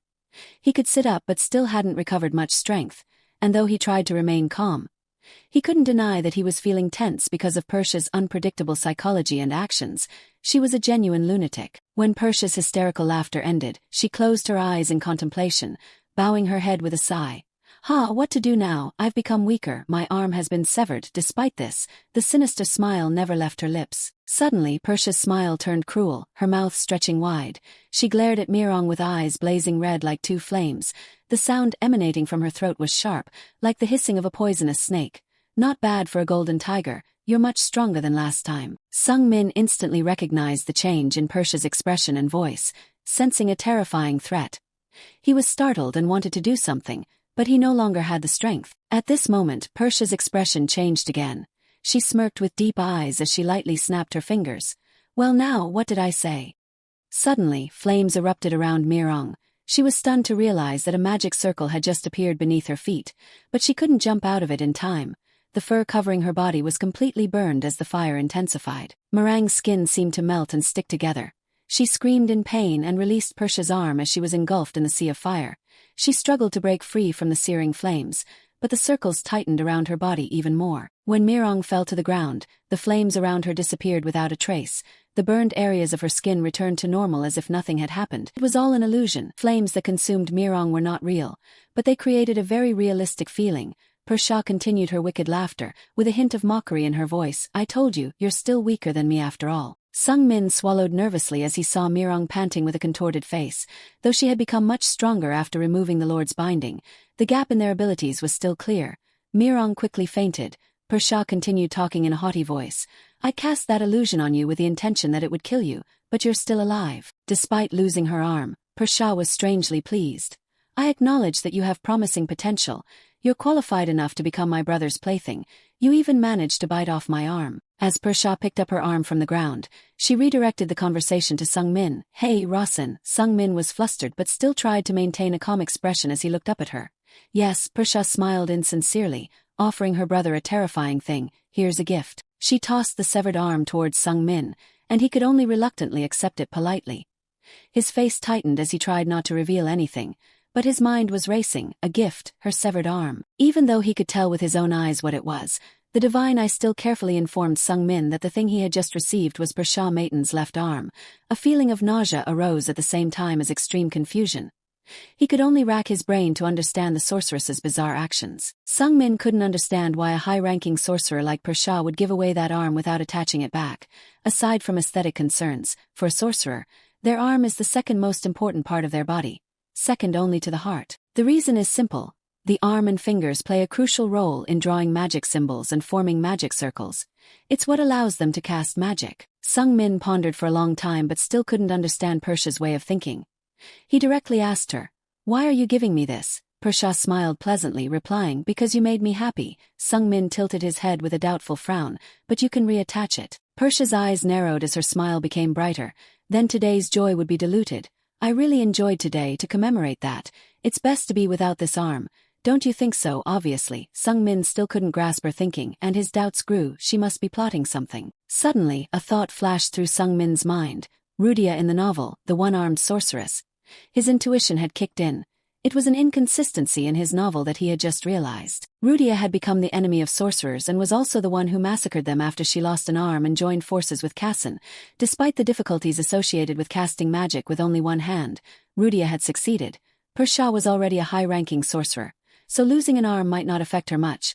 But how could Rudia earn the title of Sorceress Slayer with only one arm? Sung Min guessed there must be some punishment for this plot inconsistency. As expected, the system immediately displayed a notification.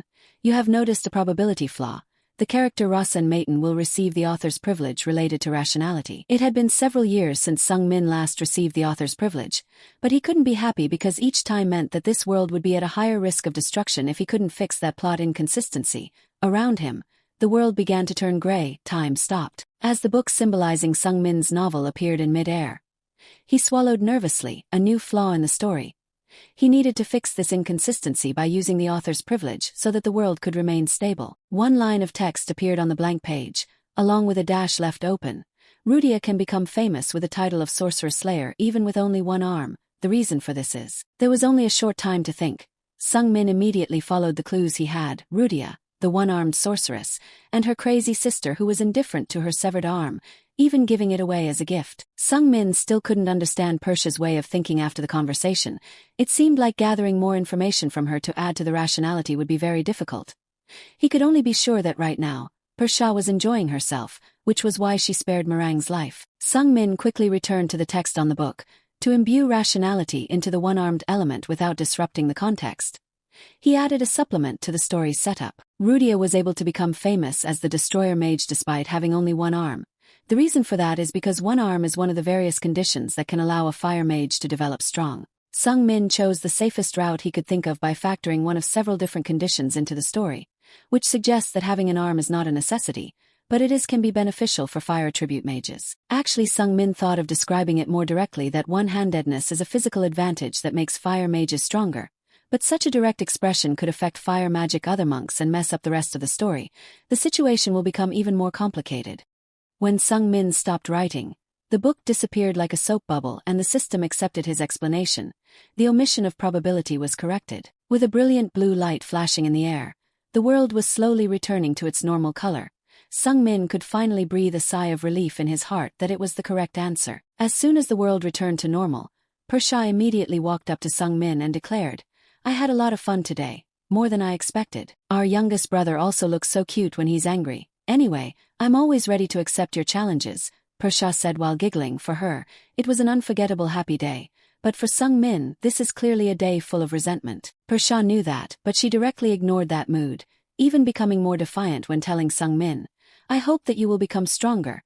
Never forget the anger you experienced past today." The tyrannical witch's subsequent actions left Sung Min stunned and dumbfounded. She suddenly kissed him on the cheek sweetly and calmly as if no fight had happened between them. Persha smiled wryly after leaving a dark lipstick stain on Sung Min's cheek. "I hope you will officially challenge me one day. But when you do that, you need to be mentally prepared to lose your life. I won't be as easy on you as this time," Persha said as she placed her hand on Sung Min's chin and neck. Her fingers caressing the movements were gentle but made him shiver as if she was about to strangle him. Persha smiled mischievously and leaned into Sung Min's ear to whisper the last words before a fire flared up and engulfed her body. "My beloved brother, see you again." Persha was enveloped in flames and then disappeared. Even with the loss of one arm, she could still use teleportation magic freely. Even without chanting or drawing a magic circle, the fire simply flared up and she disappeared. Sung Min stood there dumbfounded for a moment. It was true that once he became a high-level mage, it didn't matter if he was missing an arm or not. He brought joy to Persha, but the others didn't. "No, a feeling of sadness welled up in my heart. The weak people who couldn't bring her joy had died. Now there was no life left in the Hiran area, including Rudia's father," explained somehow. It was like a block of lead weighing down on his heart. At this time, Persha teleported back to her office, where Sando was waiting, welcoming her back. "Young Miss Persha." Looking at Persha sitting on the chair with one arm gone, Sando nervously opened her mouth. "Young Miss's arm." Persha clicked her tongue and calmly replied, "Ah yes, I gave it to my younger brother." Sando not even showing any surprise at the master's strange actions. "I see. All the people of Hiran have moved to Van Pernyon village." It turns out that no one died in Hiran village, even though Persha made it seem that way. This was strange for her personality. Normally, she wouldn't hesitate to kill people, but somehow this time she didn't want to do that. Sando was curious and hesitated for a moment before opening her mouth. "This may be a bit disrespectful, but I want to ask, why did young Miss create the illusion of the villager being burned to death?" Persha smiled inwardly. It was fun to see her brother seething in anger, and she was also curious as to what Rudia's reaction would be. In fact, Persha could cause permanent damage in a way normally. Rudia's arm wouldn't be able to be reattached. But she didn't do that. She calmly told Sando, "It was fun. It would have been even funnier if I had actually killed them. But if I do that, then my brother will really hate me. I don't want that." Persha's heart is immersed in the hope that his brother will never forget the anger, disappointment or sadness of that day today. It will promote Rasen's growth. And even Rasen's toys will awaken. Even for Persha herself, today's restraint is not normal. It seems there is a bit of weakness brewing. Group. The truth is that not a single soul of Hiran died. But Sung Min and Rudia had no way of knowing that. The fire engulfing this land was real because the smell of burning wood and piles of ashes were clearly visible, sharp, but the smell of burning meat was just a perfect deception by Persha. Sung Min placed Rudia's severed arm in a pocket of space where time stood still. Though decomposition was impossible, Rudia's arm could be healed at some point. Sometime later, Rudia and Mirong woke up at the same time. Surprisingly, Rudia remained calm. Instead of getting angry, she built a tombstone in front of her burned-down house. Rudia looked at the pillar in front of her house, where her father once carved lines measuring her height. Those were sweet memories between father and daughter after her mother passed away. But now that pillar only left traces of pain. Everything had been burned into charcoal. But of course, since no one in Hiran died, no corpses were found. They only had he could explain himself that it was because the fire of Persha burned everything. Rudia knelt on the ground with a strangely calm face, but the calmer she became, the more worried Sungmin became.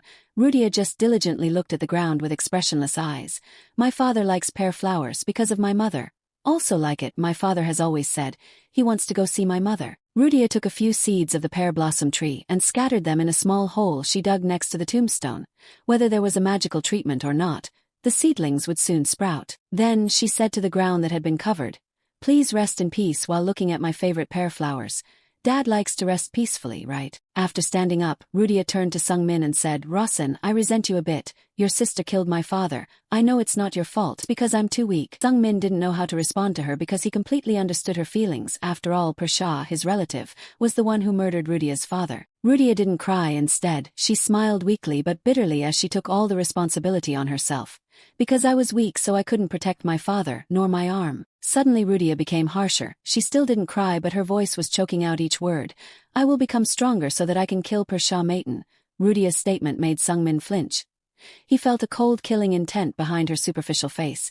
It was an unpleasant and disturbing expression. Rudia continued speaking in a much harsher tone than her age. "Before killing Persha, I will kill her father first so she can feel what I am feeling right now."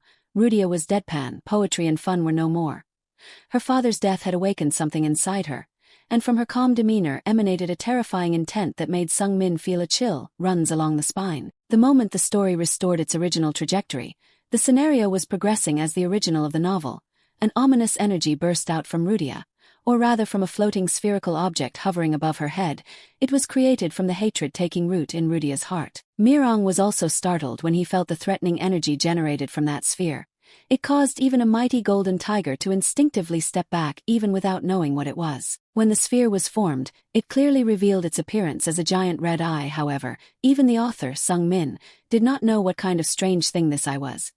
He only knew, can rely on the analysis of the holy eye. At that moment, the holy eye gave an interpretation. The restoration of Rudia's trajectory was carried out. Rudia's script progressed in the right direction. Rudia's demon-slaying eye was awakened. This was not something arranged by author Sungmin, but the line that restored the trajectory and the scenario progressing in the right direction made him understand the problem. Originally, Rudia met Persha before meeting Rosin, and she lost her arm due to Persha. That's the origin story. Rudia must have awakened her demon slayer eye there and then became an enemy of the magicians. Since Sungmin's intervention, the original story has been distorted, and this world seems to be using some power to rearrange its distorted story. Even as Sungmin uses special privileges, may shake the rationality of this world, it still tries to restore the trajectory to maintain the original world. A chill ran down Sungmin's spine, looking at Rudia's current miserable expression. He could come to the conclusion that he had to create a variable that would surpass the possibility of this world's trajectory recovering, but still within the limit of not destroying its rationality. If it is not a variable that surpasses the ability to recover the trajectory of this world, then my outcome will return to the original plot. I will die at age 17. Now, every minute, every second is precious, because there exists a force that is restoring this world, so in just 3 years, Sungmin will have to face being purged at the age of 17. No knowing the true situation, the group had no choice but to quickly leave, heading towards the hunter's graveyard with a determination to only focus on becoming stronger. It was late at night, but Mirong didn't know where to go to find a basket of food. She asked Sungmin, who was sitting outside the tent looking at a map, "Is that kid okay?" Sungmin nodded with a feeling of relief. Yes, she just fell asleep. Looking at the basket full of food in Mirang's hand, Sungmin tilted her head in wonder. "But where did she get those things?" Mirong shrugged and replied, "From somewhere." Sungmin raised her eyebrows and looked puzzled. "What does she mean? Where did she get both bread and chocolate from?" Seeing Sungmin seem to be wondering about me going to look for food, Mirong clicked his tongue to explain. "Good food will make you feel better, don't you know?" Sungmin was secretly moved in his heart. Even though on the outside Mirong was stiff, snake and evil mouth but cares about Rudia very much, Mirong probably feels sympathy for Rudia. She even gave Rudia her cloak. Thinking about Rudia's current situation, Sungmin suddenly shuddered, remembering the time the demon-slaying eye appeared on her head, although he couldn't explain in detail what it was. He could guess. that it was a special ability that this world placed on the enemies of magicians. The ominous atmosphere created by the demon slayer. I was not a fighting spirit or mana, but a kind of energy. The strange Tuesday was stirring violently, which was an omen as if something was about to explode. But when Rudia declared that he would kill Persia's father, the malicious stirring in the demon slayer eye subsided. Rudia vented her resentment in words, and it seemed that that calmed the demon slayer eye again. When Rudia had regained her composure, she said with a sorrowful voice, however, Persia's father was also Rasen's father. I don't think I can be satisfied when I see him in pain.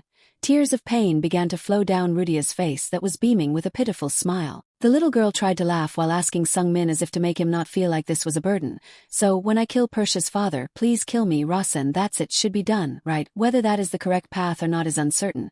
But it seems Rudia has found a direction for herself. Sung Min just nodded because it seems like it will bring Rudia a little comfort and consolation. Sung Min sighed and stood up after feeling deeply sorry for little Rudia. Seeing him put the map away, Mirong asked curiously, "Where are we going now?" Sung Min immediately replied, "To the workers' cemetery, Hunt."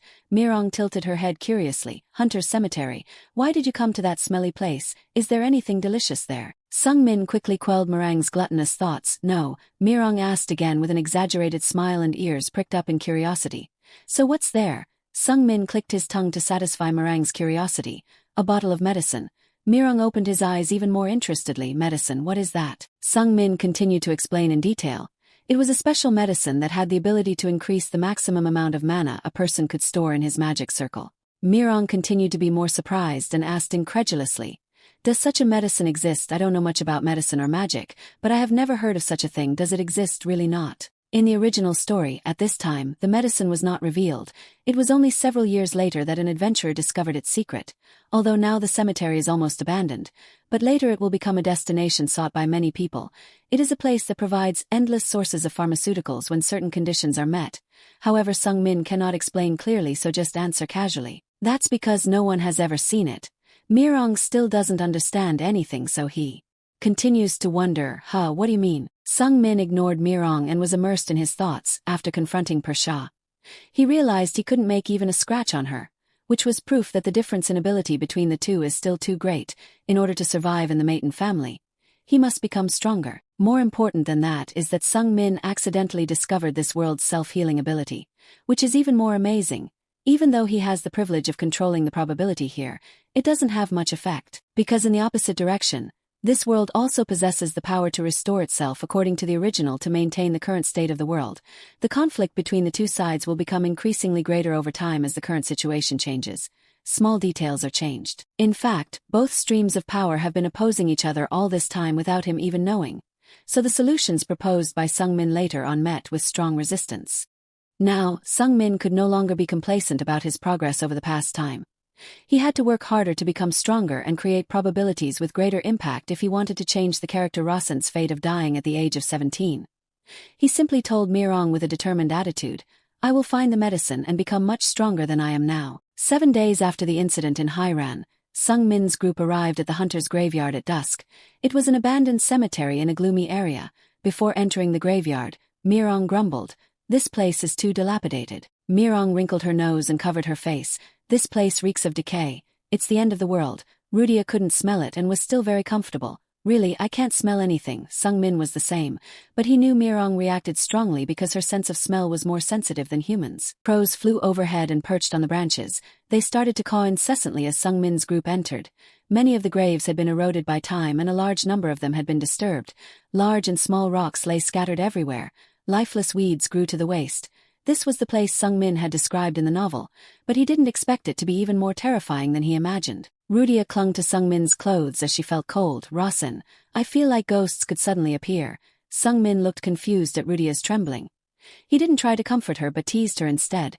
"I think ghosts are more afraid of you than you are of them." Sung Min activated the holy eye and began to explore the path while looking around. There seemed to be nothing special, just an abandoned graveyard. The holy eye began to interpret various information and send it to him. Flint, a tombstone made of flint. The holy eye continued to provide similar information along the way. "There's a lot of flint around here. The stones were used to make tombstones and even sculptures. Many of them are broken and scattered everywhere." The holy eye continued to provide information. Flint is a type of mineral that ancient humans used to create fire. Rubbing it against another stone would create sparks and flames. However, with the development of fire magic and spirit magic, flint became a relic of a forgotten civilization. As time passed, the smell of the graveyard made Mirong increasingly impatient. She eagerly asked Sung Min, "Where's the medicine?" He just shrugged and looked around with a vague look. "I have to find it to know." Mirong became even more agitated and shouted loudly while covering her nose. "You don't even know where it is," Sung Min resolutely asserted. "It's definitely around here by now." The sun had set deep and the moon was high, so the weather became quite cold. Rudia tried to rub her hands on her body, but her whole body was still shivering with cold. Rudia hesitantly asked Sung Min, "Rosin, I'm so cold. Can we make a fire?" Sung Min immediately shook his head. "No." Rudia put on a disappointed face and asked again in a pitiful voice, "Why?" Sung Min gently explained and comforted her, "It's very dangerous. All the tombstones here are made of flint. If they catch fire, they will all explode." Although Sung Min had never created a detailed setup for flint, he had described it as easily flammable. It seems that for some reason, this world has placed a mineral with special properties like flint here based on that description. Rudia could only follow Sung Min with helpless eyes and a discontented sigh. He continued to explore forward. It was almost midnight when it reached 12 o'clock, marking the end of one day and the beginning of a new one, it would appear. At this moment, everyone in Sung Min's group felt a damp wind blowing past. It was a constant wind, with a specific direction and strength, an abnormal wind that seemed to be artificially generated. As the wind continued to blow strong, Mirong keenly noticed tremors on the ground and exclaimed to everyone, "Tremor, what is this tremor?" There were indeed tremors and something was approaching them, but it was quite dark around, so Rudia took a long time to see what was creating the tremors. She pointed to the distance with a look of doubt. "Is that tree walking towards us?" Mirong frowned, expressing doubt. "What, are you stupid? How can a tree walk?" However, soon after, Mirong retracted her sarcastic remark when she looked up to see the giant thing approaching them. She was astonished and let out a gasp in a low voice. "Ugh, you're right. What the hell is that?" Rudia, on the other hand, seemed more curious and interested than worried. Sung Min remained very calm as he walked towards the tree. It was about 10 meters tall, a walking tree. Such trees in this world are called ents, with a thick, tough bark and resilience that far surpasses humans.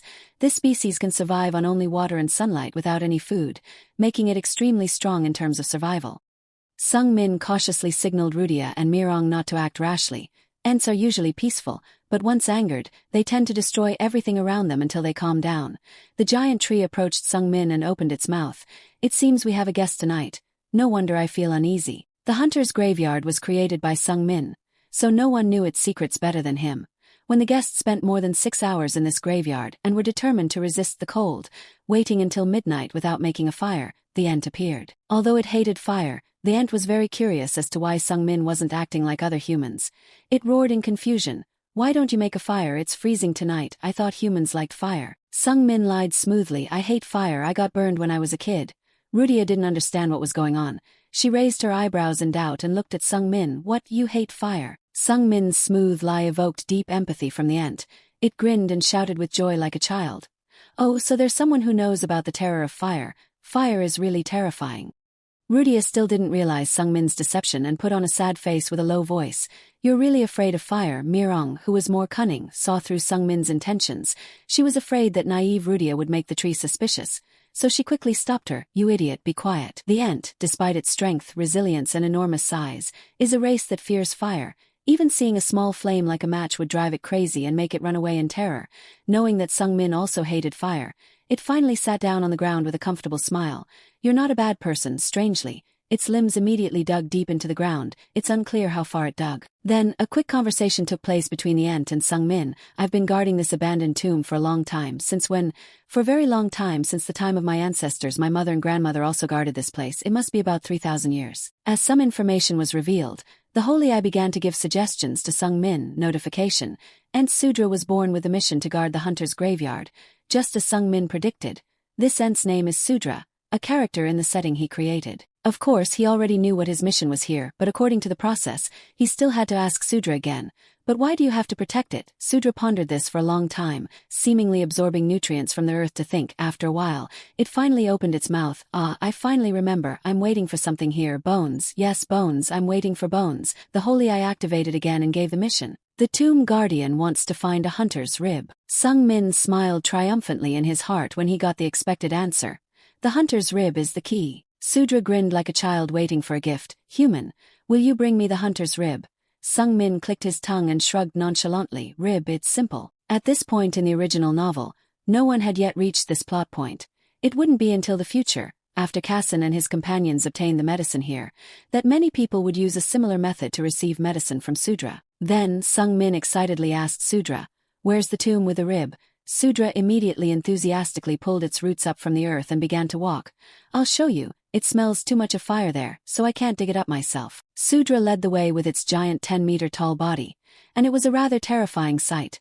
Sung Min casually walked behind it and told the two girls who were standing beside him in astonishment, "Okay, let's follow that tree." When they reached a more open clearing and saw a flaming red sword stuck in a patch of ground not covered by grass, Sudra cheerfully pointed to it. "This is the tomb, the hunter's rib is here." Seeing Sung Min nod and pull a shovel from his dimensional pocket, Mirong came closer and asked him, "Do you need help, by the way? I can't smell anything anymore, my nose must be deaf." Sung Min immediately started digging the grave without hesitation. "No, I don't need any help." And so, Sung Min diligently dug up the earth alone simply because this mission required him to do it alone. Only then would the one who completed the task receive the potion from Sudra. When Sung Min had dug for a while, a coffin appeared. He sighed with relief and wiped the sweat from his forehead before opening the coffin lid. Looking at its exterior, you could see that this coffin was very old and had decayed a lot, but it still retained the shape of a coffin. Sung Min used his hand to brush the dirt off the coffin lid and opened it. Inside the coffin was a skeleton. Judging from the shape of the bones, it was not a human skeleton but a skeleton of the famous hunter tribe, the wolf tribe. Without hesitation, Sung Min broke a rib from that skeleton. Although it was very difficult to discern, the skeleton was emitting a faint glow of fire mana. Perhaps that alone would be too much for an ant to handle. Sung Min smiled brightly and handed the rib fragment to Sudra.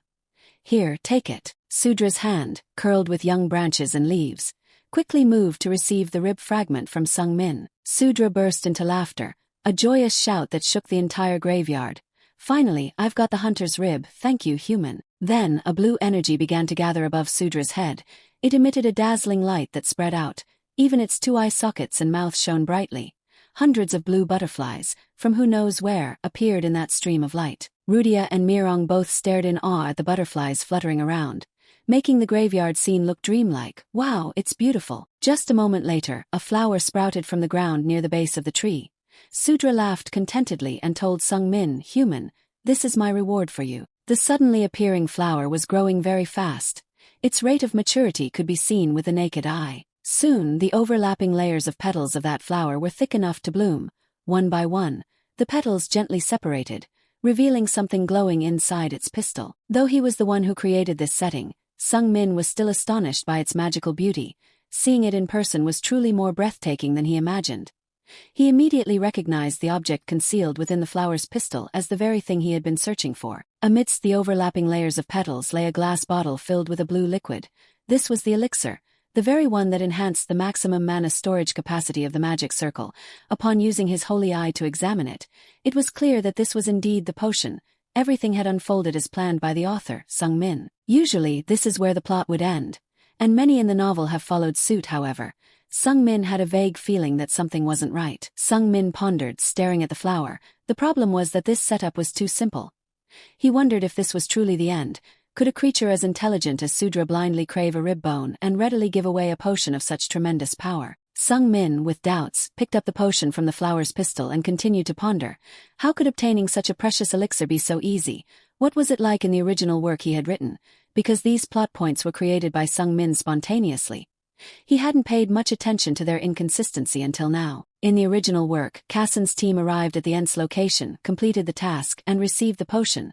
The protagonist had taken the initiative to guide the storyline in the right direction. In the future, every visitor to this place who followed the task would receive a potion. At the time, Sung Min's only concern was that the protagonist obtain it.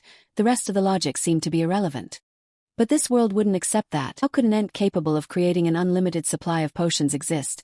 If the Ents had such abilities, humans would have captured them all to produce medicine like livestock. Furthermore, if the difficulty of this task was merely easy, then all the mages in the world could become stronger, completely disrupting the world's balance. If the rib bone was constantly regenerated and the potions were infinitely produced for future visitors, it wouldn't be possible without any reason. Sung Min understood another unusual aspect of this place. Just then, his holy eye issued a new notification. "You have detected a lack of probability."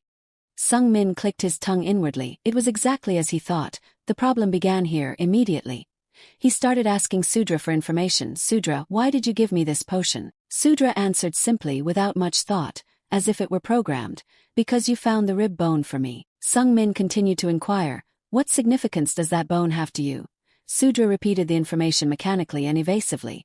This rib bone belongs to the hunter. Sung Min rephrased the question more specifically. So I'm asking why that hunter's rib bone is important to you, Sudra answered without hesitation, following what it remembered. Why are you asking that? Isn't it obvious? My grandmother and mother have been searching for it for a long time. Mirong and Rudia stood to the side, dumbfounded. Not understanding why the questions and answers kept repeating, they whispered to each other, is something wrong? I don't know, don't ask me and keep quiet. Meanwhile, Sudra, for the first time, had a question pop up in its mind. Why do I want this bone? Why? I remember there was a reason for this, but why?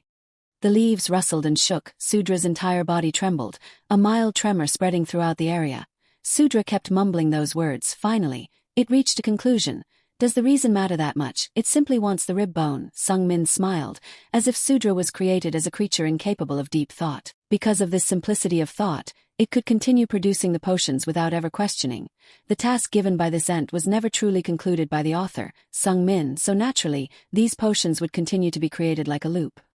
Sung Min saw the problem more clearly. His initial setup for this plot was a special method to continuously obtain the potions, but he hadn't foreseen the inconsistencies until he experienced it himself. Furthermore, there was a possibility that all these potions were fake. More precisely, this elixir that increased the magic circle's mana storage limit might not have the effects Sung Min had imagined. As Sung Min's thoughts reached this level, his holy eye displayed a message that he had guessed correctly. You have received a missing probability fragment. Sung Min recalled the details of his writing. There was no specific mention of the elixir's effects that Kassan's group received. The only description was that they became stronger after consuming it. Sung Min suddenly remembered that he had never written in his novel that the mana storage limit of the magic circle would be increased. And since the potion was constantly being regenerated, there must be a special spell to regenerate the rib bone. Sung Min quickly scanned his surroundings with his holy eye. There must be a clue somewhere to solve this problem. Sung Min examined his surroundings more carefully, as the darkness hindered his vision. Finally, he saw a clue, small letters engraved on the coffin lid. They were very small, almost invisible unless carefully observed. His holy eye revealed them clearly. Burn the coffin to offer a sacrifice under the ashes. Sung Min pondered carefully, staring at the inscription on the coffin lid. Burn, sacrifice, ashes. Does this mean I have to burn an item for this ritual? Sung Min glanced at the 10-meter-tall giant tree man standing still in front of him and thought to himself, I shouldn't light a fire in front of Sudra. Tree man hates fire. If he lights a fire here, Sudra will probably explode crazy. It can run away with all its power. And who knows what crazy Sudra can do in the meantime. Worst case scenario, it will accidentally kill Sung Min. And ents all over the world will consider him an open enemy. That is the nature of tree people. Sung Min fell into thought, trying to connect the clues. This place was clearly artificially designed by a hand other than the author, Sung Min.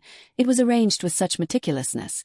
But why was a somewhat foolish ent appointed as the guardian, simply because of its long lifespan, or because it was easy to hypnotize it? There might be some truth in those reasons, but Sung Min thought of another possibility, to filter out the fools who would immediately set fire upon seeing the inscription on the coffin. Then, an ent, a species that despises fire, deserves to be chosen as the tomb keeper to eliminate those fools straightforwardly and swiftly. Immediately, Sung Min's holy eye interrupted his thoughts with a message. You have received a missing probability fragment. Understanding of this place's characteristics has increased thanks to acquiring these missing probability fragments. Then, 2 new lines of text suddenly appeared above and below the original inscription on the coffin lid. However, they seemed to be characters only visible through the holy eye. With fire kindled without magic, ignite the flames to burn the coffin, offering a sacrifice under the ashes. Thus, the door shall be opened. Initially, Sung Min guessed that this could be connected to Kirtle, but the handwriting was slightly different in terms of its lines, as there were no more clues. He returned to ask Sudra, do you know anything about the sacrifice of ashes? Sudra was sitting dejectedly, as its task had ended so quickly. Upon hearing Sung Min's question, it jumped up and began to think carefully. The sacrifice of ashes, you said the sacrifice of ashes, do you mean fire, hot fire? Sudra mumbled to itself for a long time before suddenly standing upright, its body stiffening. It seemed like it had remembered something and exclaimed in astonishment, I remember now. Sudra, filled with enthusiasm, declared its true task, according to tradition passed down from generation to generation in my family. I must wait here to offer the 77th sacrifice of ashes in the coffin containing the hunter's bones. Sung Min frowned, puzzled, as there was another point of contention here. Would the ents offer sacrifices of ashes themselves? They would be terrified even at the sight of a spark of magic fire. Even the number 77 made Sung Min think. In reality, Any other number mentioned could be considered a coincidence, however. Assigning a number in a literary world must have a deeper meaning behind it. This number 77 was quite familiar, as it was in Sung Min's memory. It was the sequence number, the 77th book of the sage Alberto, which he had obtained from the Maton family's library and studied its contents through the holy eye. Basic magic, a method of mana cultivation extremely easy to learn. In this world, the book is often categorized as anti-literature, but it has become a fundamental part of all the advancements Sung Min has achieved in battle magic skills. Then, Sudra recounted the story it remembered. My ancestors began offering sacrifices of ashes after receiving help from a benefactor a long time ago, and until now we have offered 76 sacrifices. My mission is to wait here to offer the final sacrifice, the 77th sacrifice. My ancestors recounted that the fire would be hot, but also not hot at all. Sudra's eyes began to secrete a yellow fluid. It was sap, but it looked like tears of the treemen. The leaves shook violently, the leaves fluttered and fell down as if being blown by a strong wind. Sudra continued to narrate in a moving voice. It seemed so frightening that I forgot this task ever since I was a child. Sung Min sat down and fell into thought.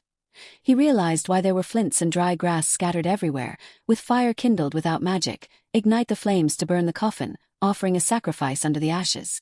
After finding out how to create fire, Sung Min looked up at Sudra and called out its name. Sudra, who was bewildered and sobbing in emotion, answered eagerly, What is it? Sung Min held a flint in his hand and smiled genuinely at Sudra. That 77th sacrifice. Would it be okay if I try it once? Sudra agreed to Sung Min's request and moved quickly. It wasn't just a few steps, but a distance of nearly 100 meters away from Sung Min. Seeing Sung Min holding the stone in his hand, with a confident look that he could create fire, Rudia tilted her head in doubt. You're going to start a fire with just a stone, how? Because Rudia could use fire magic from birth. Naturally, she couldn't understand the basic survival skills of ordinary people. Sung Min understood this, so he patiently explained to her while preparing the necessary tools.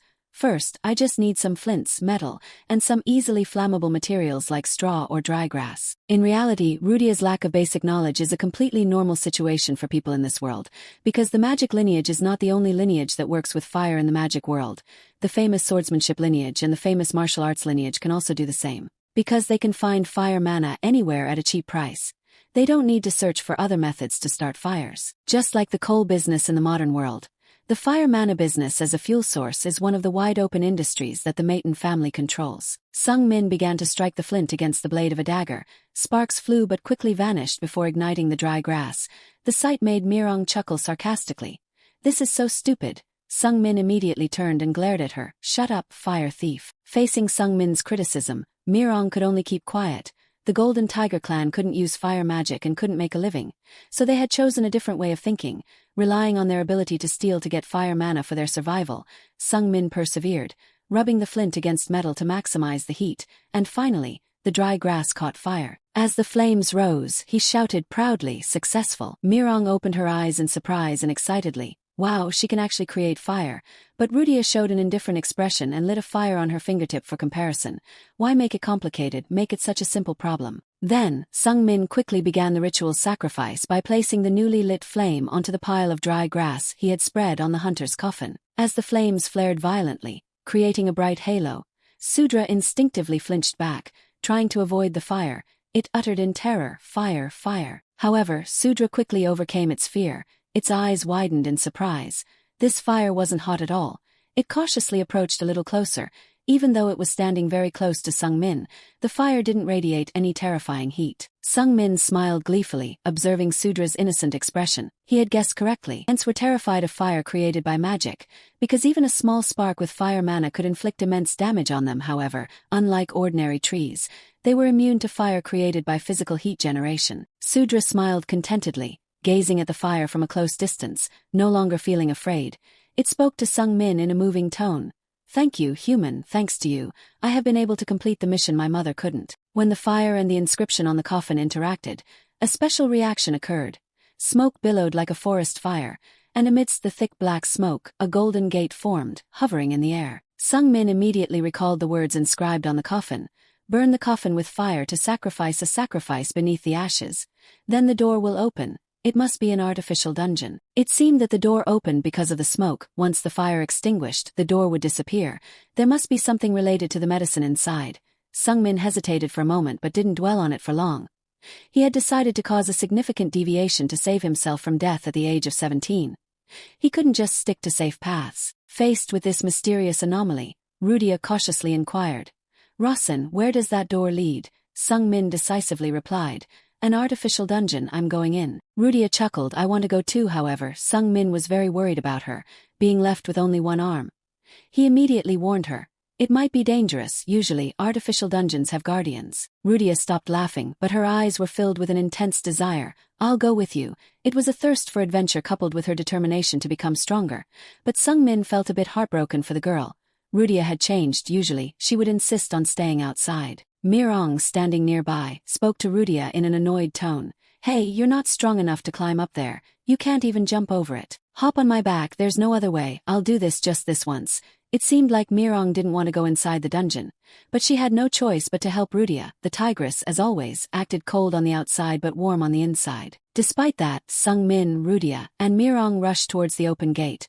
While Mirong used the power of the golden tiger, Sung Min used wind attribute optimization to launch himself off the ground. As the three of them disappeared behind the gate, a mix of apprehension and excitement surged within them.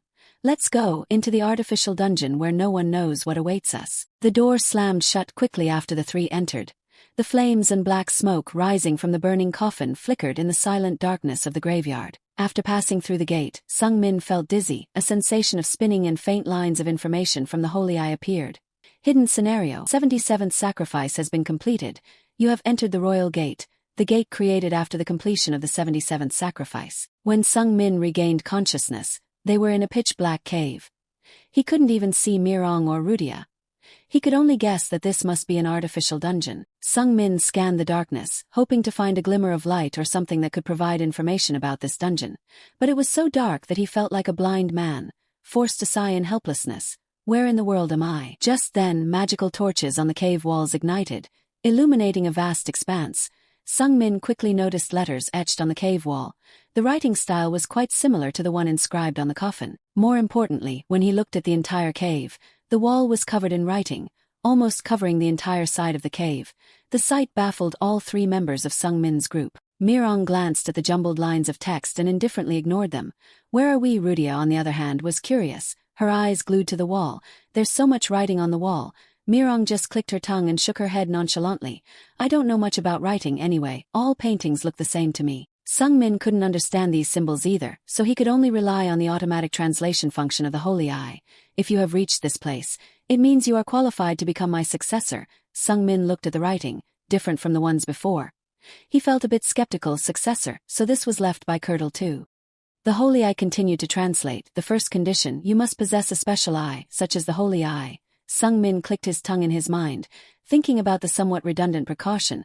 "If it weren't for the Holy Eye, I wouldn't be able to get here." The second condition was translated. "You must have an ability connected to me in some way." Sung Min continued to speculate. "An ability related to Curdle.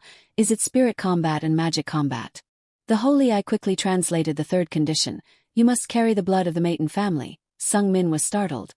He knew the Holy Eye had been mentioned by Curdle before, but how could they guess that the person entering this place would inherit the Maton bloodline? Then, the information about the mastermind behind this elaborate arrangement finally appeared. "My name is Alberto. I will leave my story and that of my old friend Curdle here." Sung Min's mouth gaped in astonishment. So this wasn't actually created by Curdle, but by Alberto then. He tried to read the story carefully, fearing that the words would disappear after a quick glance, like the hidden words in his book. The words on the wall contained remarkable new information. According to Alberto's account, Curdle and I always argued about one topic.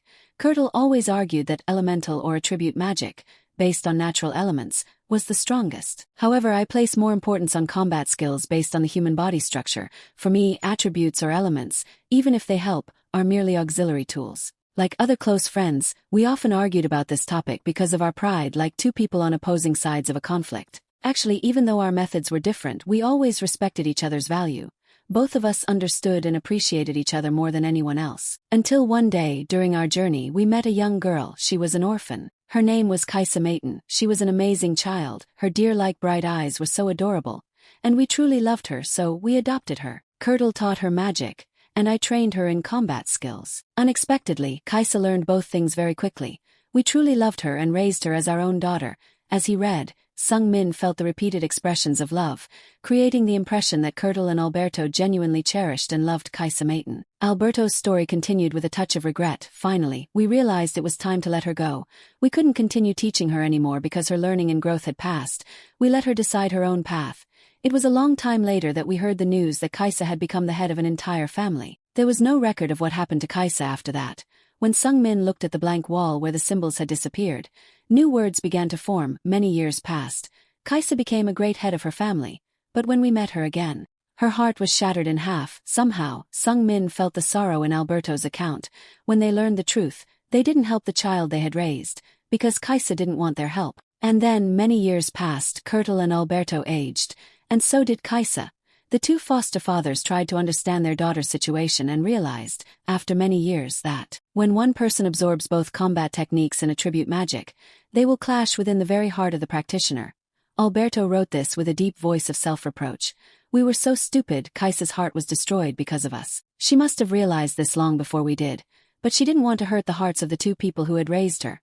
So she kept the reason for her heart's damage a secret and refused help to avoid being discovered. She kept that truth hidden from us until the last moment of her life. According to what was written on the wall, Kaisa passed away at the age of 60. It was a very young age for the transcendent beings known to have long lifespans. Kurtle and Alberto mourned her for a long time. Alberto repeatedly emphasized that they had cried, and cried, but they realized they couldn't stay immersed in grief forever, because Kaisa Maiden had left this world. But there were still children carrying the Maiden name. Kurtle and Alberto realized they needed to prepare to ensure those with a Maiden name could grow up well. This was also to repay what they felt they owed her. The most important goal was to help Kaisa's descendants grow up peacefully. Finally, Kurtle and Alberto calmed down and had a long conversation. Because of elemental magic, or combat skills, only one of the two can be chosen. Both of them cannot coexist in one body until a safe method is found. Therefore, one must be sealed and separated from the Maiden children. In the end, Alberto had to admit Kurtle's argument for elemental magic. Unfortunately, when compared, combat skills are more limited in what they can achieve. Combat skills only focus on one thing, which is close combat. From a practical point of view, elemental magic is much more effective. Moreover, the possibility of a child inheriting Kaisa's bloodline fully adapting to both types is extremely rare. Among many different elements, developing magic of any element is enough to create greatness. By investing equal time and effort, elemental magic brings a higher mastery, which led the two of them to decide to temporarily separate combat skills until the appropriate time. After all, Kurtle is the one who takes care of the Maiden children. Alberto went into exile and settled in a foreign land. However, they did not want to completely cut off the lineage of combat skills. Many decades later, Alberto successfully created a new power, something that did not react with mana. Kurtle helped Alberto a lot in that process, to the point that Alberto repeatedly mentioned in his story that without that old man's help, it would be impossible. Then, they named it Combat Soul, and also called the combat magic when using this Combat Soul martial arts, which is the primitive form of martial arts. Sung Min knows about fighting souls. It is the power held by the Grandal's martial arts family. He is also the one who established that magic and fighting souls do not react back and forth.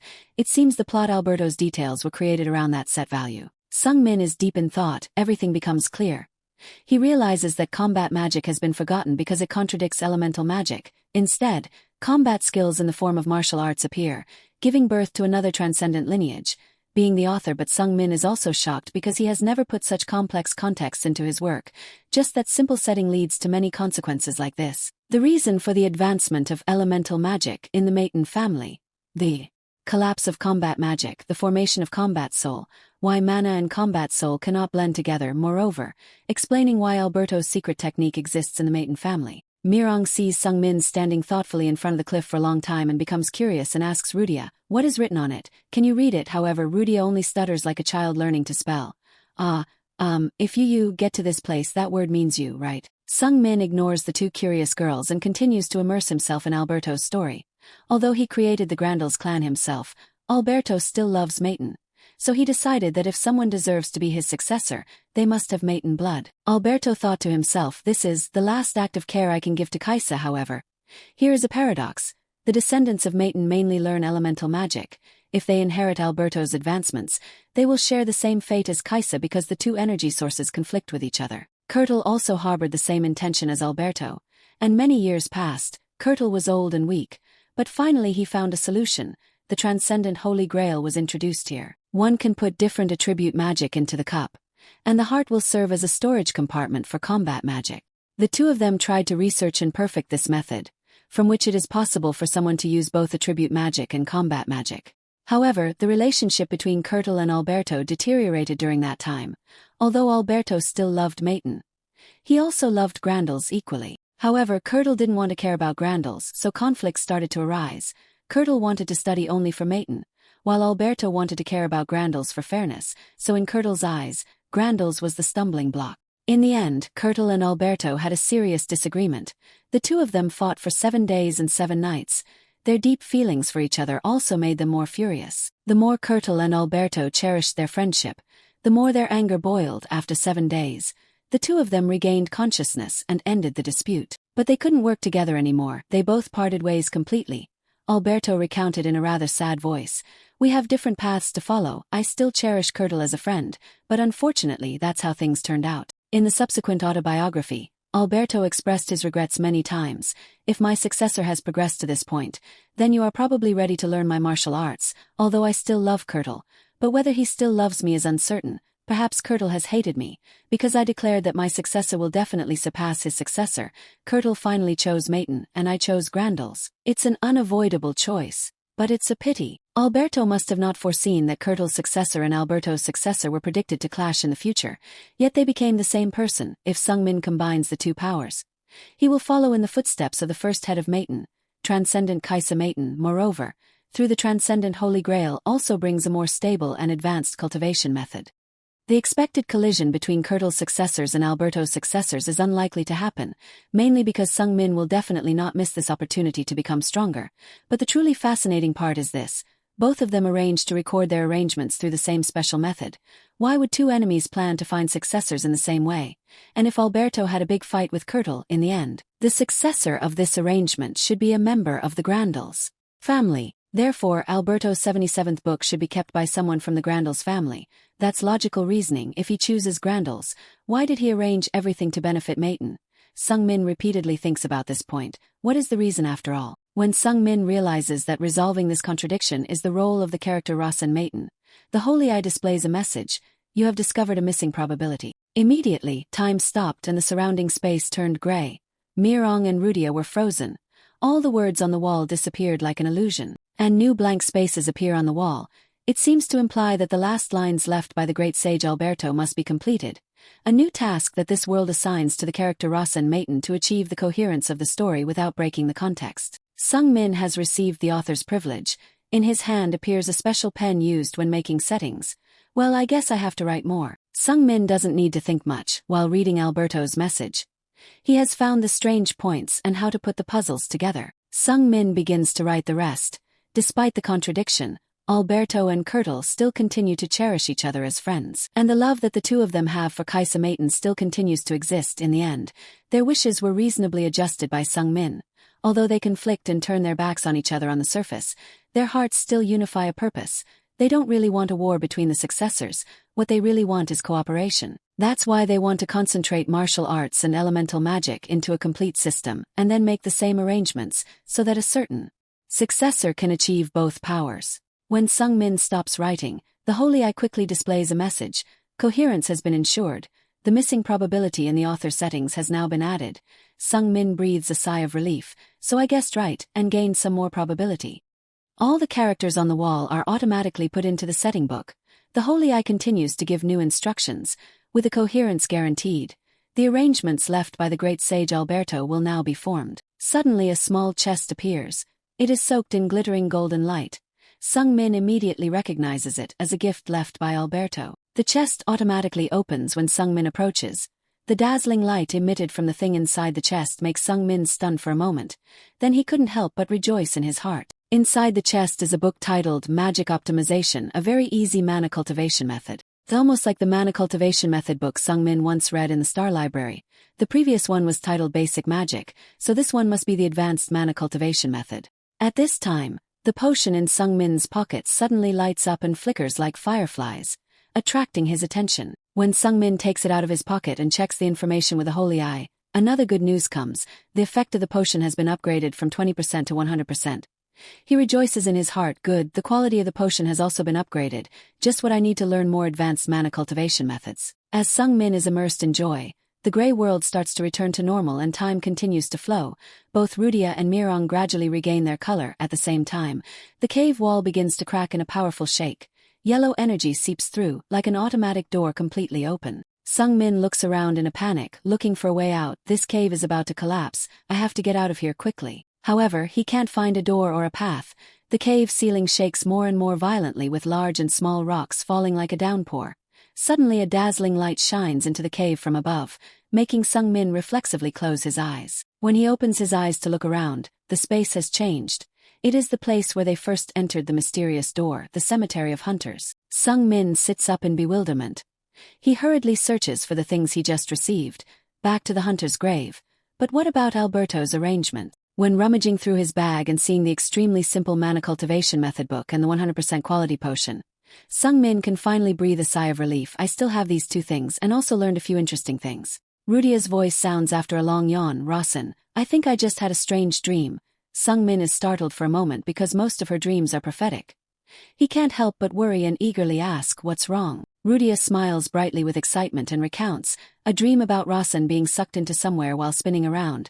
Meringue's body suddenly trembles. She also saw the same thing in her dream but tries to shake her head to dismiss it as a temporary illusion. Sung Min is silently praying in worry, hoping that it's not a prophetic dream. Mirong still has some doubts about the strange dream and tries to remember the details of why she fell asleep here. But she thinks about it for a long time but still doesn't have any clues. Probably, nothing, right? Sung Min discovers that Mirong seems to have lost her memory of that dungeon. And then he looks around for traces of Sudra, simply curious about what happened to it while they were in the dungeon. When the three of them look around, Sudra is nowhere to be seen. The abandoned tombs have disappeared. Sudra is no longer there. Suddenly a majestic tree with lush red leaves like a banyan tree appears. Rudia and Mirong have never seen such a beautiful sight before for a tree. Rudia tilts her head in doubt. Was this tree here before? But Sung Min doesn't answer anything. In fact, even Sung Min is not entirely sure. He only guesses that this is what Sudra transformed into after it completed its mission to protect this land for over 1,000 years, because of the love that Alberto has for Kaisa and Kirtle. Sung Min thoughtfully placed his hand on the tree trunk and praised Sudra. Well done, Sudra. Although he didn't know clearly why this phenomenon happened, he knew that it was a meticulously designed arrangement. Sung Min smiled with surging excitement. With these instructions, I will create a new strength to follow in Kaisa Maiton's footsteps. In his heart there were also new predictions. The missing tree man and the appearance suddenly a giant tree took its place. Even the hunter's graveyard had disappeared. All of this gave me a feeling that they would come back here again one day in the future. Sung Min's group left the hunter's graveyard and entered a small nearby city called Gerzon, which was frequented by miners and explorers as gold mines were often discovered around the area. He entered a most luxurious inn and rested there for several days. During the days at the inn, Sung Min did not step out of the inn. He focused all his mental energy on activating his holy eyes to learn the new book he had received, Optimizing Magic, and the extremely simple method of cultivating mana. Great Sage Alberto's simplicity, 99% transmission. Learning this method itself is not difficult. The holy eye automatically transmits everything like a supercomputer. However, the energy it consumes is already significantly more than with before. Rudia and Mirong were sitting leisurely playing cards together. Mirong occasionally glanced at Sung Min with curious eyes. Do you know what he is doing? Rudia replied indifferently while taking the time to look at his cards. Mirong is reflected in the mirror. I can't help it, how can I know? Before Mirong could realize it, she was defeated again and cried out in a helpless voice. Oh well, I lost again. Are you a card master or something? Rudia grinned without knowing that sly Mirong had discovered showed up that trick a long time ago, but she agreed to let Rudia cheat for her fun. Finally, Sung Min also stood up. He finished absorbing new knowledge. The holy eye displayed a message. You have completely absorbed the optimization of magic, the extremely simple mana cultivation method of Great Sage Alberto's ability to interpret battle souls and manipulate mana has increased significantly. Sung Min was able to grasp the new concepts with the knowledge he had just acquired. He knew that the setting that fighting soul and mana cannot be reconciled with each other is not absolute, because fighting soul fighting is a form of mana-based energy, so fighting souls can be mixed with mana, and the current Sung Min has the ability to do that. Sung Min's body was suddenly engulfed in flames. The color of the flames kept changing, making Rudia stay away from him. Blue flames rose, then yellow flames, then black flames followed, and again turning back to the blue fire. Mirong also jumped back in surprise. Even a member of the Golden Tiger clan could hardly endure the heat of that fire. However, Sung Min himself was not aware of the fire. on your body but only focus on the changes taking place inside. Rudia worriedly quickly approached and wanted to check on Sungmin's condition. Rasen, are you okay? Your body is on fire. However, Sungmin still didn't react to her. On the contrary, as soon as Rudia's hand came close to the fire, she automatically retracted it in a natural reflex. She cried out loudly because of the terrible burning sensation that was even worse than the fire created by Persha. Mirong was also cautious and didn't dare to get close to Sungmin. What's wrong with him? But when she saw the smug smile on his lips, she immediately knew it was nothing serious and left him alone. We enjoy the space immersed in our own thoughts. Just as Mirong thought, Sungmin considered there was no one else in the room except him. He told himself to focus completely on the transformation in his body and was truly immersed in his own thoughts. Sungmin observed his inner world as if admiring the universe with the eyes of an outsider. In that universe, there were countless blood vessels and organs, with mana and fighting souls scattered everywhere was converging towards the heart. The mana entered the heart, into the cup attached there. Then the battle souls scattered everywhere began to seep into the muscles. The floating energy had now become something that can be used. Sungmin is sure this is the same fighting soul as the Grandal's family. Now it is completely anchored in his body. He uses the fighting soul imbued in his muscles and at the same time transmitting mana through the holy grail of using elemental magic and martial arts simultaneously in the safest and most effective way. The arrangement of the two sages is now concentrated in a single body of Sungmin. He has begun to follow in the footsteps of the first homeowner of Maiden, Kaisa, has a sense of adventure but excitement, and wholly the label began to give him results. Thanks to the effect of the extremely simple mana cultivation method, the combat magic you previously absorbed has been upgraded. Intermediate combat magic has been inlaid heart. An explosive feeling ran through his body. The fire changed color again, from blue to purple. The power it emitted made the surrounding space ring with crackling sounds. His muscles it became more and more tense like a balloon. The holy eye continued to explain the phenomenon of changes inside the body. Intermediate combat magic, activated strength. Intermediate combat magic, activated body weight. The purple flame began to turn black again. Even though the holy eye explained the situation, Sungmin still did not understand what intermediate combat magic, strength and weight were like. Sungmin suddenly remembered the words Magner said when training him. His wish was to become a sage.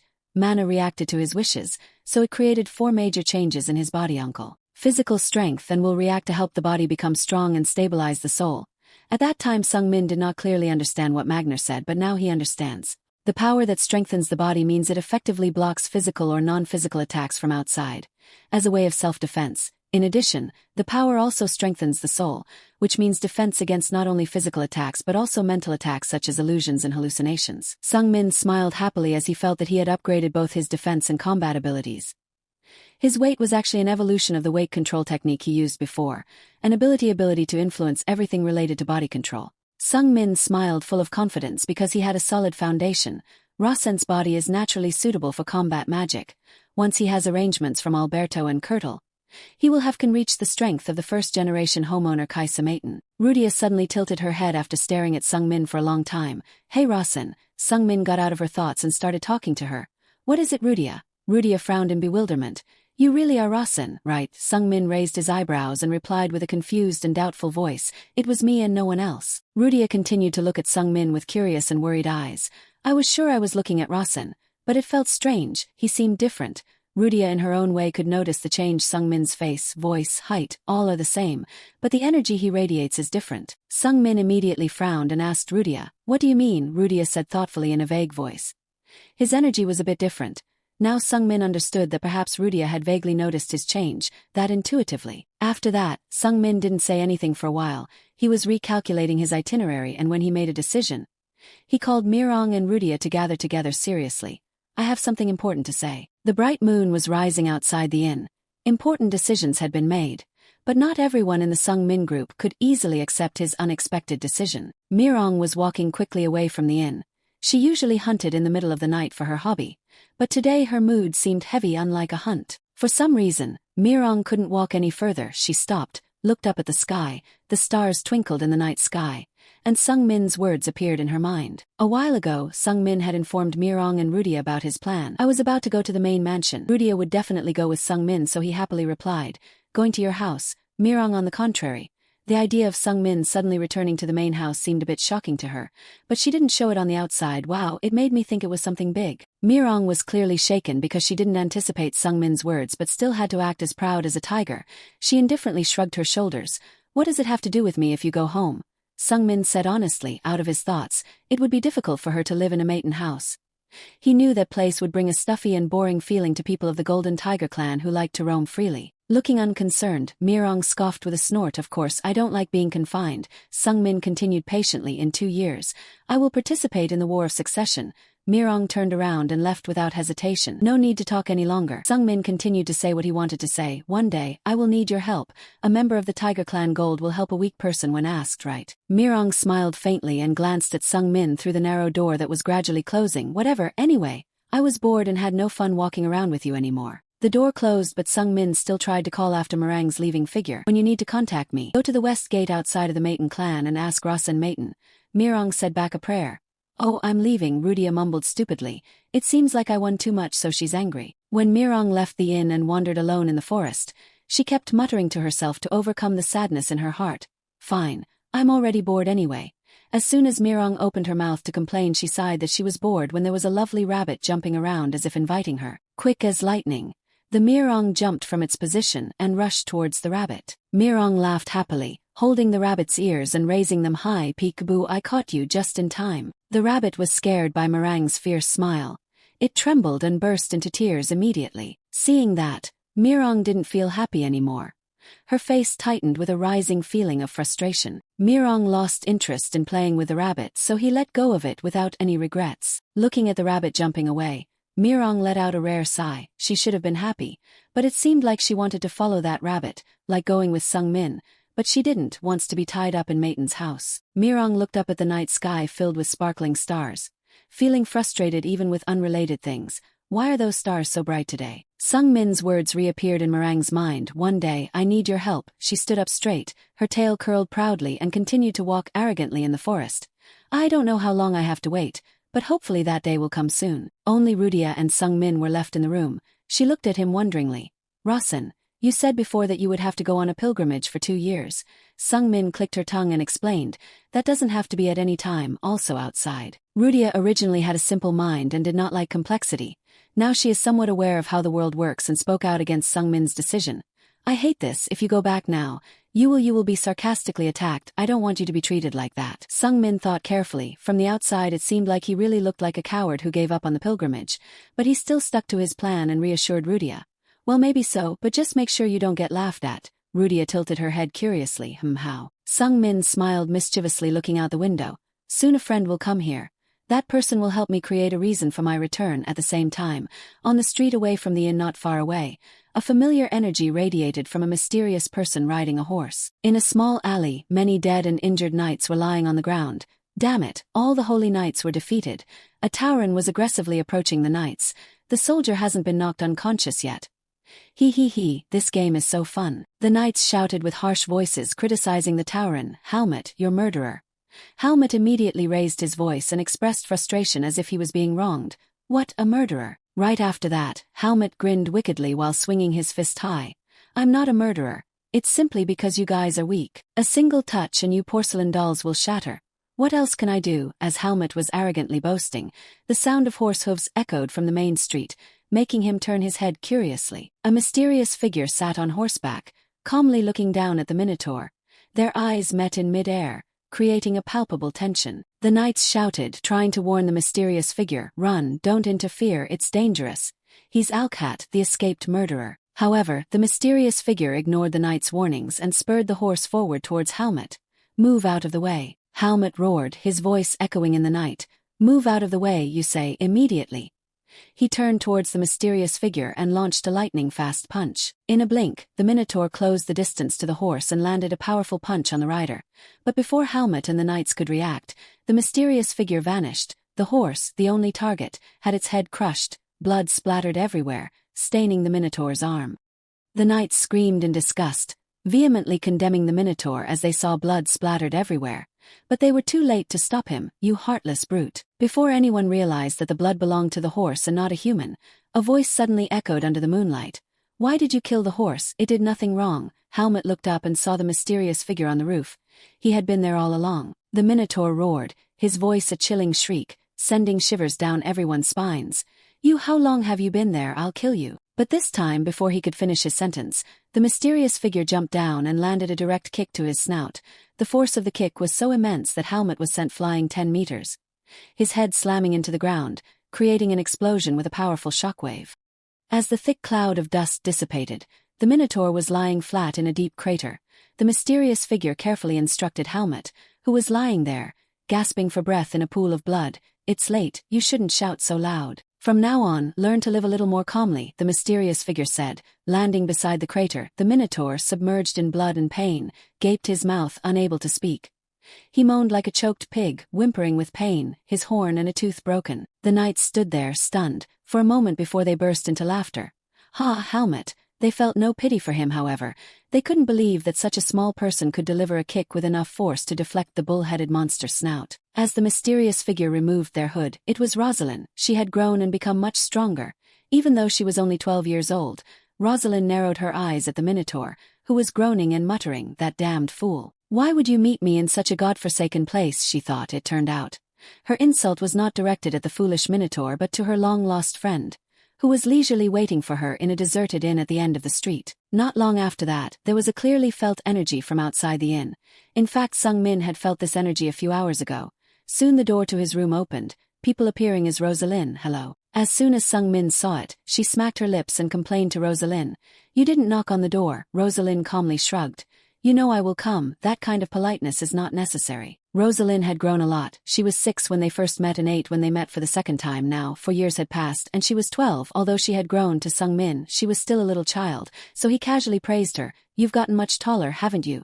He didn't know that this childish praise made Rosalind blush with embarrassment. Because she was too embarrassed, Rosalind quickly changed the subject. "You're on a pilgrimage, right?" Sung Min clicked his tongue in response. "Yeah, I'm about to return." Rosalind was surprised and pressed him. "You're going back? I heard the pilgrimage lasts 2 years. Sung Min grinned. The location doesn't matter. Being caught by Rosalind was actually what he expected. Perfect for spreading rumors. Rosalind glanced at Rudia, who had lost an arm, and continued to question Sung Min, but her tone was sarcastic. "You're going back to the Maiden House. Why, are you afraid of the outside world?" Sung Min nonchalantly nodded while looking at Rudia. "Yes, it's terrifying to go out like this, you saw that too, but why are you here? To get revenge for what happened when you were 6. Rosalind narrowed her eyes suspiciously, looking at Sung Min as if trying to read the thoughts hidden in his eyes. He said he was afraid, but there was no fear in his eyes, not even a sign of tension. Rosalind knew this particular kind of demeanor, the confident aura of a powerful person. Then, she shrugged and stated her intentions. "The last matter is settled this time. I'm here because my uncle told me to." Sung Min's eyes widened in surprise. "Master Magner, what did he say?" Rosalind clicked her tongue in displeasure. "He said you've surpassed me." Sung Min laughed heartily. "He's right." Rosalind coldly retorted. "I need to check. Besides, why do I feel the power of battle spirit emanating from you?" Sung Min chuckled. "You can sense it." Rosalind nodded firmly. "Weak, but definitely battle spirit." Sung Min clicked his tongue with arrogance. "Master didn't tell you anything." Rosalind thought for a moment, then she remembered. Magner had told the story of Sung Min's body absorbing a portion of his battle spirit. She looked in astonishment at Sung Min's triumphant smile. "No way. He said you absorbed it, but didn't say you could use it." Sung Min shrugged casually. "I can use it right now." Rosalind didn't know that the truly surprised one was Sung Min. He had never used the power of battle spirit before and hadn't shown any signs of it, but Rosalind instinctively sensed that he could use it. Furthermore, Rosalind's eyes were full of competitive spirit. Sung Min cursed inwardly because he could see Magner's plan.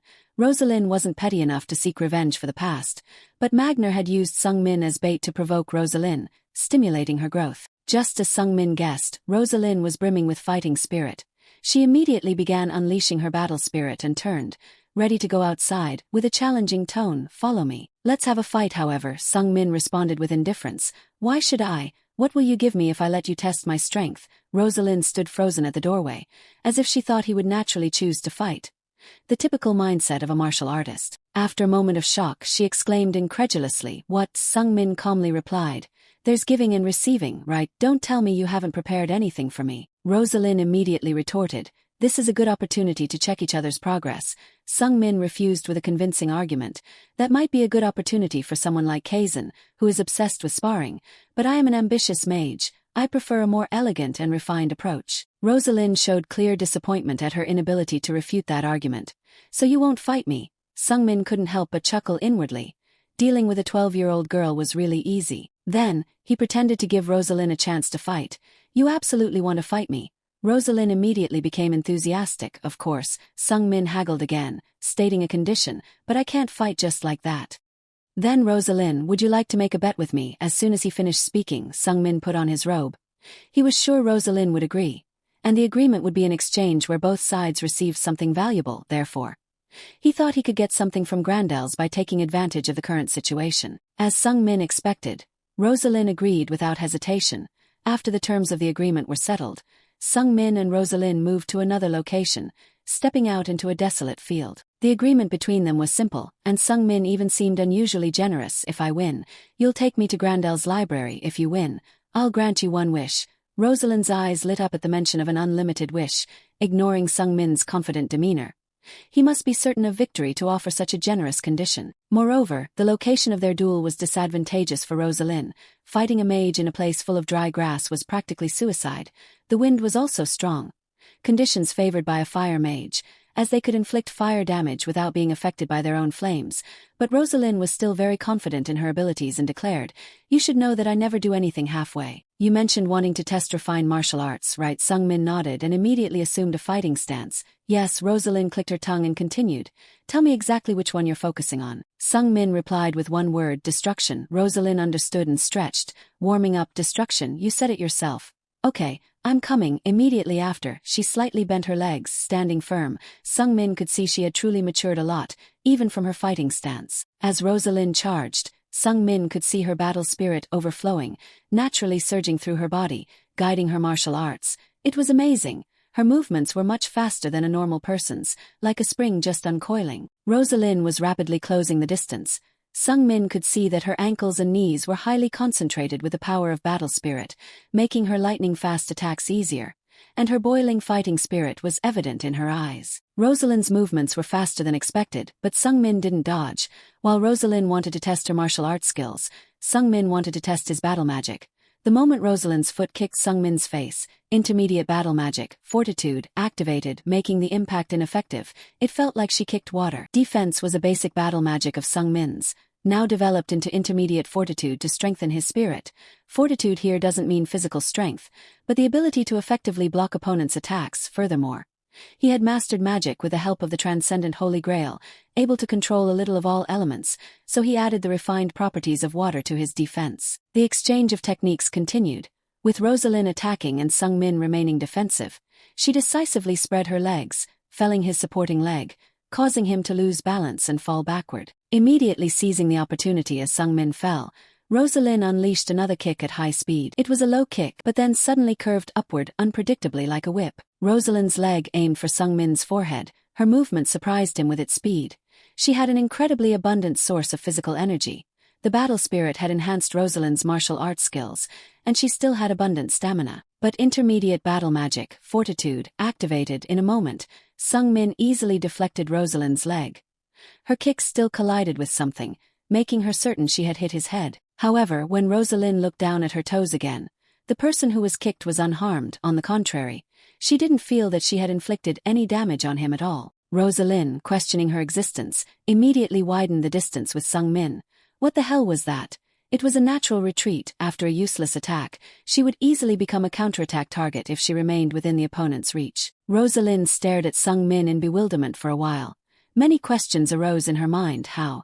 My attack should have hit his head. Suddenly, Rosalind remembered her uncle's words, "If you hit that boy even once, I'll grant you anything you want." Rosalind excitedly shouted back then, "Really, everything, right?" Magner burst out laughing at the easily successful childish provocation. "Of course, everything, ahaha. But it won't be easy," Rosalind replied with serious determination. "What, I can easily defeat Rosin right now." Thinking back to that time, Rosalind was provoked by her uncle's words and determined to prove him wrong. She widened the distance slightly with Sung Min. "You could have counterattacked just now, right?" Sung Min frankly admitted. "Yeah, that's right." Rosalind suspiciously furrowed her brow. "Then why didn't you?" Sung Min smirked slightly. "Because the timing wasn't right. It's true I could have counterattacked, but now isn't the best time to achieve maximum effect with minimum movement. That's the nature of battle magic." Rosalind irritably thought Sung Min was deliberately making her feel embarrassed, but in reality, his thoughts were simply aimed at a single blow to end the fight instead of expending too much energy. After all, in terms of physicality and battle spirit strength, a martial arts family member like Rosalind still had the advantage. Rosalind, enraged, charged in for another attack with a high kick. Then let's begin a real fight this time. Sung Min couldn't dodge because her speed was too fast. He took the kick but activated his defensive magic, receiving the blow with his crossed arms. Even with enhanced defense, Sung Min was still knocked far away, feeling like he had been hit by a boulder rolling down a mountain. Without the fortitude battle magic and water element magic support, he would certainly have vomited blood. However, Rosalind didn't intend to stop there. She landed steadily and immediately assumed a crouching posture like a tiger preparing to pounce, her sharp eyes fixed on Sung Min ahead. Martial arts using battle spirit could accelerate unpredictably. In a blink, Rosalind launched herself towards Sung Min like a cannonball, her posture in flight resembling a hawk diving to catch prey. As soon as she reached Sung Min, Rosalind unleashed a flurry of punches, causing Sung Min to admire her inner resilience. Her battle spirit was still very abundant despite the previous kick having expended a lot of energy. Faced with Rosalind's relentless attacks, Sung Min continuously parried but only maintained a defensive stance. Each of her attacks carried fierce battle spirit power. If Sung Min had acted like Rosalind, he would have run out of energy by now. Although Sung Min possessed the transcendent Holy Grail and was born with exceptional physical abilities suited to battle magic, continuously using transcendent mana was very tiring. And even though he possessed battle spirit, it only played a supporting role, very different from the pure battle spirit flowing in Rosalind's blood. From Sung Min's perspective, although transcendent mana was more destructive and convenient in terms of stamina and energy management, battle spirit still held the advantage. Each had its own advantages and disadvantages. This battle had helped him reinforce that point of view, and it was time to end this. Sung Min read Rosalind's movement as she charged and easily grabbed her arm just before she could land another punch. He pulled her arm and tripped her ankle from behind, causing her to fall in an instant. As Rosalind tried to get up, a bright red flame suddenly illuminated her face in a blazing light. Sung Min was bringing his fist close to her face, with the flickering flames burning. He had drawn out fire attribute mana to infuse into his fist with a triumphant smile. "I win, right?" At that moment, applause rang out from a corner of the field. Yes, he really won. A mysterious person appeared, but he was not too surprised, because he could already sense someone has been following them since they stayed at the boarding house. But that's not unusual, because Rosalind is the only daughter of the Grandals family, bathed in her father's boundless love. There's no way she would go out alone. However, considering Rosalind's father's pampering nature, there should have been at least 3 guards with her. But Sung Min only sensed the energy of one person. He was curious about the identity of the person deliberately leaking energy, but he had to put that aside because of the fight now with the mysterious person's appearance. Rosalind's words were the shocking part for Sung Min. "Father, it's father, why is he here?" Sung Min was astonished to see Rosalind's father himself appear there. Velitutor, one of the absolute rulers of this world, known as the benevolent king and head of the Grandals family. Sung Min immediately greeted him politely. "Son of Maiden, Rossen Maiden, is honored to meet the great monarch, the benevolent king." Velitutor casually flicked his fan. "No need for formalities," he said, seeming pleased by the events that had just unfolded. Although he had deliberately leaked his energy, he had adjusted it to be almost invisible. He hadn't expected it to be detected so easily. Sung Min seemed to have a keener sense than he anticipated. Rosalind grumbled at her father. "I told you I could go by myself." Meanwhile, Sung Min's heart pounded. Thank goodness he hadn't attacked. Fortunately, throughout the battle, Sung Min had focused only on defense. Even at the end, he hadn't landed a heavy blow on Rosalind, even though Velitutor was a magnanimous warrior.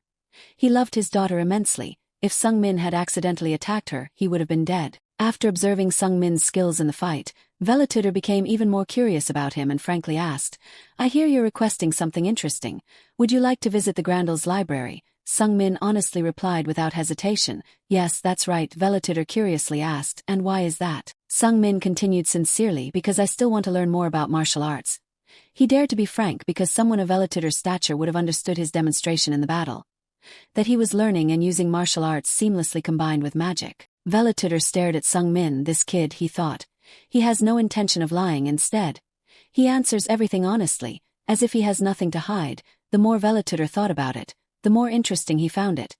He liked Sung Min's frankness. After a moment's thought, Velitutor quickly made a decision.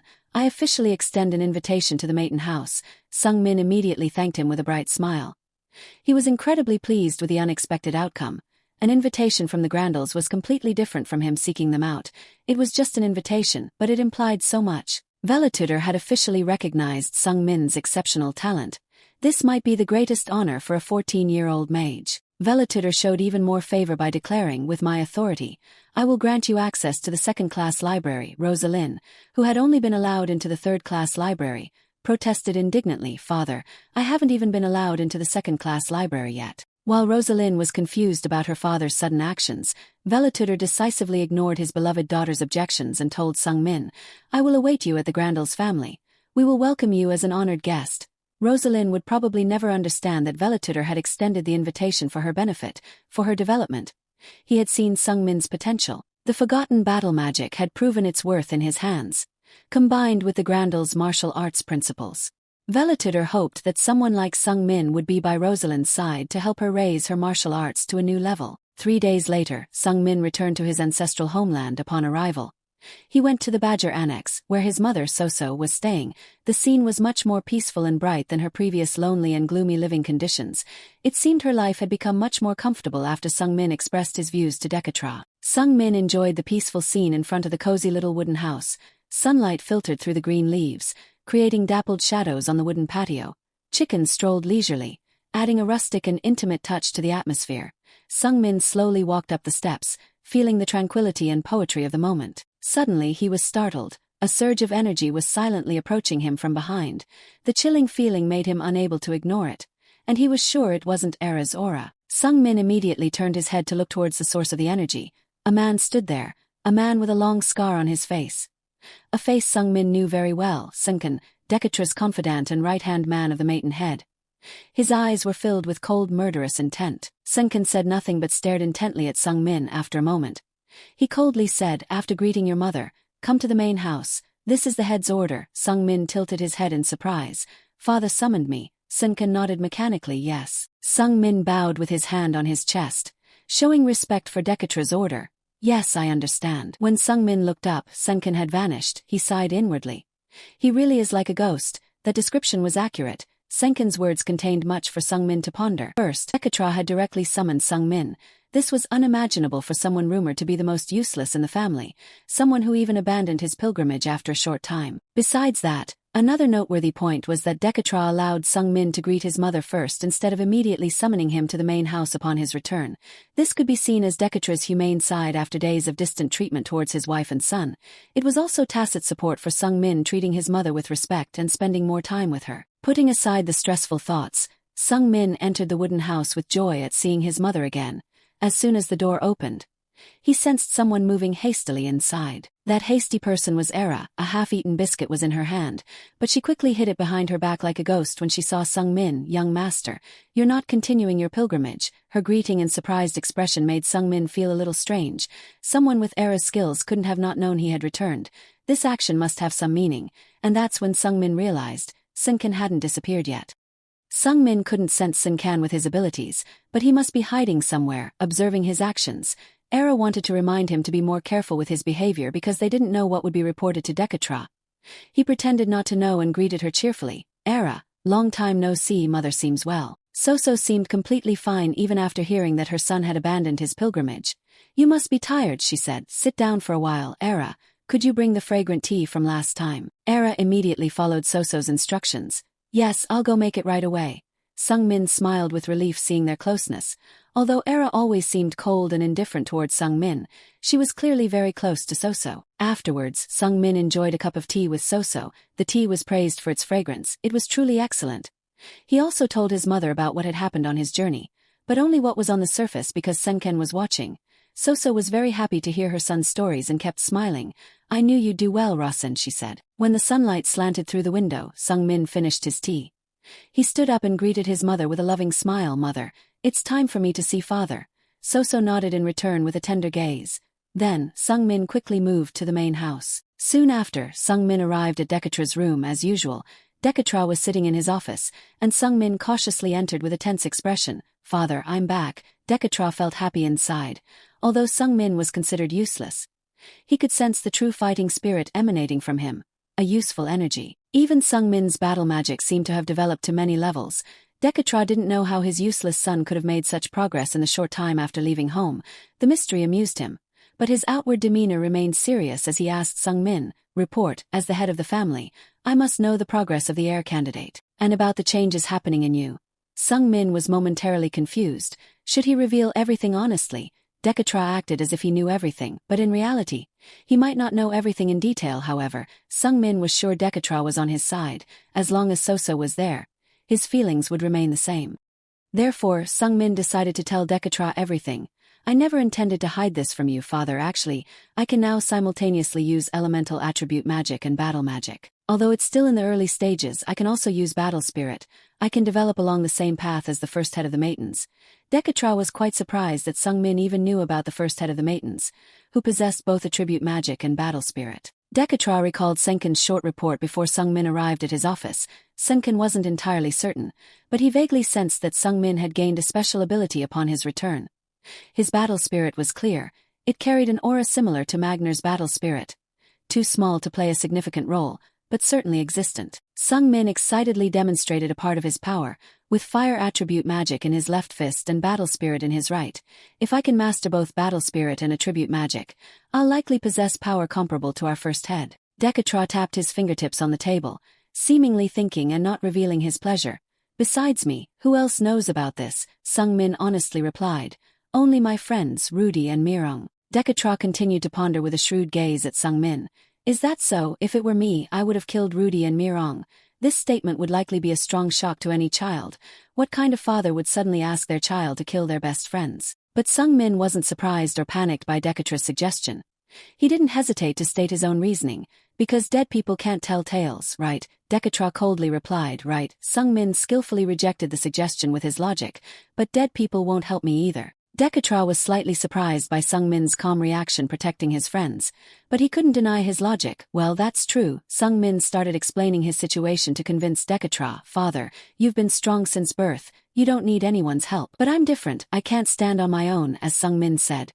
He couldn't stand without the help of those around him because battle magic had been despised since birth, and no one cared to develop this ability considered useless. Moreover, compared to his siblings, Sung-min's battle magic was still far inferior to their attribute magic. Regardless of whether he could win the succession battle, the immediate problem was that Sung-min couldn't protect his mother alone. He frankly expressed this concern to Dekatra so that he would understand instead of killing. He had a reasonable and necessary reason to befriend or become comrades with those who had potential, expanding his relationships to have a solid foundation in the future. Dekatra finally felt that Sung-min's decision was appropriate for his circumstances. I will respect your decision, however. Make sure you don't reveal your abilities to your siblings, including Evelia. It seemed Dekatra also knew that Sung-min was very close to Evelia, at least closer than his other siblings. Sung-min nodded obediently. I will remember, father. In fact, he didn't intend to reveal this to others too soon because Evelia still had a cold and heartless side. Then, Dekatra carefully reminded Sung-min, remember, a strong person who wants to rule must show 7 parts of their strength and conceal 3 parts of their claws. But to survive, a weak person is only allowed to show 3 parts of their strength while concealing 7 parts of their true power.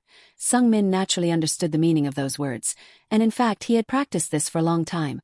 He immediately nodded, yes, I will remember that. But Sung-min knew that answer alone wasn't enough to satisfy Dekatra, so he quickly added, I will definitely reach a position where I can show 7 parts of my strength and hide 3 parts of my ability. No, it's until I can safely show all 10 parts of my strength. A satisfied smile appeared on Dekatra's face. He was very elated, truly happy. It had been a long time since he had felt so comfortable as the head of the family. He had expected at least this level of ambition from Sung-min after hearing that he had returned early from his pilgrimage with a reason that couldn't be refused or ridiculed. The day before, Dekatra chuckled as he sat at his desk, looking at an invitation and muttering, interesting. Senkin curiously looked at the letter. What is it? Dekatra said in an excited tone, an invitation written by Velitutor himself. Senkin couldn't help but exclaim in amazement, the head of the Grandals, what does the letter say? Dekatra intertwined his hands with a bright smile. He wants to officially invite Ross and Maiden to visit the Grandals' house. Senkin was even more astonished, his eyes widening. What's the reason for that? Dekatra couldn't contain his smug smile at this point. It seems he highly values Rossand's potential, but that alone isn't enough for an official invitation.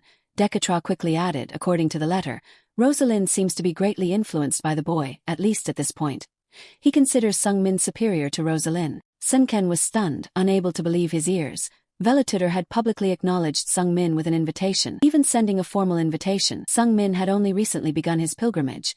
Not only completing his 2-year term but also gaining Velitutor's recognition, this could be the greatest honor for a 14-year-old mage. Velitutor clearly understood these implications when he decided to send the invitation to the Maiden House. Moreover, Velitutor's recognition had a particularly important meaning for Sungmin's position in the Maiden family. Something Dekatra was extremely looking forward to. It seemed this boy had officially entered the succession battle. When Sungmin left the main house to return to his maple mansion, Dekatra couldn't hold back his laughter. The youngest but a real treasure. How could he live like that until 5 years old, 9 years old? Did he really hide everything until he was 9 years old? Could he even fool me, that mischievous boy? Dekatra secretly thought that maybe Sungmin was not hiding 7, but 10 parts of his ability right from the beginning, head. And now only 3 parts are exposed. He decided to believe. At that moment, a notification from the system flashed in Sungmin's mind. The heavenly magician had partly erased the lack of probability. The plausibility had been partly guaranteed. Sungmin's holy eyes had fully revealed reason enough why the heavenly magician doubted the probability of this world. It felt like waves of information were crashing into his head. Step by step, Sungmin walked away from the main house, but Dekatra's laughter echoed like an illusion. He couldn't actually hear it, but it felt as if he could. Sungmin knew the heavenly sorcerer was referring to Dekatra. He had guessed, but now it was confirmed. Dekatra was choosing to believe that Sungmin had hidden his abilities until he was 10, but such a thing was strange to anyone, logically speaking. Perhaps it would be logical if he hid himself in fear, but acting like a rogue was illogical, even though it sounded absurd. Dekatra willingly dismissed his doubts. It was astonishing that such mind control could occur. While thinking, a chill ran down Sungmin's spine because, more importantly, doing so intentionally meant that Dekatra knew that his doubts could affect the world. Otherwise, there would be no need to suppress such doubts. And another thing, Sungmin realized something important. It didn't have to conform to logical rationality. If he could move another person's heart, meet their expectations, then some logical probability could be restored because doubt disappeared. The conclusion was that logical probability seemed to not only relate to mathematical logic. Sungmin didn't expect probability could be compensated this way. This is an illogical method for writer, but logical for a character. Characters aren't machines, they are human, and humans are creatures of emotion, so some illogical things seem okay as long as one can move the heart. After processing his chaotic thoughts, Sungmin turned to call Era. Have you prepared everything I asked for? Era looked at Hampton, who was struggling under a large backpack, and replied, Yes, sir, Hampton and I have gathered everything we could. Hearing this, Sungmin smiled contentedly and went with his 2 attendants straight to the Starlight Library. Before departing for Grandel, there were still a few days left, so he decided to make the most of every minute while still at home. As soon as he met Evian, Sungmin told Hampton to pour everything in the backpack onto the table. It was a mountain of chocolates in various colors. Then, he began to grin. Evian, long time no see, I have a favor to ask. Evian's eyes lit up immediately upon seeing the pile of chocolates, but she still spoke on principle to Sungmin. The librarian cannot fulfill the requests of the candidates for the head of the family, nor can she accept bribes. Sungmin still smiled brightly. Bribes, no way. You know I've been on a pilgrimage for a while, right? Evian hesitantly nodded without taking her eyes off the candy. Yes, many people expected you to give up and return soon. Sungmin ignored the honest but rather blunt comment and persuasively said, When going out and returning, bringing gifts for friends is normal. That's why I brought them for you. After hesitating for a moment, Evian shyly accepted Sungmin's gift. I will gladly accept your kind heart and gift, however. I cannot accept your request. Last time, I acted on emotion and helped you absorb Cartion, but next time will not be the same. After that incident, Evian became more wary of Sungmin. Helping could be seen as publicly siding with a successor candidate, so she became stricter about this matter. Sungmin understood Evian's concerns and chuckled, shaking his head. I didn't come for that. I really hope to get help searching for books. Evian was about to refuse but suddenly remembered that finding books was part of her duty as a librarian. She relaxed and asked Sungmin, What kind of books are you looking for? Sungmin nodded and explained, I need everything related to the great sage Alberto. If his name is in the title, it's easy, but I need content related to him as well. Can you search and gather all the books containing the keyword Alberto? Evian finally smiled, feeling a little relieved because the request was simple and suited her job. She immediately agreed. Of course, that's not difficult. Looking at the pile of candy on the table and thinking for a moment, Evian seemed to feel that just helping wasn't enough, so she voluntarily upgraded the request. I will send a cooperation request to all other floors in the Starlight Library, as well as the Sun and Moon libraries. I will also ask other librarians to search for the information you need. This was a welcome task. After all, it was something librarians should do regardless of who the requester was, but Evian was also a little curious and asked Sungmin, "Why are you looking for books related to Alberto?" Sungmin hesitated, not wanting to explain, and asked her back, "Well, is there any reason why I shouldn't?" Evian had read Alberto's easy mana cultivation method. It had no practical value. The book was full of trivial jokes and absurd theories, literally. It was like a novel to kill time, so she felt it would be a waste of Sungmin's time to read that kind of book. But because he had asked, instead of rejecting him, Evian suggested, "It's nothing, but could I recommend a book to you?" Sungmin was curious when Evian proactively suggested another book, so he immediately responded, "Which one?" Evian summoned a book from her spatial bag, and in a blink, it was in Sungmin's hands. "I recommend this book as the librarian of this library. Although this book isn't the best in the library, but..." Sungmin took the book and checked the title, Noslin's Beginner's Guide to Ice Magic. Sungmin quickly recalled the different factions in ice magic, mainly 3 factions: Noslon, Seat, and Roloa. Each faction had its own characteristics and strengths, but overall, the Noslon faction was considered the strongest, and Evian was a mage who had mastered Noslin's ice magic to the highest level. Evian didn't reveal the origin of the book or its use to her, but her voice was full of pride as she told Sungmin, "If you have any questions while reading, feel free to come and ask. I will answer as a librarian." However, it had never happened that Noslin's Beginner's Guide to Ice Magic was in the Starlight Library. Noslon faction books were notoriously difficult to find among ice magic factions because Noslon favored oral tradition. Although the publication of magic books has become more common today, the principle of oral tradition remains. Therefore, Sungmin guessed that this book must have been compiled by Evian herself. Sungmin received the book with a bright smile, having seen the benefits of reading it. "If I can inlay ice magic into the transcendent Holy Grail, then I will be able to use a new form of combat." After saying goodbye to Evian and promising to meet her again, hoping she would soon find the books Sungmin needed, he returned to Maple Manor with Era and Hampton. Meanwhile, at the Leaf training ground that Sungmin frequently visited before, one of Decatra's children was still training in a virtual battlefield environment even though it was evening. Today, that person practiced defense against the attack of lizard men, a type of magical beast that exceeded the hunting abilities of ordinary people, including skilled archers, and that person easily dealt with 3 of them. Noah, the manager of the Leaf training ground, warmly praised the person's progress in combat skills and magical power. "It seems you've become accustomed to using the water drop shield. No wonder he's a genius among geniuses." The 6th young master, Carlton Mayton. "The defensive ability of water mages is the best. The water drop shield is even used by great mages who have reached the peak because of its high defense compared to mana consumption." Carlton chuckled excitedly, looking at the lizard men lying flat on the ground. "I'm in my best condition, bring it on." Noah seemed to sense the killing intent in Carlton's words and hesitantly asked, You don't mean..." Driven by dedication to training, Carlton gritted his teeth. "I will kill it, even though I can't kill it yet." With unwavering determination, Carlton trained hard and quickly achieved results after all.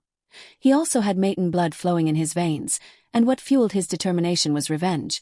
But during the pilgrimage, aggressive actions were forbidden, so when he heard that Sungmin would return to the main house, he considered it fate, an opportunity. Showing off his prowess in the training room by creating a water shark, Carlton proudly declared to Noah, "Anyway, a magical battle to strengthen brotherhood is fine, right? It's time to let him know the order of this house." Not long after leaving the Starlight Library, Sungmin returned to Maple Manor, and immediately began using the Holy Eye to understand Noslin's Beginner's Guide to Ice Magic. Sungmin felt he could fully analyze Noslin's Beginner's Guide to Ice Magic within a few days.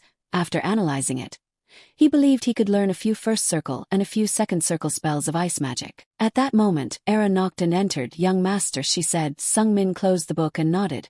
"What is it?" Era seemed hesitant, asking Sungmin, "Have you ever requested an ice magic book before?" Sungmin immediately shook his head. "I don't think so." He didn't show any emotion, but Era felt a little complicated inside. She mumbled hesitantly, "Then why?" Sungmin understood Era's thoughts and quickly explained on Evian's behalf. Perhaps she wanted to help but had to remain neutral, so she didn't say the book was hers. Hearing this, Era became even more worried. Librarian Evian wants to help the young master. Era didn't know about Evian's love for chocolate, so she couldn't help but become suspicious. It wasn't just the matter of this precious ice magic book. Era found it strange that librarians usually don't contact each other. Yet, Evian willingly asked people from other libraries to find books for Sungmin without him requesting it. Although outwardly, Era told Sungmin she understood, she felt uneasy inside. "Something strange is happening, I have to be more vigilant." Then, Era silently disappeared like a ghost, leaving Sungmin alone to continue studying the new book. The next morning, the results of the book search Sungmin expected arrived faster than he thought, as if Evian had spent the whole night searching and mobilizing all the other librarians to help her. When the door to Sungmin's room opened, he immediately smiled brightly at Evian. Welcome, Evian. I was planning to go to the library to see you this afternoon. Why are you here? As soon as Evian entered Sungmin's room, her eyes were glued to the plate of chocolates he used to replenish his energy. She even answered the question casually because she was captivated by the shiny chocolate bars. Is that so? But I came to see Era because we know each other. It was strange that she said she came to see Era but entered Sungmin's room. Sungmin also noticed that Evian didn't even glance at him or Era, only staring at the plate of chocolates. It was clear she came here expecting something else, but Sungmin didn't feel the need to expose it and chuckled. Oh really, you two know each other, that's great. Hearing this, Era became even more suspicious. In Era's impression, Evian was a cold and reserved librarian, and Era didn't remember knowing Evian well enough to visit each other frequently. Evian continued to look at the chocolates while taking out a book and giving it to Sungmin. By the way, I also brought you the book you requested, the one about Alberto. Sungmin looked at the title of the book, Grand Magic of Grand Mage Alberto, Basic Practice Secrets. Evian placed the book on the table with an indifferent expression and introduced it. Grand Magic of Grand Mage Alberto, Basic Practice Secrets. I found this in the Sun Library. Sungmin was a little disappointed because he had given a mountain of chocolates but only received one book. However, he could only force a smile and mumble, only this one. Evian didn't seem to care about Sungmin's disappointed smile and calmly nodded. Yes, at least in the Maiden libraries, there's only this one. Thinking that the cold Evian had to ask others for help because of him, Sungmin quickly adjusted his expression with a bright smile. Thank you, Evian. Evian replied in an indifferent tone while secretly glancing at the plate of chocolates.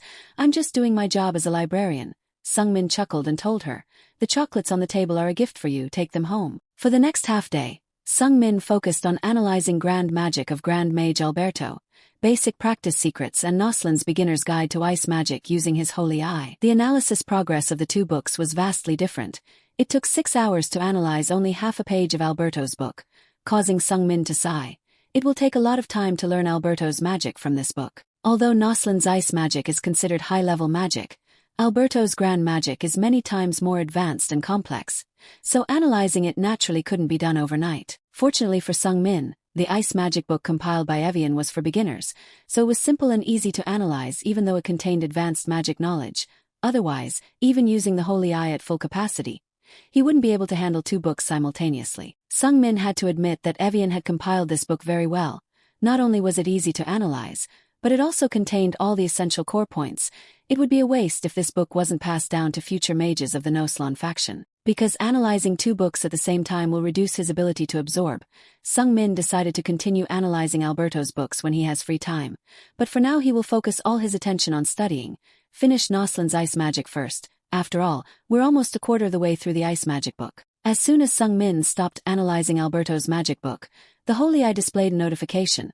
Noslin's ice magic book for beginners has been analyzed 25%. You have finished analyzing part of the book Noslan Ice Magic for Beginners. The transcendent attribute mana in your body is reacting. As usual, Sungmin's sacred eye revealed and explained the hidden phenomena and aspects of the internal transformation. The ice crystal magic engraved on the circle was reacting with the battle magic etched in his heart. Sungmin immediately felt significant changes occurring within his body. The transcendent Holy Grail was also absorbing the ice attribute intensely. Sungmin was slightly shocked as a cool wave of energy spread throughout his body, merging with his battle magic. A stark contrast to the familiar fire energy the Grail usually provided. After the absorption process was complete, the sacred eye displayed a message: absorption of level 1 ice magic. Ice crystal, complete. Ice crystal has been added to the intermediate battle magic skill, Fortitude. Sungmin immediately tested the new magic effect. He imagined a hypothetical attack. A sharp object aimed at his stomach. The image became vivid in his imagination. The Fortitude battle magic skill inlaid with ice crystal enhanced his body's defense, but it wasn't as effective as when combined with water magic. That's when Sungmin realized that the combination of Fortitude and ice crystal wasn't truly effective for defense. He imagined another scenario, one with an enemy. Sungmin considered attacking him with his ice fist, but he wasn't sure how powerful this level 1 ice fist would be. Sungmin figured he wouldn't know unless he tried at least once. He shouted into the void, "Era, are you there?" Era unexpectedly appeared from the ceiling. Although Sungmin knew she was always lurking somewhere near him, honestly, he was still surprised. Era appeared with an icy expression and a gloomy atmosphere surrounding her. "Yes, young master, command me." Sungmin unleashed his battle magic with a mischievous smile. "Just take one attack from me." Era immediately agreed, understood, though she didn't show it. She was curious about Sungmin's plan. It seemed he had a new epiphany and wanted to test something, making her excitedly anticipate it. Afterward, Sungmin and Era climbed onto the roof for more open space. Era took a deep breath and nodded at Sungmin. I'm ready. Sungmin silently nodded and closed his eyes. I'll use the fortitude skill again. Although fortitude is designed primarily for defense, it can also be applied to attack. Having a stronger body is advantageous in attacks as well. Then, I'll coat the fortitude skill with level 1 ice magic, ice crystal. Sungmin, having clarified his thoughts, began to unleash his battle magic. Normally, level 1 ice crystal magic wasn't considered a formidable attack, so he didn't have high expectations, but it was still worth trying. Immediately afterward, Sungmin clenched his fist, using the intermediate battle magic skill, fortitude, combined with ice magic that enveloped his fist in a thin, misty layer.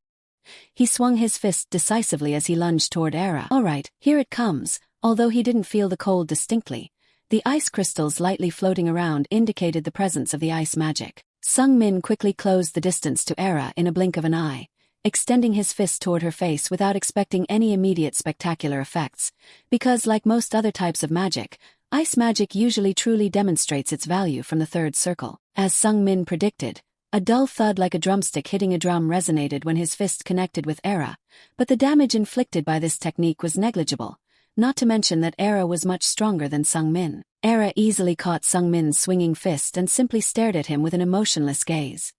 Have you finished your experiment, young master? She didn't seem surprised by the combination of battle magic and ice magic. Sungmin lowered his fist with a forceful smile. All right, thank you. Era tilted her head curiously and asked, are you satisfied with the results, young master? Sungmin flexed his fist, the remnants of the cold still lingering. Well, quite satisfied. He didn't know if Era sensed the cold around his fist, but she responded indifferently instead of showing curiosity about Sungmin's experiment.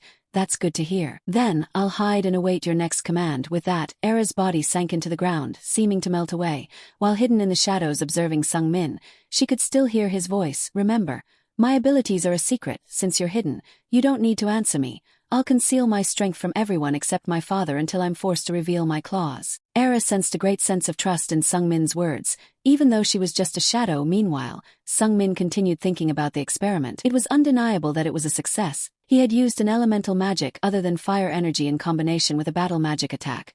Although the level 1 magic only had a small effect, it was enough to motivate him to practice more with this combination. In high spirits, Sungmin immediately began physical training, from the fiery red sunset until the moon reached its zenith. He didn't stop. He had done 4,060 push-ups. Sungmin didn't intend to stop there. He continued his physical training with push-ups while a shadowy figure silently observed him from above. It was Era. She didn't know what Sungmin was thinking when he did the experiment, but she was truly amazed by his abilities. She noticed that his punch was harder, his movements smoother and stronger. Clearly, Sungmin was developing rapidly. This growth rate was undoubtedly superior to that of ordinary mages. But what surprised Era the most was that Sungmin's punch used ice attribute magic. Could the young master have such a talent for attribute magic, even to the point of combining it into a battle magic attack?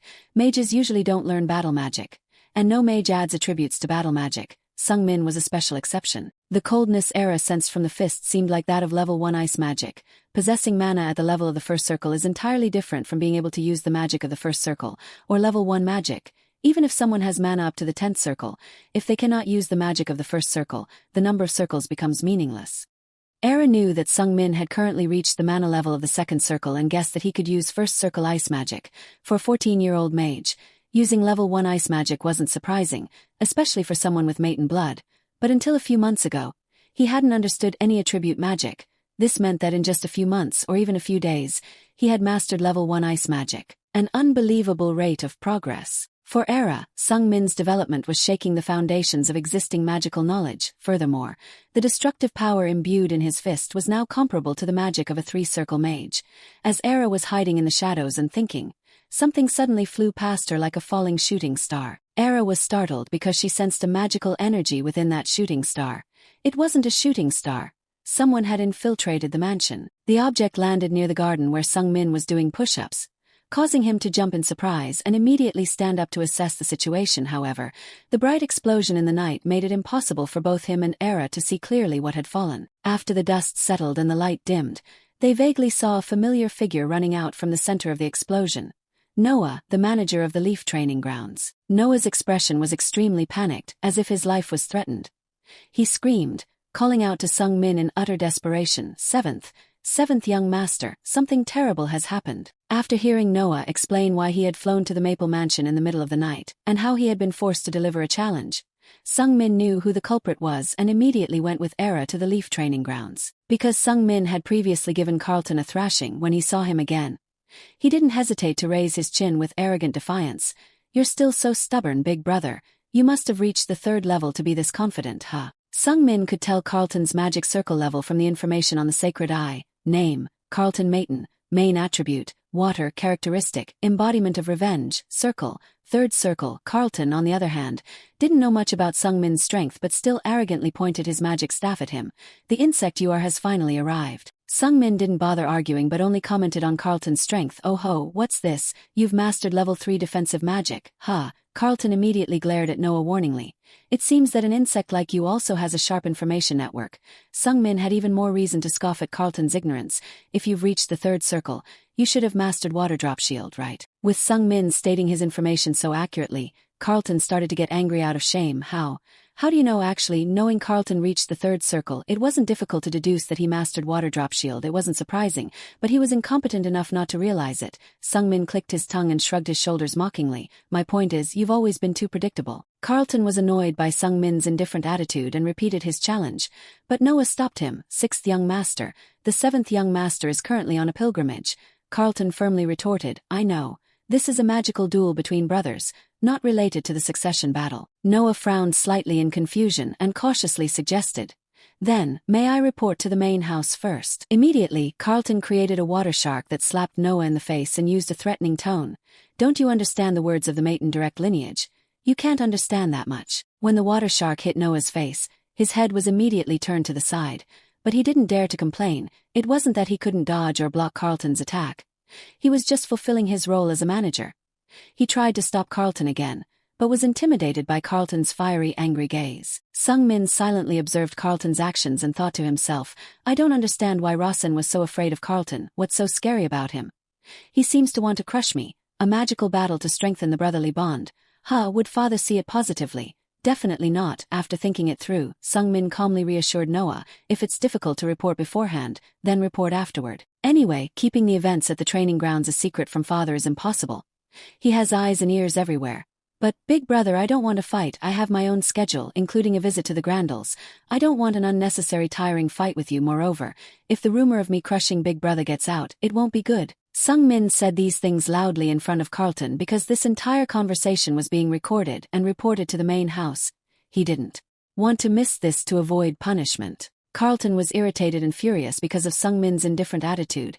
"What the hell, crushing? Who, you? Only 4 or 5 years ago, Rossen was trembling before me like he was about to pee his pants. But no matter how much an insect struggles and improves, it's still an insect." That's what Carlton believes. This insect exceeded its limits only for a fleeting moment, yet Sung Min dares to speak so arrogantly. But he didn't stop there. When everyone thought Sung Min would firmly refuse the challenge, he added, however, as someone with Mayton blood, "I can't avoid the challenge." Carlton looked at Sung Min with an unbelievable expression. "Challenge? Did you just say challenge?" Sung Min shrugged and replied indifferently, "It's clearly a challenge. You're challenging me. Doesn't the weak challenge the strong?" Hearing this, Carlton became furious and started cursing. "Don't try to be funny. Are you crazy from fear, you damn insect?" Noah quickly realized the issue while observing the exchange between Carlton and Sung Min. It was Sung Min who ultimately held the directorial and staging power in this scene. Sung Min knew that everything happening here would be reported, so he was acting correctly, giving legitimate reasons for his actions. Noah couldn't help but admire Sung Min in his heart, even though he was at a disadvantage. He successfully reversed the situation. Why didn't anyone know this side of him before? Then, Carlton could no longer control his emotions. He suddenly grabbed Sung Min's hand angrily, grinding his teeth. "Be grateful you're on a pilgrimage, otherwise I would have crippled you." Sung Min clenched his fist and broke free from Carlton's grasp with a provocative look. "Oh, is that so? How terrifying. Challenging the Mayton family will have a price, you know." Carlton clenched his teeth with a crooked smile. "I will teach you your place. Insects only crawl on the ground, and that is where you will be. Half-hearted action is worse than no action at all." Carlton thought that a stampede would have no consequences, so he decided this time to completely suppress Sung Min, ensuring that his brother would never rise again. Right after that, on the large, completely empty field, he bent his knees, immediately closing the gap with Carlton. At the same time, Thousands of water drops bloomed around Carlton's staff and formed a vortex, finally coalescing to form a shark diving into Sung Min. Carlton let out a fierce scream as he cast his magic and died. Immediately, the water shark made a powerful dive, causing the entire floor to crumble, bricks and stones flying everywhere. But at a moving speed, Sung Min's move is not a problem to avoid. After dodging Carlton's attack, Sung Min, with lightning speed, closed in and circled behind him, whispering menacingly, "Didn't I teach you about keeping your distance, did you forget?" Carlton was startled by Sung Min's unexpected speed, panicked. He quickly turned around, swinging his staff as if it were a club. "Shut up, you bastard, what right do you have to speak?" Pathetic insect. Carlton's curses echoed through the training room, but his attack was completely ineffective. Before his staff could even touch Sung Min, he had already teleported out of reach. In a blink, Sung Min returned to his original position, where the floor was gouged by the shark's jaws. He calmly crossed his arms, mocking Carlton. "The only thing that's grown is the number of spells you've learned. Your combat ability and senses haven't improved at all." If Sung Min and Carlton continued fighting in this environment, the training room would undoubtedly be completely destroyed. Noah quickly changed the arena into an illusionary environment so they could unleash their full power without consequence. As the scenery around them transformed into a forest, Carlton's confidence grew, unleashing his fury. He pointed his water-covered staff at Sung Min. "All you have is courage. Ha, pathetic level 2 mage. I'll enjoy tormenting you, don't worry." Sung Min's eyes narrowed, meeting Carlton's gaze with a mischievous smile, but he didn't respond. He hadn't planned on more trouble, but since his opponent was asking for it, he decided to teach him another lesson, one he would never forget. Soon, the illusion was complete. Their current location was a mushroom forest, reminding Sung Min of his first monster defeat in this world. In the illusionary environment, the feeling of battle became more comfortable and exhilarating. Sung Min relaxed his hands, then clenched them into fists, unleashing the energy of combat magic. His sharp gaze locked onto Carlton's. "Let me teach you something else this time. Magic is destroyed by stronger magic." With those words, Sung Min's speed suddenly increased to the point where only an afterimage remained. Although some mages didn't recognize pure combat magic as magic, its essence was still magic. He wanted Carlton to remember that fact. Despite Sung Min's incredible speed, Carlton could still see where he was attacking from. He became even more complacent, believing Sung Min's level 2 abilities couldn't surpass his level 3 abilities. Sung Min kicked a tree behind Carlton, launching himself forward like a spring, but Carlton had anticipated his attack and immediately cast a level 3 water spell, Water Drop Shield. His most prided defensive spell. Thousands of water droplets bloomed around him, blocking Sung Min's attack. Sung Min didn't flinch, continuing to charge into the vortex created by the thousands of water droplets. This was his first time seeing the water drop shield, and he had to admit its defensive capabilities were impressive. The water vortex would crush anything that touched it. The closer the distance, the more disadvantageous it was, meaning the deeper Sung Min's fist penetrated the shield, the stronger the resistance he would encounter, even potentially suffering injury from the swirling water droplets. Just before his fist and the water drop shield collided, Carlton let out a triumphant, mocking laugh. "You said stronger magic breaks magic." Such words coming from a level 2 insect. But before he could finish, there was a loud bang. Sung Min shattered the water drop shield and landed a punch directly to Carlton's face, sending him reeling backward, spitting blood, completely unable to react. Carlton's body fell, stunned and helpless. How? He was so shocked he didn't feel the pain to scream. His only thought was why Sung Min, at a lower level, could break his most prided shield. Noah, observing from outside the arena, was shocked to see Carlton's broken nose. Era, however, remained calm, showing no emotion, but internally she was carefully assessing Sung Min's attack. Breaking through defenses is simple, create a stronger force, but Sung Min was clearly at level 2. The power a level 2 mage could possess and the power a level 3 mage could possess are different. There's a significant gap between the two levels. In terms of mana density, purity, and storable quantity, level 3 naturally has the advantage over level 2. Therefore, Sung Min's punch created an unbelievable scene. The power in his fist was something even a level 3 mage couldn't withstand, the peak power of a level 2 mage. Carlton spat out blood and lay there helplessly, writhing in pain. His breathing labored, some of his facial bones seemed broken. Sung Min calmly approached, letting out a sarcastic smile. "Does it hurt? I wanted to punch you a few more times, but you are still a maiden, so I'll stop here." As Carlton looked into Sung Min's eyes, he couldn't help but feel a chill, as those sharp eyes seemed to awaken a deep-seated fear within him. Sung Min leaned down and whispered into Carlton's suffering ear, "You should thank your father for that name. And next time try to be more polite. If you weren't a maiden, I would have killed you. That's the price for challenging a maiden." Having said that, Sung Min casually turned and walked away, leaving Carlton sprawled on the ground, his limbs limp and without the strength to stand. He sat there for a long time, ignoring his bleeding face. His dull eyes followed Sung Min as he calmly left the training room. In his ears, Sung Min's voice echoed, repeating the words he himself had spoken earlier, pathetic insect. The past is revealed. The sixth son of the Mayton family, Carlton Mayton, feared his third oldest sister, Persha Mayton, most. He wasn't born fearing her, but over time, his fear grew because of Persha's abuse. Persha had a twisted hobby of mutilating victims. She started doing it when she was young, proudly claiming it was a way to showcase the Mayton family's power.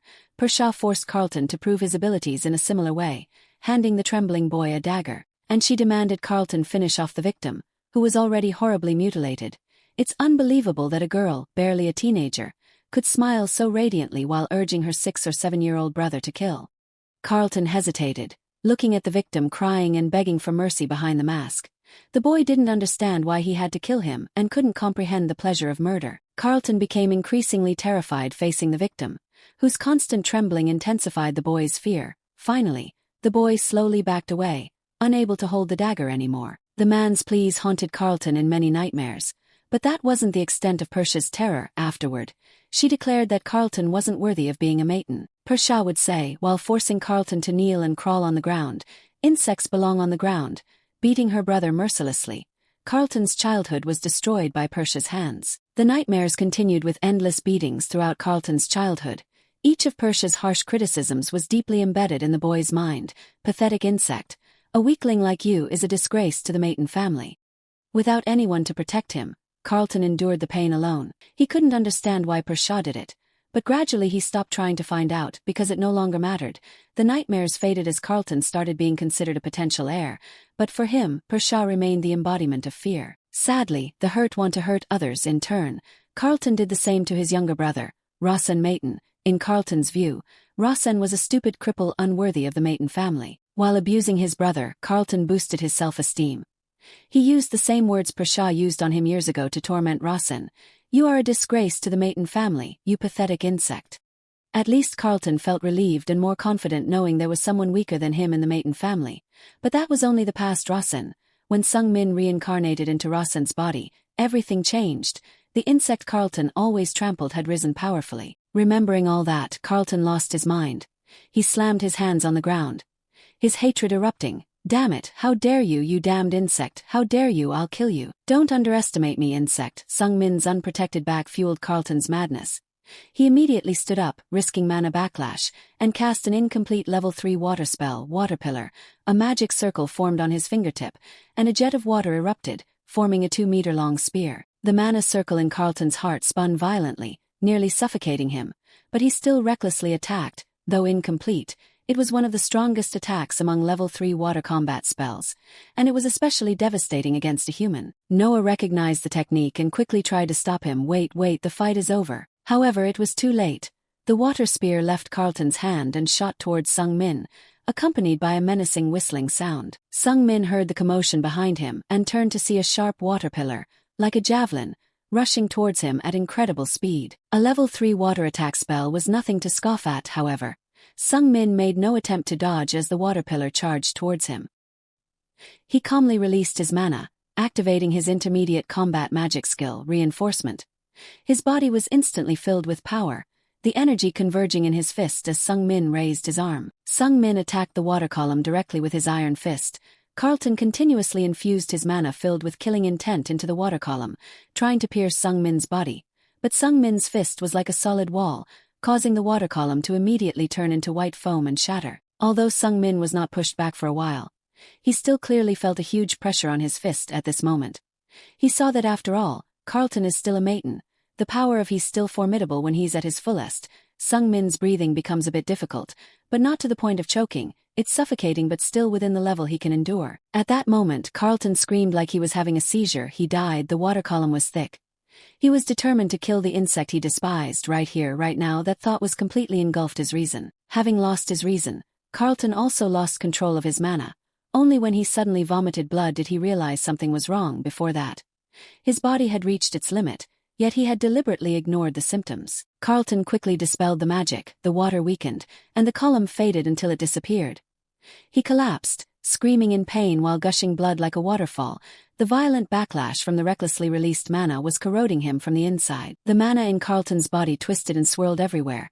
Mana backlash could cause excruciating pain for a mage and even lead to complete body destruction, rendering them unable to use magic anymore. Seeing this, Noah rushed to Carlton's side in a panic. "It's mana backlash," Sung-min calmly stated. "So what?" Noah patted Carlton's back with a worried expression. "We need to control his mana immediately." However, Sung-min coldly stopped him. "Don't touch him. Do you think his life is in danger?" Noah hesitantly replied. "His life isn't threatened." Sung-min knew the answer. It was mana backlash from a third circle mage at this stage. Few died from it, however. If left alone, Carlton's life as a mage would end, with all his circles potentially destroyed. But Sung-min calmly looked into Noah's eyes and declared. He brought this upon himself by challenging a maiden family member. "Only because of the rules between siblings in the family do I not kill him." In other words, if they weren't siblings, Carlton could have been killed. Noah was startled by Sung-min's gaze.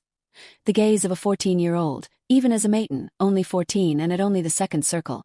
He possessed an undeniable aura. Rasen's reckless past image had vanished, and Noah saw a completely different person before him. Sung-min continued his judgment without sympathy for the writhing Carlton. "He committed 2 shameful acts as a mage. First, he cowardly attacked me after the duel ended. Second, he couldn't control his mana and suffered backlash. Therefore, as a mage, he's almost dead." Noah couldn't refute Sung-min's perfectly accurate assessment. Noah felt trapped between a rock and a hard place. Sung-min's words were irrefutable.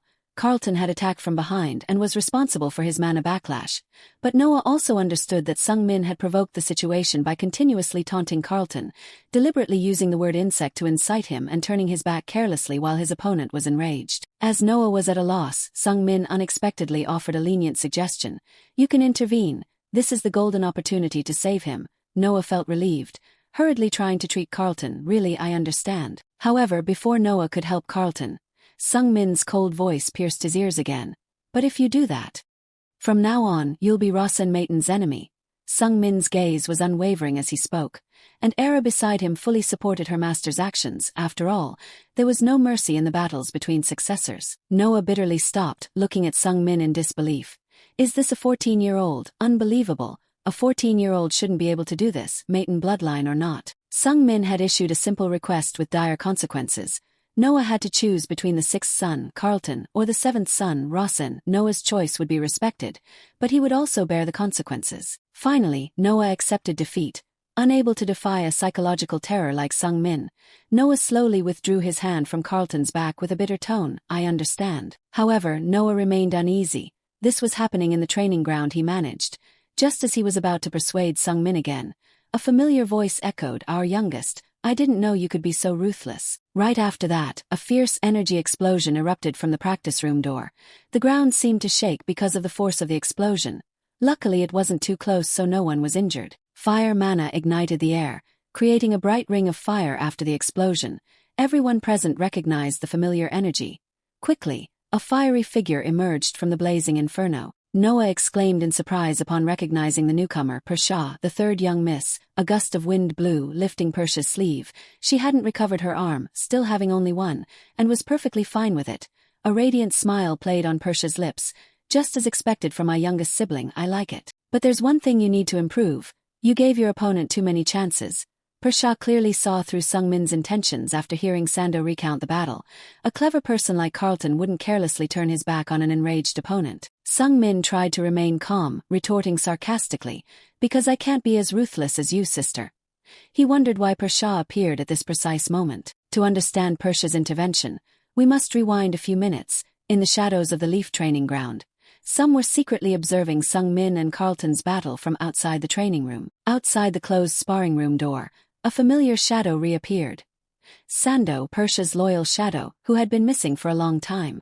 Outside the door was not only Sando, but also Sunken, Dekatrua's loyal subordinate. Sunken spoke first, revealing his presence. "Sando, is that you? Seems like you're on a mission for the third young miss." From the shadows, Sando cautiously drew his sword. "Yes, the third young miss is very interested in the 7th young master." Sunken nodded curiously. "I see." Sando eyed Sunken warily. "Are you planning to kidnap me again?" Previously, under Dekatrua's orders, Sunken had held Sando captive for a time. Sunken didn't even know why Dekatra had given that order. Encountering Sando again, He could only awkwardly laugh. "No, I haven't been ordered to do that this time anyway. Keep it a secret from the third young miss that she saw me." Sando breathed a sigh of relief, sheathing his sword. Of course, she understood this might be Decatra's intention, not just Senkan's. Decatra held absolute power in the Maiden family. Even as Persia's shadow, opposing Decatra's orders wasn't a wise choice. Finally, Senkan and Sando reached an agreement. Both ceasing their hostility, they silently nodded at each other, seemingly sharing the thought that both Decatra and Persia had a special interest in the youngest sibling. Afterwards, Senkan and Sando continued observing the sparring room. He witnessed the entire duel, until Sung Min mentioned insect and turned his back on Carlton. Senkan panicked, ordering Sando, tell the third young miss immediately. The mana backlash hadn't occurred yet, but Senkan seemed certain about what was coming and Sung Min's deliberate setup. He urged Sando to report to Decatra before returning, reporting that the sixth young master had suffered mana backlash during his fight with the seventh young master. So, after hearing Sando's report, Persia arrived at the Leaf training ground and burst into the sparring room. She created the explosion as a warning to Sung Min "I don't need to side with you, little brother." When Sung Min guessed Persia came to help Carlton, she unexpectedly mocked Carlton. "Indeed, an insect is just an insect." Then, Persia approached and stepped on Carlton's back. Although she was stepping on Carlton's pained body, Sung Min realized she was calming the mana backlash. Soon, Carlton's convulsions subsided, and his face relaxed slightly. Sung Min doubtfully frowned at Persia. "Sister, didn't you hate him?" Persia nonchalantly shrugged. "I despised him then, and I still do. He's unworthy of the maiden name. Absolute trash." This contradictory answer surprised and confused Sung Min. Even while insulting and humiliating Carlton, trampling on his dignity, Persia continued to save him. She waved her hand, lifting his collapsing body. "Regardless, I'll take this with me." Immediately, Carlton's blood-soaked body was lifted, floating in the air and following Persia towards the teleportation gate she had opened earlier. Before leaving the sparring room, Persia turned back, looking at Sung Min meaningfully. "If you have any complaints, come find me directly. Or if you have the confidence to do so." With that, Persia winked mischievously at Sung Min before quickly disappearing behind the blazing teleportation gate. Of course, Sung Min wasn't foolish enough to chase Persia.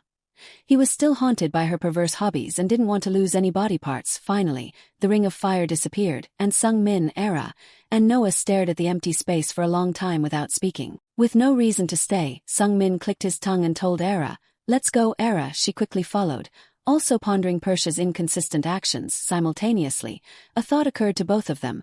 Persia seemed rather fond of Carlton. Suddenly, a truth was revealed. Persia genuinely cared for Carlton. She tried to teach him many things, but because Carlton couldn't properly receive her teachings, problems arose. But it wasn't entirely Carlton's fault. The problem wasn't a lack of talent or effort. Instead, Persia's teaching style differed significantly from the norm. For instance, she could calmly eat steak while listening to Carlton's screams mixed with barking dogs.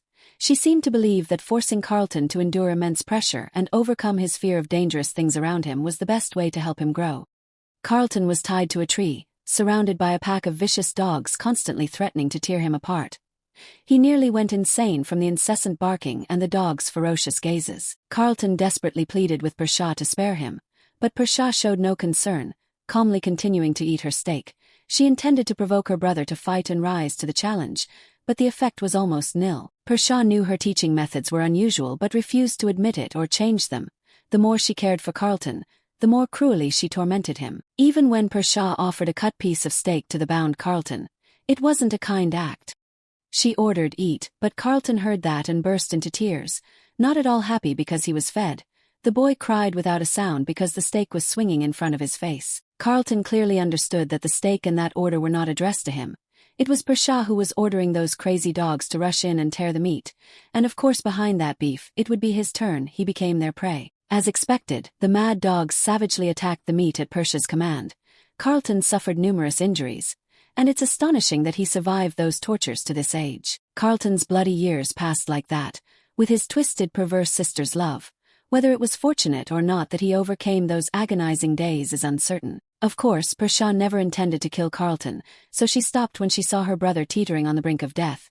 But the weaker Carlton became, the more brutally she acted, forcing him to stand up and become stronger in the family's fierce competitive environment. That was Persia's way of showing her distorted love, and today, she realized she still cared for Carlton as she did in their childhood. The story ended with a final explanation from the Saint's eye. The variables affecting the plot had changed. And Sung Min understood that something had shifted between Carlton and Persha. For Sung Min, this was a series of surprises. It's ridiculous to say Persha cared for Carlton. Normally, caring wouldn't involve inflicting so much suffering. It's truly abnormal to mock someone you care about as an insect and trample on their human rights. Sung Min had to admit Persha was twisted in many ways. Meanwhile, immediately after bringing Carlton back to her mansion, Persha immediately treated him. His body was covered in needles, and a mana membrane constantly healed him. Although she always spoke harsh, humiliating words to Carlton, deep down, Persha didn't want him injured to the point of being unable to continue as a mage. She did her best to restore her brother's mana circle. Today, for the first time in many years of tormenting Carlton, Persha felt a pang of heartache. Whether it was genuine love for her brother or dissatisfaction that someone else was hurting him instead of her, is unknown. Just a few hours later, early the next morning, Dekatra summoned Sung Min to the main house. The reason was simple: what happened last night in the leaf training area. From the start of the argument with Carlton, Sung Min knew this would happen and had run several scenarios in his head to deal with Dekatra. With So-So present, Dekatra would likely side with Sung Min, but he wasn't certain. For Dekatra, sides hardly mattered. What was important was the justification and actions aligning with a true mage's path. Standing before Dekatra's office in the main house, Sung Min took a deep breath to compose himself. When he entered Dekatra's office, Carlton was already there. Dekatra stood on a raised platform in his office, near the largest window. His questioning voice resonated like that of an authoritative judge, demanding an explanation for what happened yesterday during the pilgrimage. Why did the magical battle escalate to the point of mana reflux? Carlton and Rosin, both of you, answer me. Sung Min and Carlton remained silent for a moment. The oppressive atmosphere Dekatra created was difficult to overcome, leaving both his sons too tense to speak. Sung Min looked at Dekatra, silently assessing his expression. Father knows everything, certainly. The incident occurred in the family's training ground, and Persha was also there, so father couldn't possibly be unaware. However, Dekatra still summoned Sung Min and Carlton to ask for details. He wasn't only interested in the results but also the motivations and processes. A report could convey the battle situation, but not the brothers' deepest thoughts. Carlton seemed to understand his father's thoughts.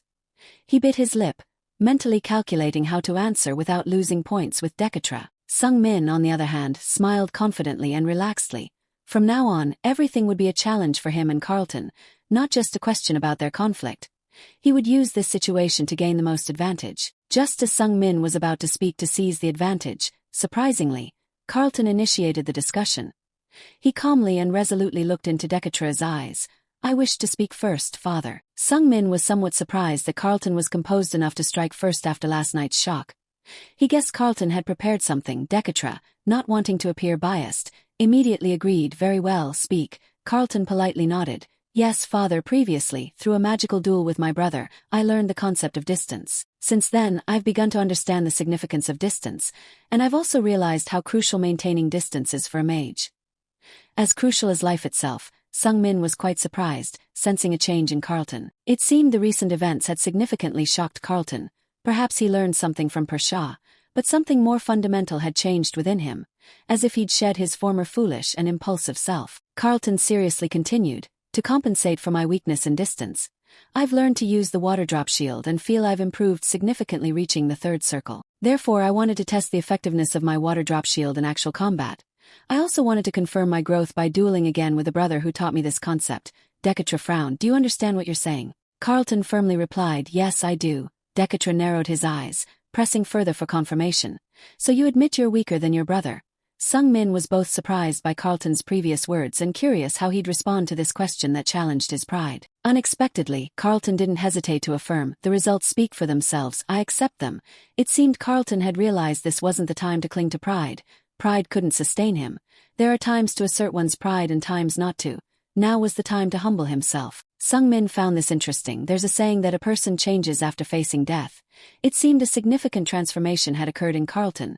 Sung Min had to admit he was doing well. Carlton continued frankly, I'm weaker than my brother, and I lost because of that weakness. It's true that I experienced mana reflux in a moment of excitement. I sincerely regret tarnishing the maiden name, I apologize, and I will strive harder in the future to show father a better change. Dekatra nodded slightly. Carlton is the loser, but he did his best. Dekatra had received the answer he wanted. A maiden worthy of the name, following the righteous path, accepting defeat with dignity. If you lose now, strive to win in the future at least. That's acceptable for a teenager, as Carlton is still young therefore.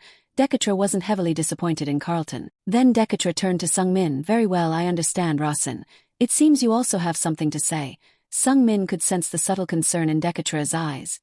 He quickly replied, yes, father. And Sungmin confidently smiled inwardly.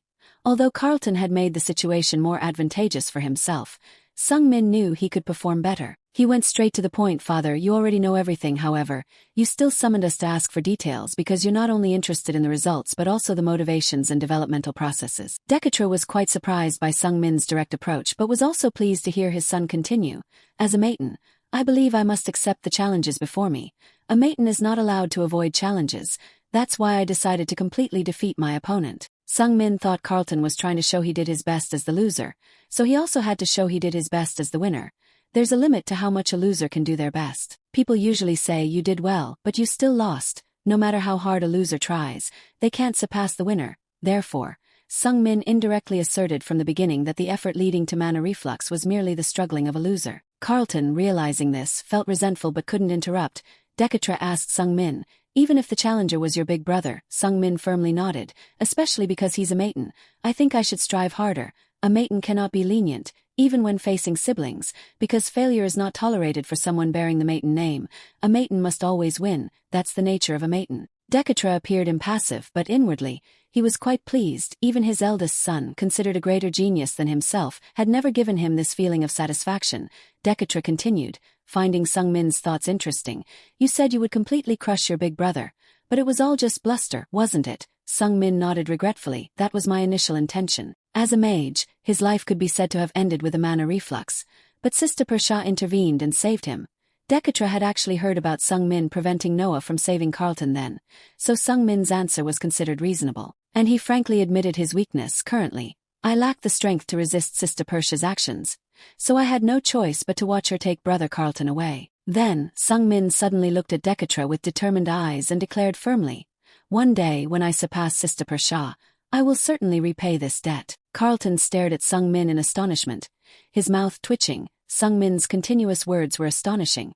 He had never seen siblings speak like that in front of their father. Even Evelia, the strongest candidate for the next head of the family, always showed humility and respect before Dekatra. But the Sungmin Carlton was seeing was not only disrespectful but also shamelessly erased his own mistakes, even though he had deliberately provoked him in the battle. Worse, he didn't hesitate to declare war on the famously hot-tempered Persha. Carlton couldn't understand what Sungmin was thinking, daring to say such things. Dekatra, increasingly excited, continued to question Sungmin. What debt are you referring to? Sungmin replied frankly. My judgment of the loser was forcibly overturned by Sister Persha. That was an act exceeding limits and disregarding the decision of a maiden like me. Carlton, horrified, gritted his teeth, sweating profusely. He seemed unable to believe that the person standing beside him was the chubby bully he used to torment, as if the Rasen of before and now were not the same person. Dekatra, internally thrilled but outwardly impassive, questioned Sungmin, how do you intend to collect that debt from Persha? Sungmin said with determination, once I become stronger, once I have the ability to overturn my sister's judgment, then I will surely exact many times over the debt from Sister Persha. Dekatra's lips slightly curved upward. There was nothing wrong with Sungmin's words. They precisely matched Dekatra's expectations. Those who challenge a maiden must be utterly crushed, even if they're family, and any factor hindering that must also be crushed. But if it's not feasible now, revenge must be taken in the future, not easily dismissed. That's the conduct of a maiden. After satisfying his curiosity, Dekatra turned to Carlton. Carlton, leave now. I will consider today's events as if they never happened. Carlton bitterly bit his lip while bowing respectfully. Thank you, father. Carlton immediately turned away, biting his lip tighter with resentment. It seemed like his father wanted to talk to him privately. Since when were they so close? This time Carlton failed completely, but he had to accept it. Fortunately, he did not disappoint his father. Even though he lost to his younger brother, he was still able to break even. That was not a plus, but it's not a minus point. Carlton left Dekatra's office with deep sadness. He couldn't understand why there was such a huge gap between himself and his brother.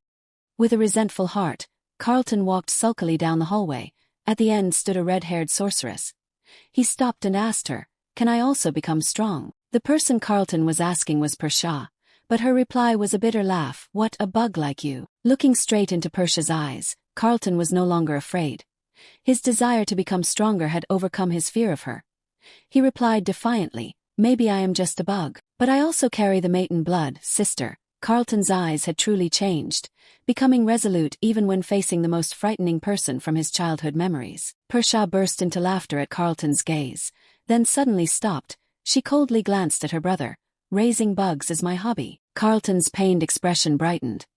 He hesitantly asked his sister with an incredulous look, "You mean?" Persha spoke cryptically, "From now on, come to my room every day at 10 a.m. I will nurture you." Then she disappeared in a burst of flames. Clearly, she hadn't come to see Dekatra, but to wait for Carlton to leave his father's office. For the first time, Carlton deeply felt Persha's love for him. He shyly shouted before the flames completely disappeared. I will do my best, sister." When Persha expressed her concern for Carlton, Sung Min saw the saint's eyes explanation. Carlton Mayton's character arc had changed.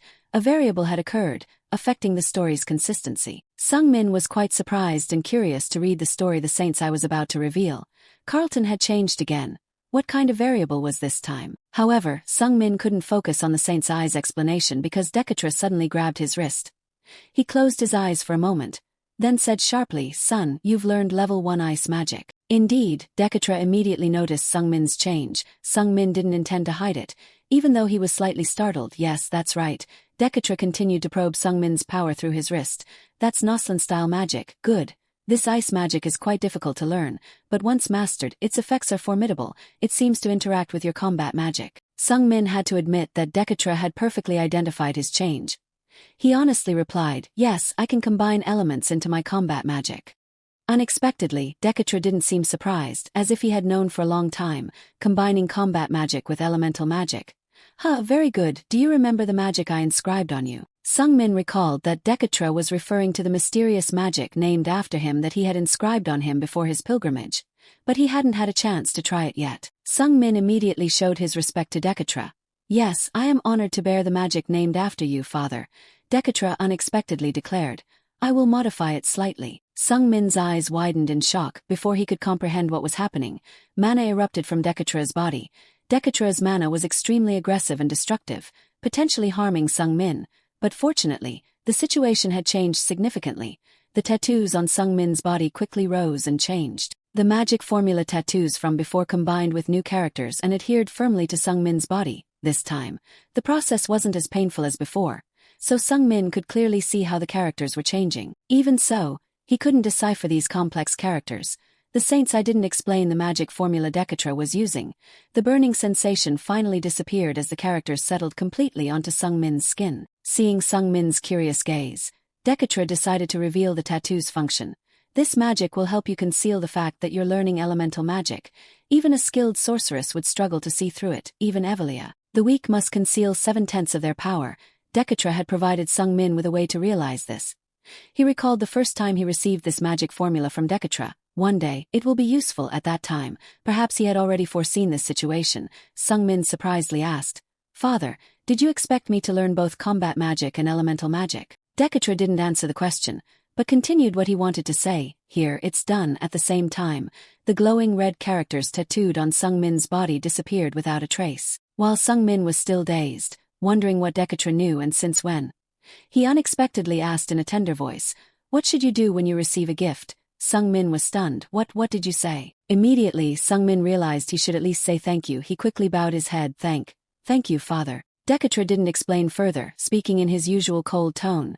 "Good, you may leave." However, when Sung Min looked up at him slightly, he noticed his expression was unusual. Dekatra had just smiled, though it was a subtle and fleeting smile. Sung Min was certain he had smiled. It seemed the smile contained not only satisfaction but also a deeper meaning, but he couldn't ask, silently leaving the office with many thoughts. Until he returned to Maple Manor at nightfall, Sung Min couldn't stop thinking about Dekatra's profound smile. The word gift also resonated in his chest. Had Dekatra ever given gifts to his children? In the original novel Sung Min wrote, Dekatra had never given gifts to his children. He might have given something to acknowledge their achievements, but he never directly mentioned the word gift. But Dekatra had frankly mentioned the word gift to Sung Min. A gift from someone as supreme as Dekatra, given such a specific name, certainly couldn't be without reason. Sung Min determined this wasn't an ordinary magic concealing spell. But the more he thought about it, the more confused he became. He only knew that from the beginning, the fact that this magic formula bore Dekatra's name was already unusual, more than just concealing elemental magic. Then, Sung Min remembered Decatra's mysterious smile. The formula was transferred in two separate processes. If the first process was creating a foundation, this was building a practical application from that foundation. His lack of explanation of its usage before might have been to modify it now. Finally, Sung Min realized that Decatra's use of the word gift was a clue. The ability to conceal elemental magic was only a side effect, because if that were all, Decatra wouldn't have bothered to divide it into two stages, nor would he have used such a grand expression as gift. Sung Min understood this was another challenge from Decatra. He had to find the hidden potential within that magic formula. A few days later, after Sung Min had learned a few first and second circle ice spells, it was time to depart for Grandel. Era and Hampton were ready early in the morning. Everything was prepared, sir. Your devoted shadow Hampton is also ready. Sung Min smiled contentedly. It's always like this, power is amazing wherever he goes. He doesn't have to do anything himself. Just get there, and everything else is taken care of by the two shadows. Also, this journey continued with Rudia's participation. Although her arm wasn't reattached, she was still enthusiastic to the point of being fiery. While Sung Min was calling roll, Era looked at Hampton with a worried look. Hampton, maybe you should lighten your load. Hampton, burdened by luggage, still strongly declared this is nothing. Rudia cheerfully ran towards Sung Min after a week of not seeing him, slightly stunning him with a blazing fire enveloping her. Rawson, I've waited so long for you. Sung Min quickly soothed her. Okay, conserve your energy a bit. It's a long journey, let's go now. Then, the journey of the four began. As the first maiden invited into the martial arts clan before adulthood, Sung Min proudly puffed out his chest and used instantaneous teleportation to head towards Grandel. Grandel is geographically further from Maton than Sod, making the journey inherently more arduous for several reasons. To reach Sod, one only needs to cross the Black Sea. But to reach Grandel, one must first cross the Dead Sea. Then, cross the world's largest mountain range, Alfesaris. Finally, cross the world's longest and widest river, the Amazon. Normally, even using the nearest teleportation gates, it would take more than 7 days to overcome these natural obstacles. But Sung Min's group's travel speed was quite fast, so after 7 days, they reached Eref, the continent ruled by Grandel. Before them lay a vast but gloomy and terrifying land, completely covered by forest. Standing before the threshold of the Eref continent, Era, carrying Hampton on her back, calmly said, "It will take about 3 more days to reach the Grandel clan." Rudia widened her eyes in surprise. "What, there are no teleportation gates here?" Era clicked her tongue in response. "They don't encourage the use of instantaneous teleportation," Rudia pouted and complained. "But why?" Sung Min felt a pang of guilt, because it was a setting he had created. There's a reason why sorcerers call martial artists eccentric. Despite having a civilization of instantaneous teleportation, they don't use them much on the Eref continent. In the end, Sung Min couldn't complain, as it was his own creation. There were no significant problems in the following 3 days, and the trip proceeded as planned. Of course, this didn't mean they didn't encounter any obstacles along the way. One of the unavoidable things they had to face was monsters. Because they had to travel through mountains and forests, there were more terrifying types of monsters than Sung Min had imagined. One of the most aggressive monsters that Sung Min's group encountered was a spider, which was even as big as the tent the 4 people were resting in. But monsters like these are obviously nothing to Era. She is always the first to wake up when monsters silently approach in the night, and is also the only one who needs to take action to destroy them. Thus, Era dealt with the dangerous creatures without anyone else in the group needing to lift a finger. Sung Min couldn't help but praise her repeatedly. After easily defeating the 200-year-old black venomous spider, Era even instructed Hampton to extract its venom for future use. Sung Min and Rudia were both astonished, never imagining that a creature called a 100-year-old monster could be killed so easily. Because Era had handled everything along the way before it became a serious problem, Sung Min's group arrived at the main gate of the Grandel's house right on schedule. The atmosphere around the place was strangely quiet despite the massive size of the gate. Everyone in Sung Min's group was overwhelmed by the sight. Although the Grandel's family was called barbaric warriors, their house was as luxurious as the main houses of the Maton and said families. As Sung Min stood before the large gate of the Grandel's house, he could see it was a giant iron gate about 10 meters high, but there was no gatekeeper. Opening this gate and entering was a long-standing tradition of the Grandels. If one couldn't open the gate, they didn't even have the right to enter Grandels. The Grandel's servants could open this gate, but most ordinary people, including many mages and even some swordsmen, couldn't. Sung Min had always wanted to try opening it. He excitedly approached and touched the gate. Although he only touched the gate, Sung Min felt something. It wasn't just a simple gate to open and close, the sacred eye explained. This is an iron gate engraved with magic that amplifies the battle spirit of the Grandel's family. It means it reacts to the battle spirit of the Grandel's family. naturally amplifying and enhancing the warrior's power. That's why Sung Min felt a strange sensation when he touched the giant iron gate. His body's battle spirit was reacting. It was a subtle reaction, but he didn't miss it. Sung Min possessed a battle spirit bestowed by Magner, though very weak. He pondered for a moment and then smirked. Just by opening and closing this gate, I'll become stronger. Meanwhile, inside the Grandel's manor, Velituder was talking to Magner. Velituder was a father who doted on his daughter, and as a father, he tried to fulfill her every wish. No matter how, Magner frankly pointed out this fact and criticized his big brother, saying, Rosalind's not straying because of our parenting, but because of Sung Min's influence. Velituder immediately denied it. Don't say such terrible things. Our Rosalind will naturally grow up to be a good and upright child. Magner let out a sarcastic smile. Yes, of course I believe so. Of course, Velituder also knew the truth. Thanks to Sung Min constantly challenging Rosalind, she was able to dedicate herself to martial arts and achieve significant growth. At that moment, a report came that Rosen's group had arrived at the main gate.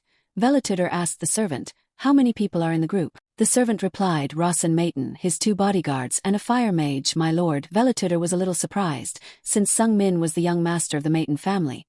He expected him to bring more people. This group was smaller than expected. Velituder asked further, did Sung Min Maiden personally open the gate? The servant exclaimed. Rosen Maiden stopped for a moment and placed his hand on the iron gate. My lord. Velituder and Magner immediately exchanged excited glances. Do you think that kid has discovered it? Magner nodded. It seems so. Velituder became even more curious about Sung Min. But besides the direct descendants of the Grandels, no one knows the secret of our battle spirit. We've never publicly revealed that gate. Magner intended to say that Sung Min possessed extraordinary vision, but he decided to protect his student's secret, even from his beloved big brother.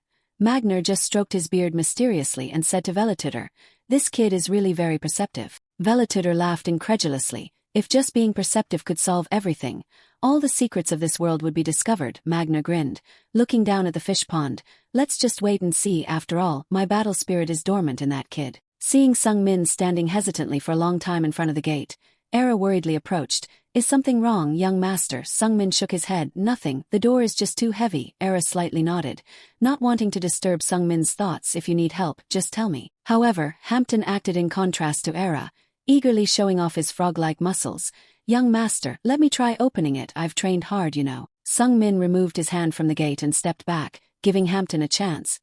He felt he needed a little more time to investigate. While he was thinking, Hampton strained to push the gate, even to the point of almost pulling his pants down, but to no avail, causing Sung Min to suppress his laughter. Hampton's face turned red, but he still couldn't move the gate, frustrated and angry. He gritted his teeth. Why is this gate? It's just a gate. Finally, out of breath, Hampton collapsed in defeat. I usually can open it. I guess I'm just too tired from the long journey, young master. Both Rudia and Sung Min felt pity for Hampton and immediately comforted him. Cheer up, you don't need to try so hard, Hampton. Sung Min thought about the gate again as the author.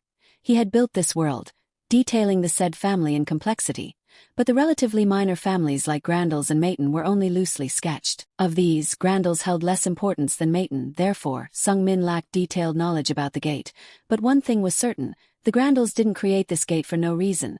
Even if they lived a barbaric life isolated from civilization, having a gatekeeper would still be necessary. Yet, even direct descendants of the Grandels had to open the gate themselves. If it weren't for the sacred eye, Sung Min would never have known about the hidden context behind this gate. The explanatory text of the sacred eye continued to flash as he looked at the gate. This is an iron gate engraved with magic that amplifies the battle spirit of the Grandels family. It didn't allow unlimited growth, but it seemed to be a device that could slightly assist the rapid growth of young Grandels' descendants. This setup was somewhat interesting and also somewhat troublesome for outsiders. For Sung Min, although an outsider, he felt excited because he felt his battle spirit had increased slightly after touching the gate earlier. However, it seemed that the growth phenomenon only appeared after waiting for a certain period of time. After confirming that his strength had indeed increased, Sung Min decided to take advantage of this setup while at Grandel's. He strode towards the gate again. Alright, let's open this door. This time, Sung Min prepared more thoroughly than before, activating the battle spirit within his body before touching the gate as if it were an invisible key. After he took a firm stance and pushed the gate with both hands for a while, with a loud creaking sound, a gap between the two doors began to appear and widen, although it was still quite heavy and laborious. He finally succeeded in opening it. This situation was immediately reported to Velituder. Rosen Maiden has opened the gate. Velituder smiled contentedly. No reaction, the servant reported. Yes, after considering something at the gate for a while. He directly opened it. Velituder's smile deepened. It seems that kid opened the gate easily. Then he looked at Magner. Did you set it up correctly? Magner clicked his tongue. I made it as heavy as possible. Even Rosalind couldn't open it without using all her battle spirit strength. Velituder asked the servant again. Did the shadow help him? The servant firmly replied, No, my lord, young Master Rossin opened it himself. Velituder became even more excited, effortlessly. The servant seemed more enthusiastic. Yes, my lord. It seems he opened it without much effort. Velituder pressed further, his curiosity growing. What about his battle spirit? At this point, the servant hesitated. My lord, I'm afraid determining and reporting that might be a bit hasty. Velituder's heart pounded wildly because of this interesting young man. He really wanted to know if Sung Min's battle spirit was actually activated when opening the gate. He urged the servant, just speak freely, it's all right. The servant's answer made Velituder's eyes widen in astonishment. The battle spirit seems to be distributed throughout his body, but it seems he didn't use its power to open the gate. That meant Sung Min opened the gate entirely with physical strength. Magner burst into laughter, proud of his student. I told you. Velituder also chuckled happily. Little brother, you've created a monster after promoting the exchange with Maiden, haven't you? Magner almost scoffed but still pretended to be humble. A monster? He's just a slightly stronger fool. Velituder chuckled teasingly. But you praised him so enthusiastically, Magner retorted. Me? When did I? You're getting old and remembering wrong. Velituder curiously asked further. By the way, was that kid wearing black clothing? Magner immediately smirked proudly. Yes. He's wearing level 3 black clothing. Level 3 black clothing meant clothing weighing 300 kilograms. This made his opening the gate without using his battle spirit even more impressive. It seemed that this world had produced a martial arts genius. Not from Grandals but from Maiden. Velituder couldn't contain his excitement and stood up abruptly. Let's go, my body itches with anticipation to meet that kid. Meanwhile, Sung Min's group was being welcomed at the martial arts hall within the Grandals family's library. A man in his 20s bowed to them. Greetings, I am Altol, the librarian assigned to guide you. I will take you on a tour of this place. Sung Min was familiar with this man's name. Although librarian was a new title he hadn't mentioned in the novel, the name Altol was quite famous in the original story. Because in the distant future, Altol would become Kazan's close friend and gradually become the next warlord. Sung Min felt quite surprised that Altol was a librarian at this age. And a librarian destined to become a warlord. It was novel and intriguing. Altol's muscles didn't seem very developed by the Grandals family standards. For an ordinary person, Altol's physique could be considered quite well trained. But it wasn't enough to become a future warlord. Sung Min felt something was amiss. There was certainly some hidden secret here. After introducing himself, Altol unexpectedly blushed when looking at the person behind Sung Min. May I know the name of the lovely young miss standing behind you? Sung Min doubtfully turned his head to look behind him. He knew he was with two girls, but Rudia was standing right beside him, not behind him, and calling Era a lovely young miss felt a bit off. Finally, the eyes of Sung Min, Hampton, and Rudia all looked towards Era, because there was no one else there but her. Era was also dumbfounded at suddenly becoming the center of attention and being called a lovely young miss. Altol's gaze was actually also directed at Era. With a cold expression and deep skepticism from the bottom of her heart, she met his gaze for a moment without speaking. Anyone could see that Era was feeling annoyed by that comment. Although it was clear that Altol meant it as a compliment and seemed to like her at first sight, but the cold-faced assassin was offended. Calling it cute is really hard to accept. In an unchanging cold tone, Era frankly criticized Altol. Librarian Altol, I am serving the young master before you. He hasn't introduced himself yet, so how can I do so first? Please maintain decorum. Altol shuddered at Era's stern words but quickly smiled amiably. Ah, yes, everyone knows you are young Master Rossin's shadow. I apologize if I was rude. Please forgive me. I will also apologize to young Master Rossin. After that, Altol quickly bowed his head respectfully to Sung Min. Apologizing to you, young Master Rossin. Sung Min just smiled and waved it off. No need, it's okay. Because of this, Sung Min remembered that in the novel, Altol was described as a person with a personality quite similar to that of a playboy. One time, he had the audacity to approach Rudia, and in the end she made his hair turn into ashes. Sung Min didn't want to get too involved in a side story so quickly changed the subject. Librarian Altol, please take us to meet the homeowner. Before Altol could reply, Magner and Velituder suddenly appeared behind them with smooth movements, as if they had materialized from thin air. No need, we're here. The sight made Sung Min's eyes widen in astonishment. Velituder and Magner moved through space in a way he couldn't understand. More refined than magic, magic involves mana flow, allowing for prediction of teleportation or blink usage. But martial arts are not the same. Seeing Sung Min's stunned expression and forgetting his greetings, Magner burst into laughter, teasing him. Ha ha ha kid, you look quite surprised, don't you? I like that goofy expression. Anyway, how does it feel to be officially invited here by my big brother? You're probably the first of the pilgrim mages to receive this honor, Magner said, chuckling with pride in his student. Sung Min respectfully replied to Magner and Velitutor. It is a great honor, while Velitutor silently scanned Sung Min's body again. Although he had met him once, the kid didn't look 14 at all. According to Velitutor, Sung Min emanated a unique atmosphere and momentum. He simply called such things spirit. Sung Min didn't have the spirit of a 14-year-old. He was like a cunning old serpent who had lived for 100 years, piquing Velitutor's curiosity. How could a 14-year-old possess such a spirit? It was interesting. After thoroughly probing, Velitutor finally spoke. Anyway, a promise is a promise. We have 3rd and 2nd level archives.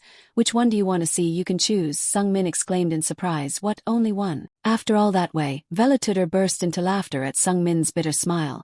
I said I'd let you see, but I didn't say how much. Sung Min couldn't help but laugh. I didn't expect this world-renowned great person to be so stingy. Magner also laughed heartily, finding the situation amusing. What do you think, kid? You have to experience these petty tricks to understand, right? After pausing to think, Sung Min firmly stated, I want to visit the martial arts library. Velitutor's eyes narrowed in puzzlement. Why there? The martial arts library isn't restricted and isn't even a 3rd level archive. Sung Min grinned and looked at Altal, because the librarian's movements seemed quite impressive. Magner looked suspiciously at Altal, who scratched his head and chuckled, not understanding what was going on. Of course, Altal's posture was only slightly above average, but Sung Min knew Altal would become a warlord in the future. It was impossible for a librarian in his early 20s to learn martial arts and rise to that level from here. A fateful encounter or a miracle was needed, and the answer might lie in the martial arts library. Therefore, Sung Min bet on this choice. Both Magner and Velitutor knew Sung Min was lying. Sung Min's physical abilities far surpassed those of an average Grandals. For someone like him to praise the librarian's movements was illogical. They sensed another meaning behind Sung Min's words, but Velitutor didn't expose him and excitedly agreed. All right, if that's your choice. Then I'll allow you to enter the martial arts library. Sung Min smiled with bright eyes. Thank you, sir, in his heart. He silently vowed to find the document that Alberto had planted in the martial arts library. After receiving permission, Sung Min's group immediately set off for the martial arts library. It was quite a walk. It took about 30 minutes to reach a 2-story wooden building with a sign reading Martial Arts Library. Altal opened the door and welcomed them with open arms, just as he had upon their first meeting. Welcome to the Martial Arts Library. If you're looking for a specific book, just come find me. Sung Min smiled and nodded as he walked around. Thank you, Librarian Altal. Sung Min looked around the library but found nothing special until a book in a hidden corner caught his attention. Not with his normal eyesight, but with his saint's eyes, the book seemed unusually prominent, shining faintly. Before touching the book, Sung Min politely asked Altal, Librarian Altal, may I see that book? Altal immediately handed him the book. The saint's eyes instantly identified the hidden title, Tatanka's Mysterious Body Control Art, First Style. Tatanka was a name from the ancient legends of the Golden Tiger tribe. Sung Min didn't understand why the name suddenly appeared here. This was the first time he'd heard of the Golden Tiger tribe leaving behind a book. They weren't known for their civilization or literacy. Most couldn't even recognize letters. Moreover, Tatanka was an incarnation of Kurtle, who deeply loved Kaisa Maiden and hated the Grandals. He only loved Maiden, yet now, there was a book related to Tatanka in the Grandals manner. This certainly held a mystery, further fueling Sung Min's anticipation to check the book's contents. First, Sung Min inquired of Altal, Librarian, do you know anything about this? Adjusting his glasses, Altal examined the book. The book is actually labeled, The Brave Tales of Tatanka. Is this a fairy tale? Young Master Rasen might like stories like this. Children like fairy tales. Sung Min clicked his tongue in response. I'm just naturally drawn to it. Have you ever read it? Altal smiled and shook his head. No, I've never seen it before. Sung Min became even more curious about the book and hesitantly asked, I guess I can't take the book out of the library, right? Altal nodded gravely. Yes, you're not allowed to, however, you can read as much as you like here. After looking at Sung Min's cunning face for a moment, Altal suddenly warned him anxiously. Oh, and please don't use any copying magic. Sung Min could only chuckle wryly. I can't use that magic anyway. At that moment, Era approached, and Altal's attention quickly shifted to her. Is there anything I can help the young miss with? Era said in a cold voice. I want a cup of warm tea for the young master. Altal politely asked, what kind of tea should I brew? Era remained expressionless. Anything but black tea. Altal tried to be friendly. Understood, I'll prepare it right away. I'll also prepare a cup of tea for the young miss. Era indifferently replied, I'm fine, thank you. Altal's eyes clearly focused on Era. Sung Min knew but chose not to interfere, silently thinking to himself, I wonder if Altal would act like that knowing Era is a silent assassin. The thought was amusing. Altal went to prepare the tea, while no one was paying attention. He smirked to himself and hummed. One of Mayton's heirs has come to the Grandal's library to find Tatanka's book. I wonder if that kid can uncover Tatanka's secret. Altal had many speculations. What were the chances that this was just a coincidence? Altal and his ancestors had been waiting for this day, a mission they had carried out through generations. Moreover, Altal realized that the rumors about Sung Min were greatly exaggerated. He wasn't the weakling the rumors described. This excited Altal. I'm looking forward to it, the heir of Mayton. As Altal finished making the tea, the library door suddenly burst open. Altal greeted the newcomer with a slightly foolish smile. Aha, our Rosalind has arrived. Rosalind unceremoniously brushed past Altal with the air of a master. Altal, where's Rosin Mayton? Altal readily replied. He's in the third reading room. Rosalind remained aloof and ordered, lead the way. Although she was cold, Altal still responded warmly. Yes, young miss. Then Altal led Rosalind, smiling brightly. He was always particularly kind to Rosalind. In fact, everyone at Grandal's liked her, but Altal had a special fondness for her. Rosalind knocked but didn't wait for a response. She immediately opened the door to the third reading room. Rosin Mayton, since you've come to Grandal's, you should at least greet people, she said reproachfully, then suddenly stopped mid-sentence. This was because she saw Sung Min engrossed in reading. Rosalind just stood there, observing him. His concentration was extraordinary. He didn't even hear the knock. Rosalind guessed that Sung Min had blocked all unnecessary senses except those serving his reading. That was a concentration ability not everyone possessed, especially at his age. Seeing Sung Min immersed in knowledge, Rosalind suddenly became more patient.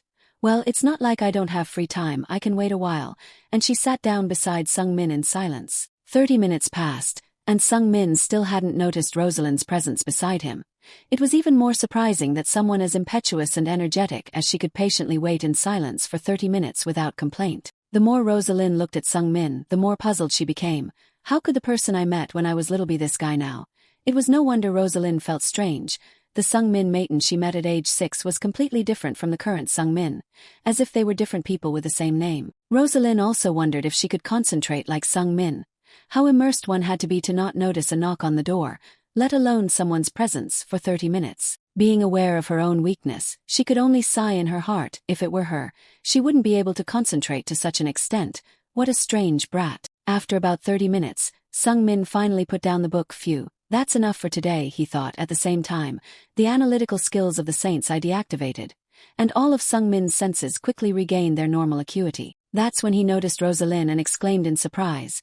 Ah, how long have you been here? Rosalind boredly pouted. After a moment, Sung Min exclaimed again. Then you should have said something. Rosalind grumbled. I did, but you didn't hear me. Then, a barrage of questions poured out of Rosalind's mouth like a waterfall. What book are you reading? How long will you be here? What book is that? Can you tell me what it's about? Is it about magic? Do you need books about magic from our library? How can you use both mana and your soul to fight at the same time? The relentless questions left Sung Min speechless. Rosalind's unusual curiosity surprised him even more. He stared blankly for a moment, then suddenly burst into laughter. Rosalind felt mocked and indignantly pointed at Sung Min. Why are you laughing? Sung Min, clutching his stomach in laughter, exposed her. You're trying to gauge what interests me the most, aren't you? Rosalind awkwardly denied it. No way. Sung Min continued to laugh uncontrollably. This is a simple and childish trick, but I doubt you came up with it yourself.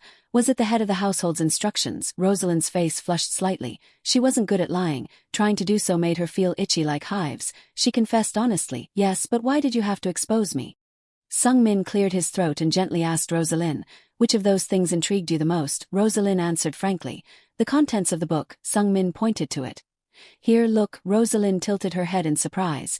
The courageous tales of Tutankhamun. Why are you reading fairy tales? Sung Min chuckled. The details are quite fun to read. Rosalind glanced through the book and frowned. I wasted my time praising your concentration. You were weird back then, and you're still weird now. Sung Min smiled. He was talking to Rosalind, but his attention wasn't fully on her. Instead, he was concerned about the librarian, Altal, who had remained outside the reading room silently watching him. But Altal's energy control was inferior to Sung Min's, so he was easily detected. Judging by Altal's vigilance, it seemed he knew something about Tutankhamun's book. Another day passed. Sung Min stayed overnight in the martial arts library. He was nearing completion of interpreting Tutankhamun's mysterious book on body control. Every 6 hours, Altal brought him a fresh cup of tea. At that moment, the Saint's Eye announced, analysis of Tutankhamun's mysterious body control art, first style, is 95% complete. For something called a mysterious technique, Sung Min didn't expect the Saint's Eye to decipher it so quickly. After giving Sung Min the tea, Altal lingered, curiously asking, "You like the book, young Master Rasen?" Sung Min politely nodded. "Ah, thank you, librarian." Altal immediately offered a flattering smile. No, it's nothing, just call me if you need anything." "Oh, right. Have you finished reading the courageous tales of Tutankhamun?" It was clear Altal was trying to probe Sung Min about the book. Even though he had deliberately avoided the question earlier, this made Sung Min uncomfortable and suspicious of his motives. Sung Min coldly called out to the librarian, "Altal." Altal maintained an innocent demeanor, tilting his head. "Yes, young master, do you need something?" Sung Min bluntly questioned Altal. "Why were you watching me?" The simple question froze the atmosphere. Altal was stunned for a moment. He never thought Sung Min would discover his actions. He thought he had been very careful and hadn't revealed any flaws.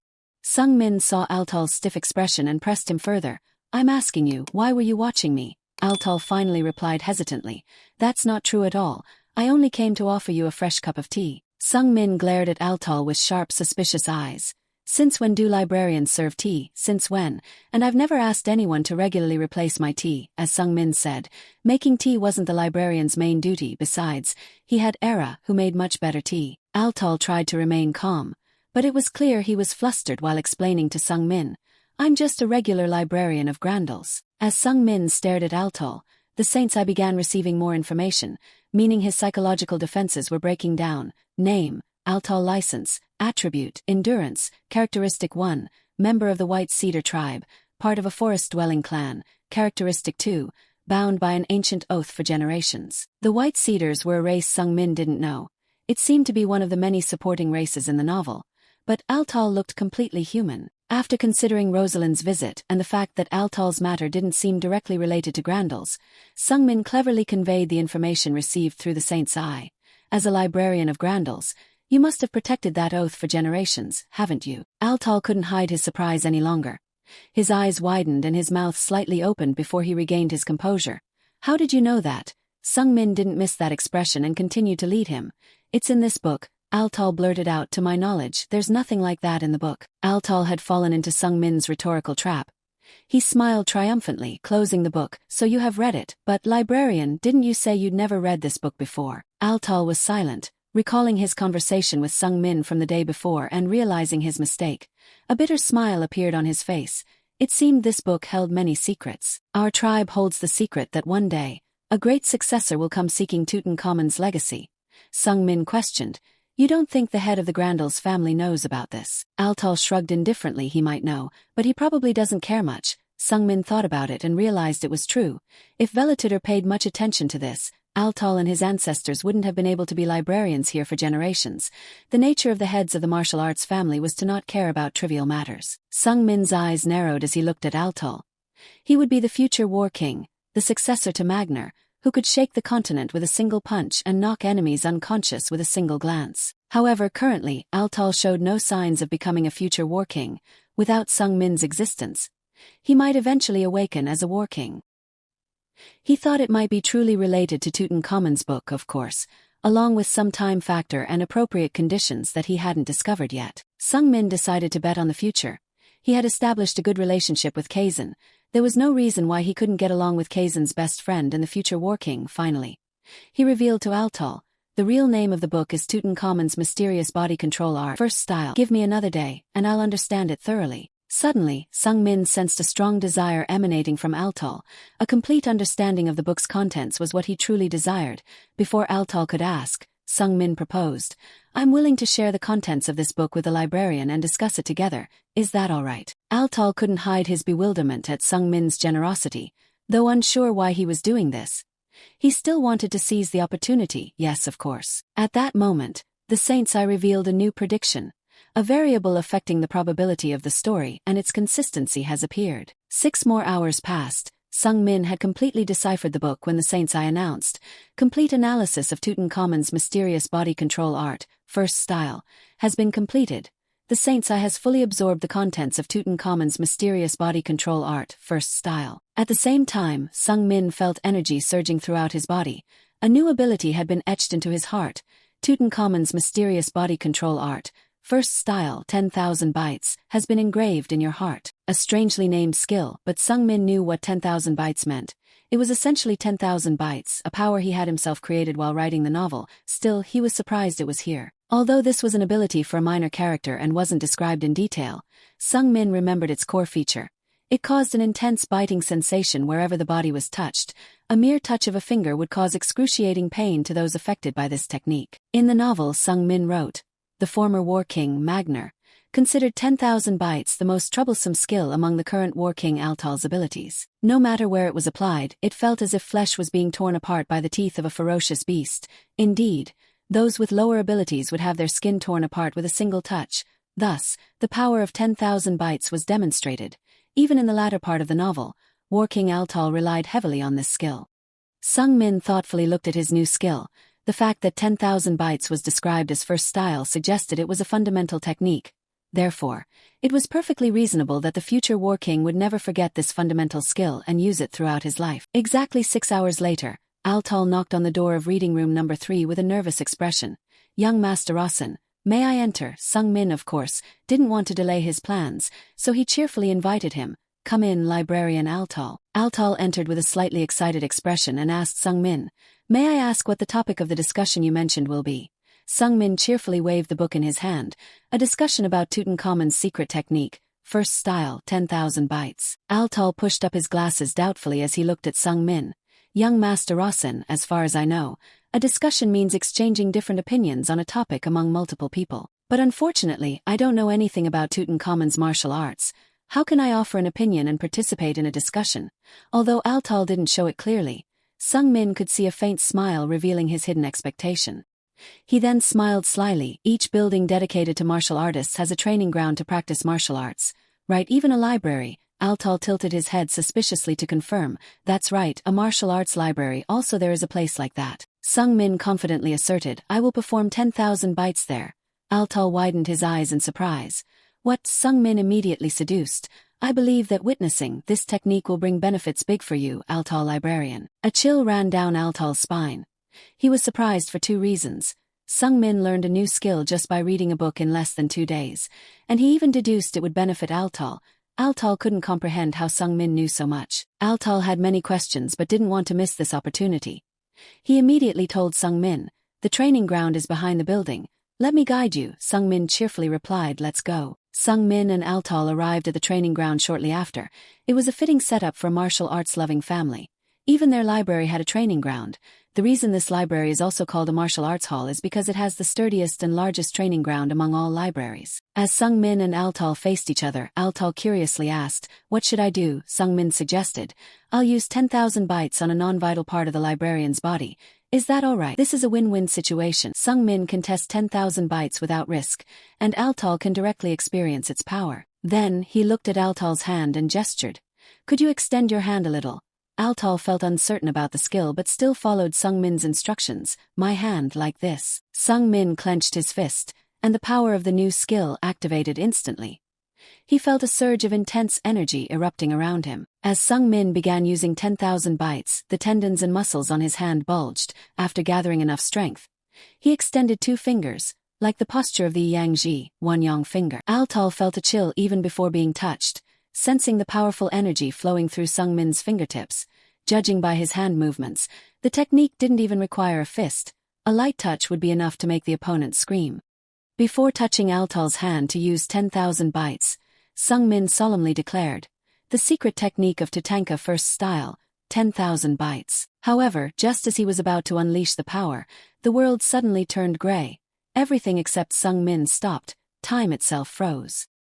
He stared blankly at the frozen world around him. This experience wasn't new, but each time it occurred, it exhausted him. Sung Min observed the still world with a speechless, bewildered expression. What does this world want from me again? He quickly began to reflect. Each time the world froze, it was usually related to probability. The first thing that puzzled Sung Min was why the Grandals family possessed Kurtl's book. According to Alberto, Kurtl despised the Grandals. The conflict between Alberto and Kurtl began when Alberto shifted his attention from Maiden to the Grandals. So why was there this arrangement by Kurtl with the Grandals, especially one named after martial art? Furthermore, This arrangement seemed destined for Altal to ultimately become the War King, and Altal used a martial art style completely different from War King Magnar. Suddenly, another thought crept into Sung Min's mind: Alberto and Altal. The names sounded eerily similar. It could be a coincidence, but in Sung Min's novels, adding Al to a person's name was rare because he considered it a harbinger of misfortune. That's why Sung Min's villains often had names starting with Al, like the Sorcerer Alien or the Black Rose Alblica. Though seemingly trivial, he liked to focus on these subtle details. As Sung Min pondered, the creator's setting book rustled open in his hand. The world itself had filled in a part of it, and inside the book, it revealed another secret story he didn't know. Kurtle hid Tatanka's martial art in several ruins, including those of the Grandal's family. Kurtle's emotions were complex. He never expected to arrange something related to martial arts. That's all the world revealed to Sung Min. The rest was blank space for him to fill, but upon looking at the part he could write, he was immediately stunned. A page full of blanks indicated that Sung Min needed to add profound and perfect background settings, far more complex than any previous fix he had made. At that moment, a one-time eraser was provided as a creator's privilege, but this didn't reassure Sung Min. Instead, it made him panic and sweat profusely. Sung Min discovered the eraser he had used in his inventory. Receiving a one-time eraser meant this background building task would be fraught with danger. After all, he was rearranging events from the distant past. Sung Min was truly terrified. A cold sweat ran down his back. Current logic or probability could withstand minor deviations. It could be modified.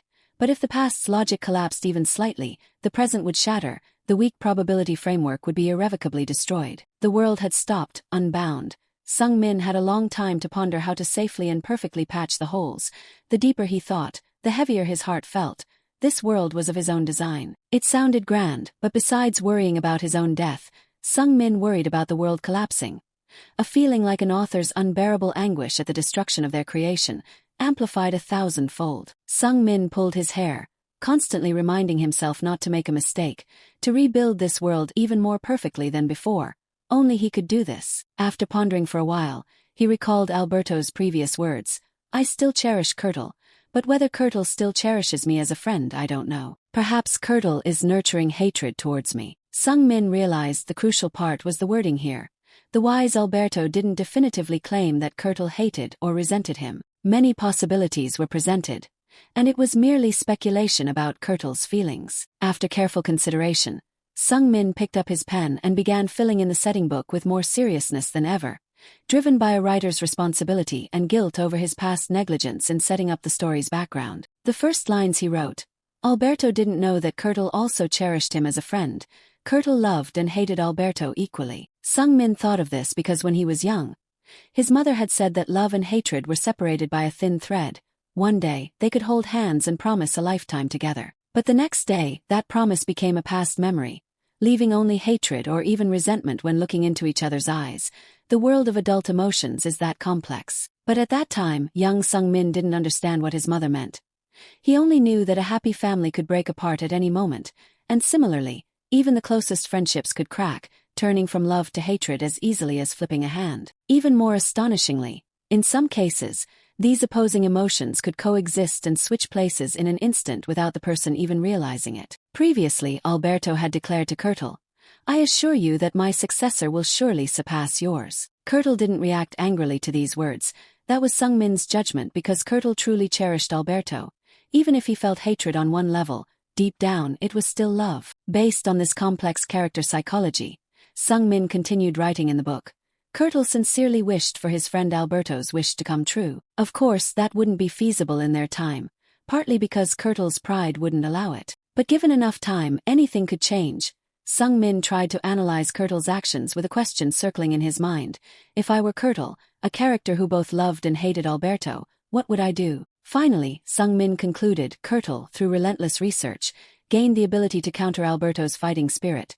Alberto's martial arts were extraordinary, but Kurtle devised many countermeasures. Being lifelong friends and rivals, it wasn't impossible. However, Kurtle needed real-world combat experience. To avoid Alberto, Kurtle operated under the name Tatanka and took on the role of leading the Golden Tiger clan. The culmination of this process birthed Tatanka's martial art, but ultimately, Kurtle still wished for Alberto's dream to come true someday. Therefore, Kurtle hid the book on Tatanka's martial art within the Grandal's family so Alberto's descendants could find it. One day, the Grandal's successor would rise and honor Alberto's legacy. Kurtle nurtured the desire for Maiten's prosperity but also silently wished the same for the Grandals, outwardly. He showed anger and hatred towards the Grandals, but he still cherished the family Alberto had built. When Sung Min put down his pen, the tension remained. This was the most plausible hypothesis he could come up with, and he was quite satisfied with it. But this world valued logic. Would it easily accept the background he had created? The writer's thoughts and the world's logic could always differ. At that moment, the holy eye appeared. The missing probability was partially restored. The plausibility was intricately refined.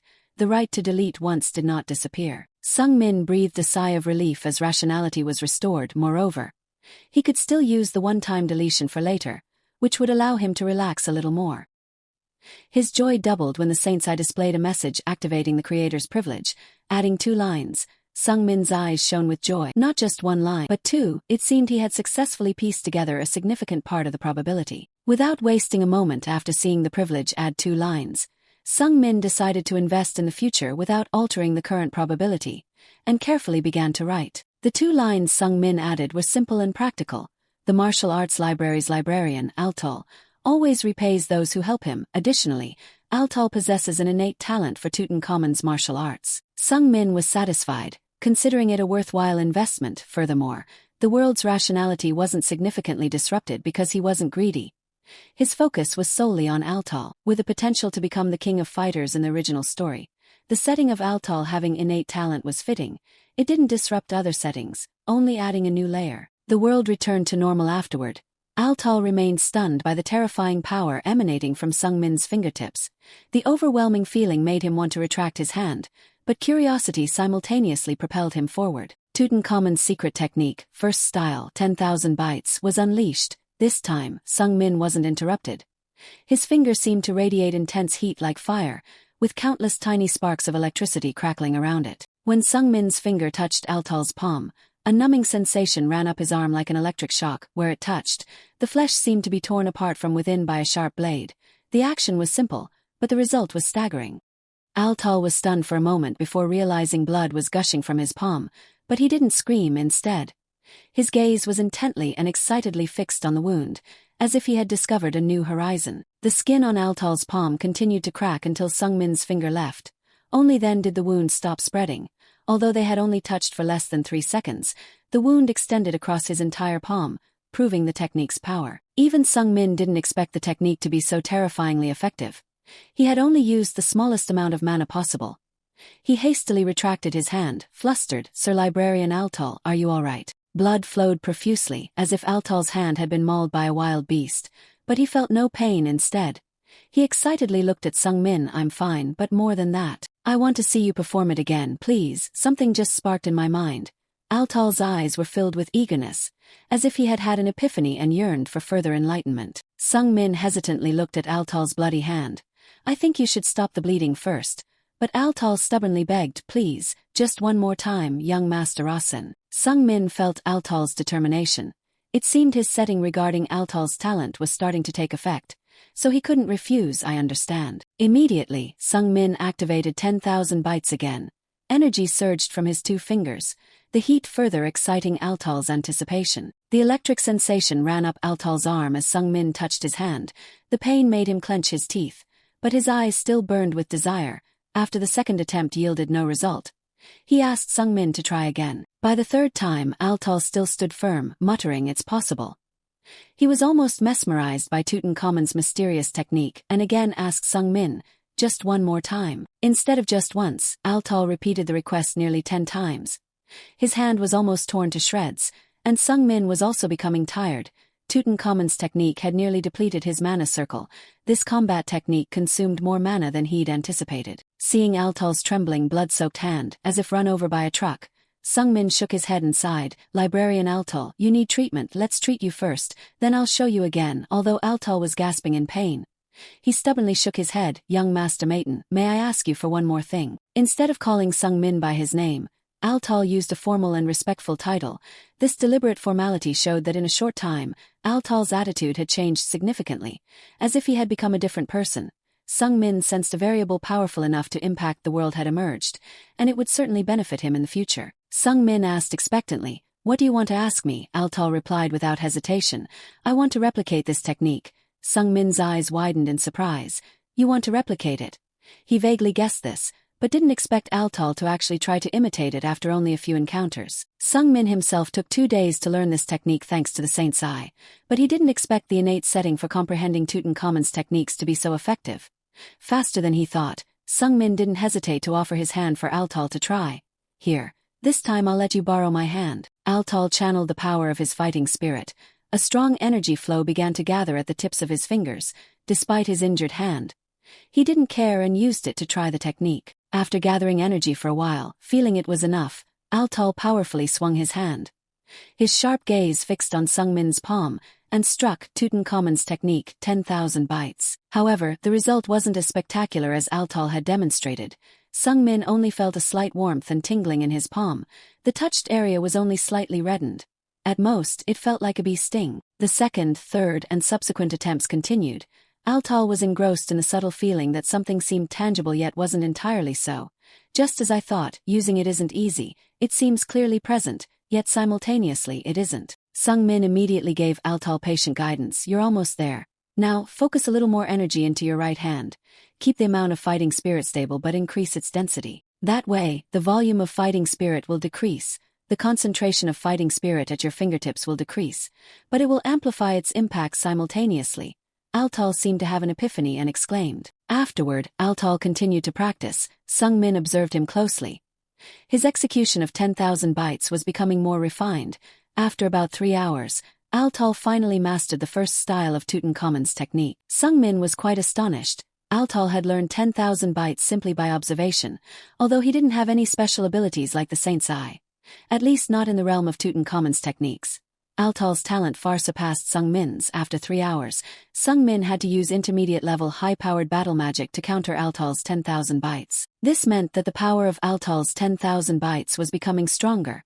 Sung Min said with genuine sincerity, I never thought anyone could learn a secret technique just by observation. Altal replied with similar sincerity, Young Master Maiden, you are my master. Sung Min was dumbfounded. What? Altal's eyes were sparkling. This ability, 10,000 bites, seems to have been deeply ingrained in my body. It feels like this power has been dormant in my blood vessels for a long time. Although Altal was speaking sincerely, his deep gaze truly worried Sung Min. He never expected to become the future War King's master. But Altal knelt down and respectfully performed a master-apprentice ceremony. You are the one who awakened this hidden power, young Master Maiden. I am truly grateful to you. I will consider you my benefactor for life. May I take you as my master? Although Sung Min knew Altal was sincere, he suddenly regretted setting up the repayment for him. This was a bit excessive compared to the normal repayment he had imagined. Sung Min awkwardly scratched his head, refusing. This is truly too big a step. Altal still looked at Sung Min with a determined gaze. People say that fate is miraculous, isn't it? I've learned that. Sung Min awkwardly waved his hands, trying to persuade Altal. I'm from Maton. And you have a relationship with the Grandals family. Right, Altal didn't hesitate to dismiss his long-standing relationship with the Grandals. It's just a contractual job after all. Sung Min secretly thought that Altal hadn't worked here solely because of the multi-generational contract, but he didn't dare say it, a bit embarrassed. He looked at Altal and then spoke to the empty space beside him. This is what you, librarian, wished for, so what do you think, master? Where Sung Min's gaze was directed, Magner slowly appeared. He knew all about the Grandals family's customs. The Grandals never monitored or followed their guests. They allowed maximum freedom within the boundaries they set. However, Sung Min also knew that Magner was an exception. A few hours earlier, Rosalind had a cozy lunch with Velitutor. While chewing on a soft fried egg, Rosalind said, Father, don't you need to keep an eye on Rosin? Velitutor calmly replied, Keep an eye on him. Rosalind frankly complained, That guy, we can never guess what he's planning. Don't you see, Father? Velitutor chuckled at Rosalind's wary attitude. He is quite cunning. If he said he was 140 years old instead of 14, I'd believe him. Rosalind frowned doubtfully. Someone like that requests access to our library. Don't you feel uneasy, Father? I heard he's hiding in the martial arts library and has no intention of leaving. Velitutor burst into laughter. Rosalind, we're not supposed to monitor our guests. Rosin has been granted permission to research in our martial arts library. I personally allowed it, so we must uphold the order to the end. Rosalind still grumbled uncomfortably. But I still feel strange with that guy. Velitutor replied with a seemingly more serious tone, If I don't keep my promise, which subordinate will listen to my orders and trust my decisions too? Rosalind thought for a moment then nodded. Okay, You thought wrong, Velitutor gently patted her daughter. Even if Sungmin got something or planned something while inside the library, it's okay to use the hospital. Any trick can be crushed with absolute force. This is Grandel's pride, isn't it? Rosalind nodded as if she understood. Then she heard Velitutor muttering something with a mischievous smile. But, there's one person in our family who can ignore my authority. I've given the order. But if he doesn't comply, there's nothing I can do. Rosalind tilted her head curiously, looking at her father. Who is it? Velitutor chuckled without voicing his inner thoughts. Of course, if discovered, he must be severely punished. That is the way to maintain discipline. But if it is a perfect crime that has not been discovered, so what? Can't punish since no one knows about it. Magner is probably watching carefully right now. A few hours later, Magner was discovered by Sungmin at the martial arts training ground. As soon as Magner appeared, he immediately giggled. Sungmin could not have known that he was hiding. No divine eyes could recognize him, revealed his lurking behavior. So Magner guessed that Sungmin could only guess based on intuition. Whether to respond or not was entirely up to him, and he decided to respond. Magner answered Sungmin's question with sharp eyes glancing at Altal. Oh, it's interesting to hear this. A librarian of Grandel's wants to accept Mayton's heir candidate as a master. Magner's mischievous smile made Altal's skin crawl and quickly wanted to explain that, but Sungmin sneered. Even if Magner didn't show up, it didn't matter. But he still showed up to prove that he had something to say. So Sungmin quickly followed. Isn't Librarian Altal behaving too much? Magner shook his head casually. No, the librarian doesn't carry Grandel's blood. Librarians can choose their residents. Grandel's never forces anyone's will. Sungmin chuckled teasingly. Sounds like a great place, Magner calmly shrugged. If Mayton seems more appealing than Grandel's, that's Grandel's fault, not the librarian's poor choice. Then Magner suddenly pointed at Sungmin. From now on, I'm not speaking as the second head of Grandel's, but as your master. When did you learn that secret technique? You mean you learned it from the library in just 2 days at Grandel's? Earlier, Sungmin was amazed by Altal's innate talent, but Magner was even more astonished comparing Sungmin to Altal. Altal inherited his family's talent, but Sungmin created something from nothing, just by reading books. Although he knew about Sungmin's special eyes, he never thought creation from nothing was possible. Magner thought he knew a lot about Sungmin over the past 4 years, but now it seemed not to be so. His talent far exceeded his expectations. Magner was ecstatic watching Sungmin expertly perform 10,000 bites. He almost shouted with joy inwardly. This is martial arts potential, so rare, the first time in my life I've witnessed this. An innate talent that can make even geniuses seem useless. Sungmin possessed it. Witnessing a next-generation genius with the potential to surpass him right before his eyes brought an indescribable satisfaction to Magner. Magner was laughing, then suddenly turned serious. Someone specially arranged this. I wonder who it is. Discovering it myself would be fun. Haha. At that moment, the sacred eye appeared, and the destroyer of settings began to wonder about the mysterious context. With this information, Sungmin could be certain that the destroyer of settings the sacred eye mentioned was indeed Magner. The name was quite grand, too grand to the point of being frightening. A questionable context meant the possibility of breaking rationality. And if rationality broke, the world itself could collapse. Sungmin's heart suddenly felt heavy. He needed to be careful when talking to him. Then Magner looked at Altal with a carefree smile. Librarian Altal, relieved after the conversation, happily replied, Yes, Sir Magner. Magner politely suggested, I want to talk privately with my student. Is that all right? Altal immediately stood straight and solemnly replied, Of course, if you are my master's master. You are like a grandmaster to me. I will follow the grandmaster's words. Altal seemed to have made up his mind. No matter what Sungmin said, he was determined to treat him as his master. Before leaving the training ground, Altal made a heart shape with his arms over his head towards Sungmin. Master, I love you. The overly affectionate farewell made Sungmin shiver. Watching Altal skip away, Sungmin whispered to Magner, Is that a common farewell in Grandel's? Magner shook his head wearily.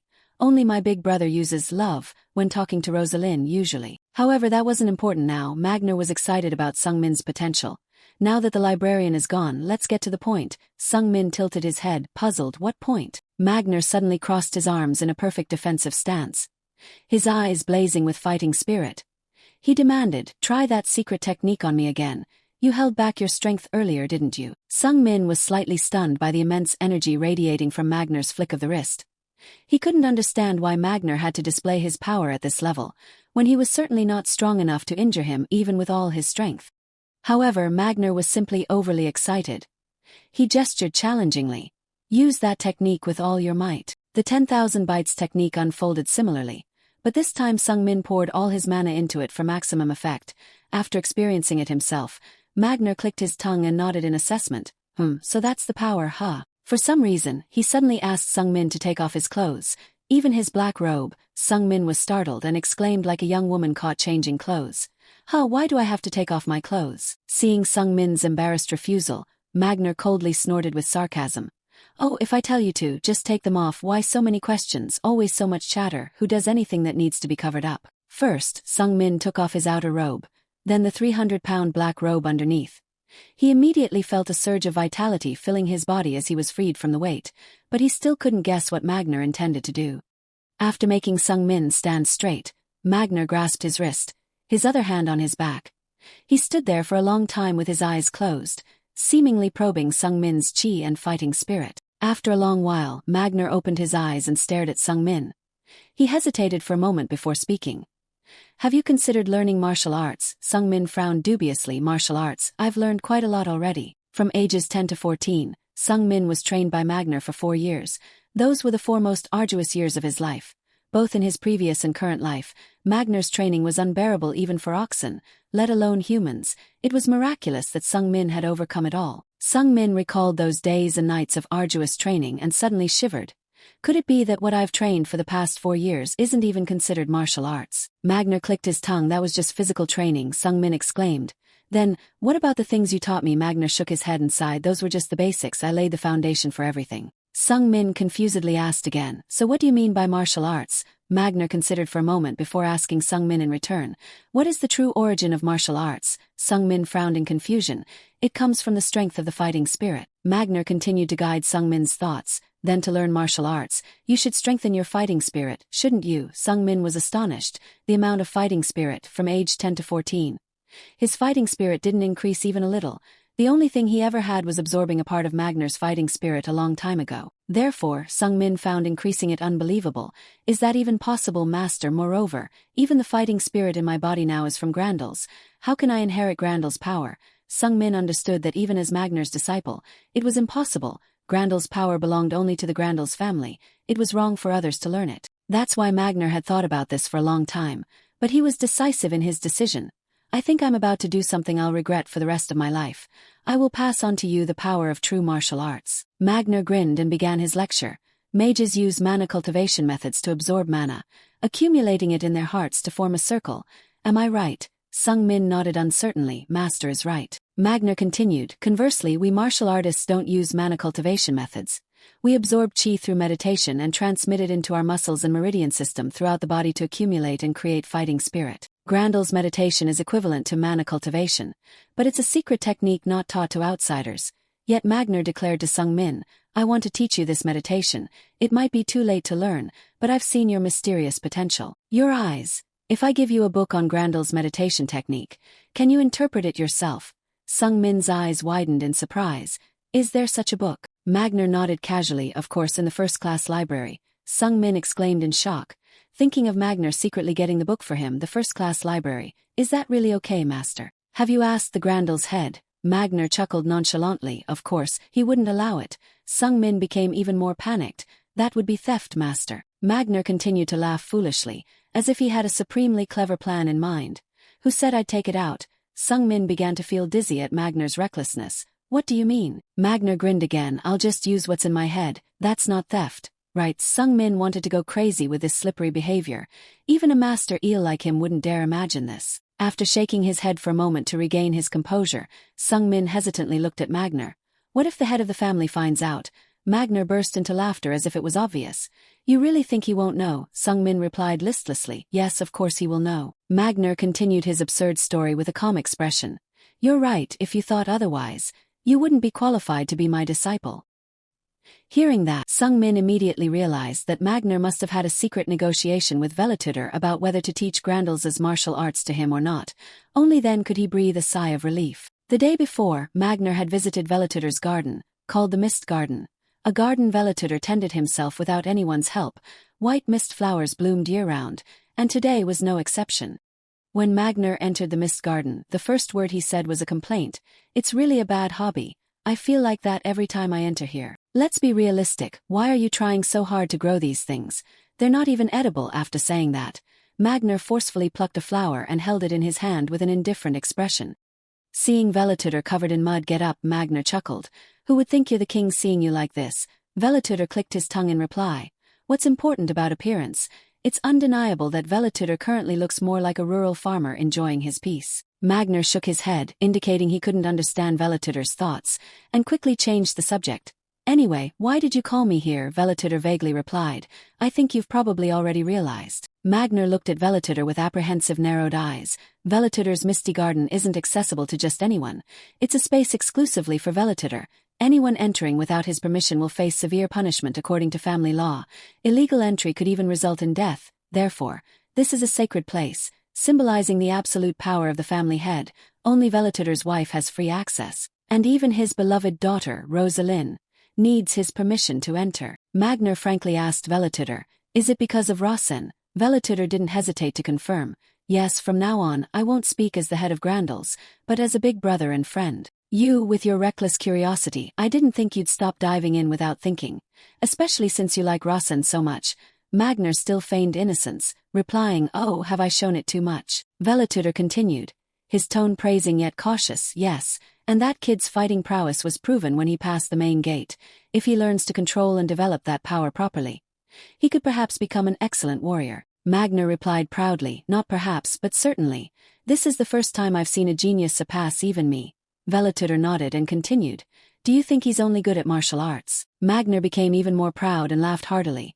No, that kid's mind is far more intelligent than mine, actually. The most frightening thing is his mind. It's like he's swallowed 3,000 cunning snakes. Velituder nodded in agreement with Magner. Furthermore, the most frightening truth is Sung Min's youth. He's only 14. His potential is immense. No one can predict how far he'll grow, nor the threat he might become to Grandels, even to the family head Velituder. Therefore, Velituder became extremely wary, saying implicitly, from my perspective, you'll nurture Rosen, won't you? Magner calmly shrugged, I already am, I'm his master. Suddenly, energy erupted from Velituder's body. A cloud of dust rose, a strong wind blew, causing the misty flowers to sway. He spoke sternly, no, I'm not talking about that obvious thing. You think I don't understand you? Magner stubbornly concealed his thoughts. They say even the deepest well can be plumbed. But the human heart is treacherous. How can you possibly understand me? Velituder stared at Magner for a long time, and finally, after a moment of silence, sighed, I may not know everything, but I know your boundless greed for martial arts talent. Will you listen if I tell you to stop? Magner didn't answer, but Velituder understood in his heart that Magner had already made his decision. Certainly, Magner would teach Sung Min everything he learned from Grandels, including martial arts and meditation. So Velituder could only sternly warn, what is learned in Grandels must not be taken outside. That applies to both you and me. It's the law of our family. If you break that law, you will have to give up everything you've gained from Grandels. Magner nonchalantly shrugged. Sounds like you're talking about severing all the tendons in my wrists and ankles, destroying my fighting spirit, and turning me into a cripple, huh?